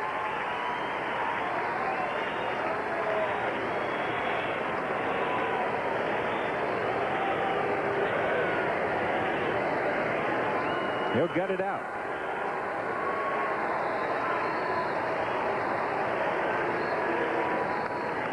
You're not even going to try to throw. You just let the Mets wonder whether or not he can throw. They're going to challenge him if he should get a ball in the outfield. You can bet on that. I had a similar situation when I was in AAA. I broke my hand on a foul tip. Manager was Jack McKee, and he came out and he said, "Don't throw, because if you can't throw, we don't want to let him know." I said, "Jack, I can't get it back to the pitcher." They'll suspect something. Here's John Franco, 0 for 1 on the season, 3 for 32 in his career. All those years in the majors, but as a closer, so few opportunities to swing the bat. Grounds it to DeShields for the second out. Let's check in with Michael back at the studio. All right, Dan. Cardinals game not the only one going on. Braves and Padres 2-on-2 out in the bottom of the 6th for Wally Joyner facing Greg Maddux. Coming into this game, Wally was a 167 hitter against Mad Dog. This helped to chase Maddux. Norm Charlton now in 5-1 Padres in the 8th. You know, in the end, Michael, it's a game which may not mean that much in the standings, but come October, big psychological boost potentially for the Padres if they can beat Greg Maddux. Here's Luis Lopez, and he grounds one out to DeShields. That's it for the Mets. They're done in a hurry.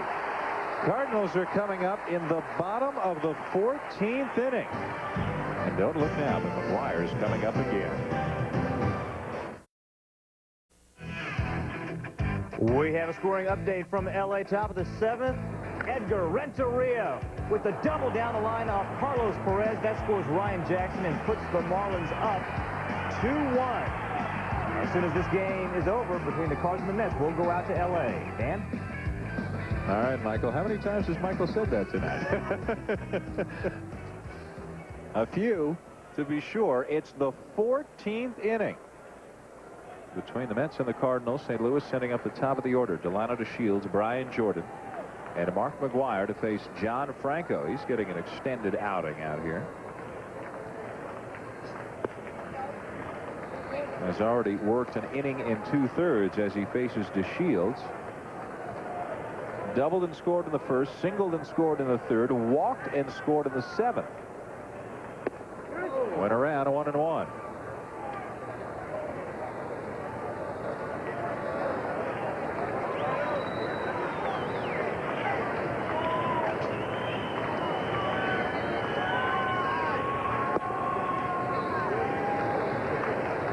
It remains to be seen, should the game go to the 15th, whether Willie McGee can go out there and play again after injuring that shoulder. Sometimes you sit down for a few minutes and things will tighten up on you. That amazingly hit the bat, and DeShields has a bunt single as the Mets go sprawling. That doesn't hit the bat, that hits DeShields. Now, Bobby Valentine is out to argue, I suppose, that DeShields was out of the batter's box when he made contact. Take a look at this bunt. This ball is right out over the plate. He was still in the batter's box. If he had made contact with the ground outside the batter's box, you see he's well inside the batter's box. There's no question about that. A perfect bunt down there. Now watch Franco run into Alfonso there. Franco kind of came up limping as he went back to the mound. He lands hard in foul territory. Alfonso charging hard. Here comes Franco, and they crash together. Nobody picks up the ball. It's a base hit for DeShields. And again, the Cardinals have the leadoff man on, and it's a guy with speed. And here's Brian Jordan. The Cardinals got a leadoff double in the bottom of the 11th, couldn't score.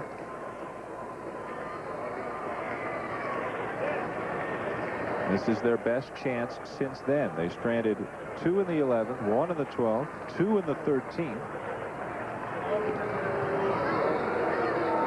DeShields has a stolen base tonight, his 19th of the season.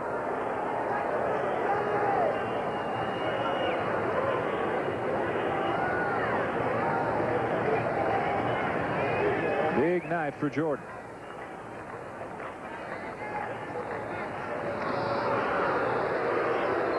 The Mets play base runners very differently at first. You see, Matt Franco is way off the bag at first base, and he will get over in front of DeShields as Delano gets his lead. Watch Franco move even further to his right, trying to block the view of DeShields, and then he'll fake back toward the bag. Can he hold him as close doing that as traditional teams do? You know what? It's so different that base runners become very uncomfortable with it. They're not really sure how far they should be. You see DeShields there, and now Franco will slide a step to his right, trying to block the view of DeShields from seeing Franco. Is this just a Bobby Valentine specialty? Yeah.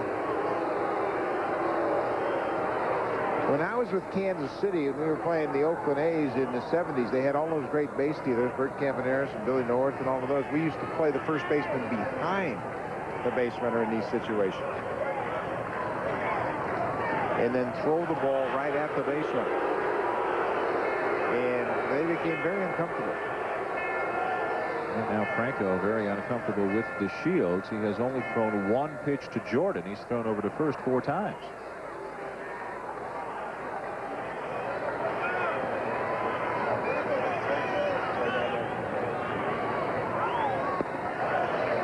It sure looks like DeShields is able to get a pretty big lead, maybe a little bit bigger than normal. Maybe it's deceiving because Franco's not where out there, yeah.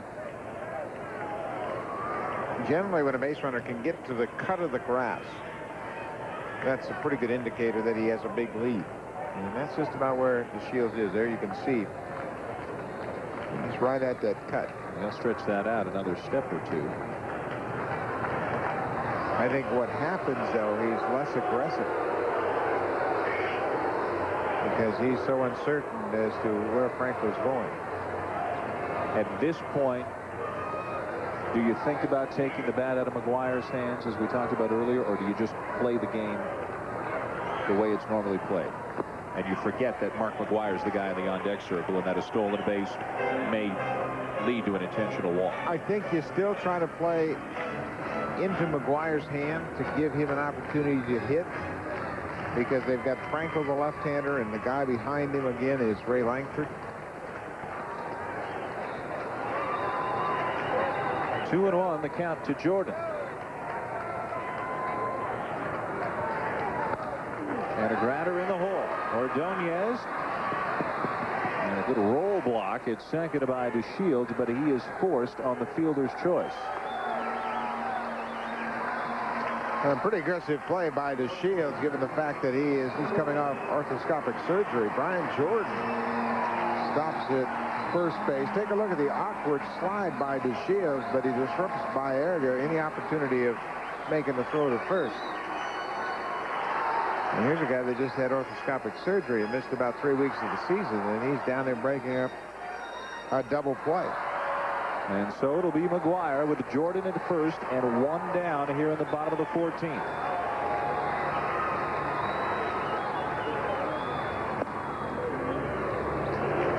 His 7th plate appearance of the night. It started with an RBI single in the first, a sacrifice fly in the third, strikeouts in the 5th, 7th, and 10th, and then an intentional walk in the 12th. The 27th intentional walk issued to McGuire this season.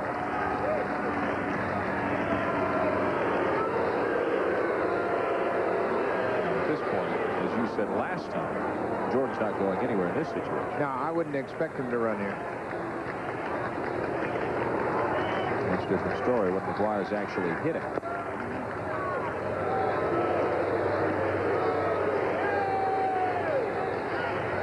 He's fallen behind 2-0. John Franco working longer than he's accustomed to working in traditional save situations.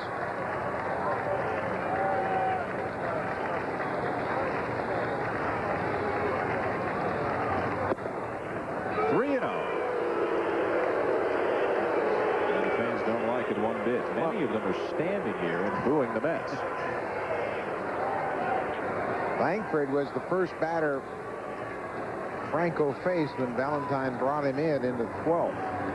And Langford hit into the inning-ending double play.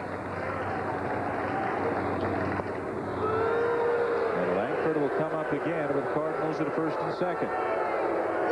Overall, intentional walks, unintentional walks, that's 124 walks for Mark McGwire.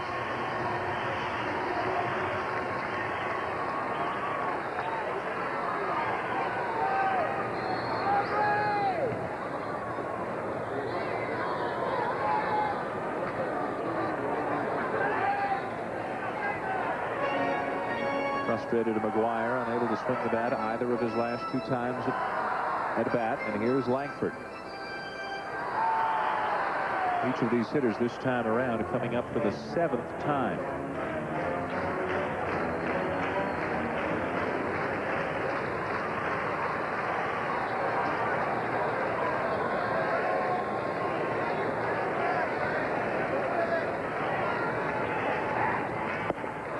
The exact same situation you talked about a couple of innings ago with 2 on, 1 out. The batter is Langford, and again the base runner at second is Jordan.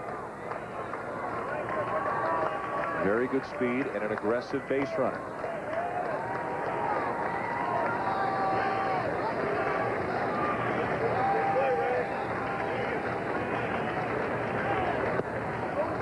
One ball, 1 strike to Langford. Yeah, if the Mets get into a situation where they get kind of a slow hit ball and they're still thinking about a double play, that's when it becomes dicey. Langford runs well. Brian Jordan flies, and he'll be rounding the bag at third base very aggressively should there be another ground ball. Thinking about scoring.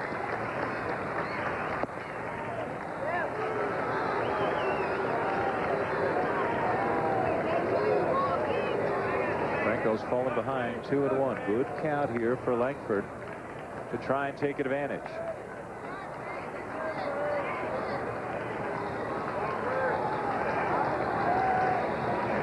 Each team with 4 runs on 11 hits. The Mets have committed the only error, a throwing error very early in the game by George Fabregas.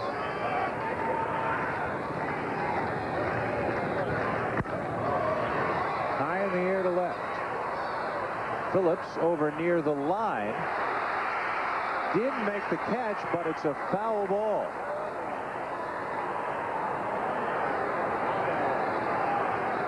That ball was slicing away from Tony Phillips all the way, and he got over into foul territory. It goes off of his glove.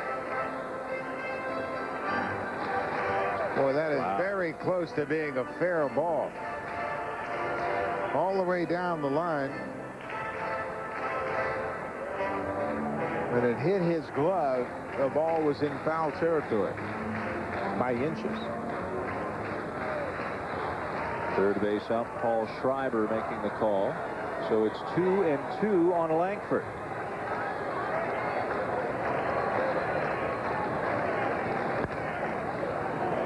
The shortstop for the Mets, Lopez, is trying to keep Jordan close at second base. He is playing closer to the bag at second, and as a result, there's a very big hole between the shortstop and the third baseman. Yeah, Lopez is very mindful that Jordan runs so well, so if he can take a couple of feet away from Jordan at second, that translates into him being maybe a couple of feet short at home. Again, the 2-2. Up the middle, a base hit. Jordan is heading home.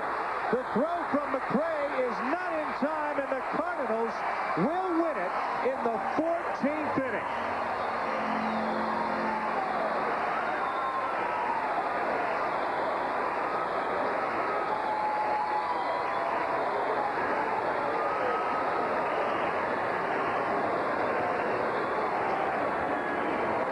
Both teams had plenty of opportunities to win it, but it's Ray Langford's base hit in the bottom of the 14th off John Franco that wins it for St. Louis.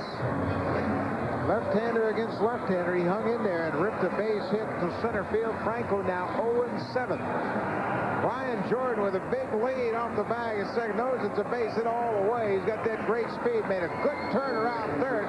One quick look over his shoulder and the head first slide for the winner. The Cardinals blow it in the ninth and win it in the 14th to salvage one game here into this 3-game series against the Mets, who fall a half game behind the Cubs. Final score in 14, St. Louis 5, New York 4. For Buck Martinez and our entire ESPN crew, I'm Dan Shulman. Thanks for sticking with us. This has been a presentation of ESPN, the worldwide leader in sports. Let's go to Charlie and Kevin in Los Angeles.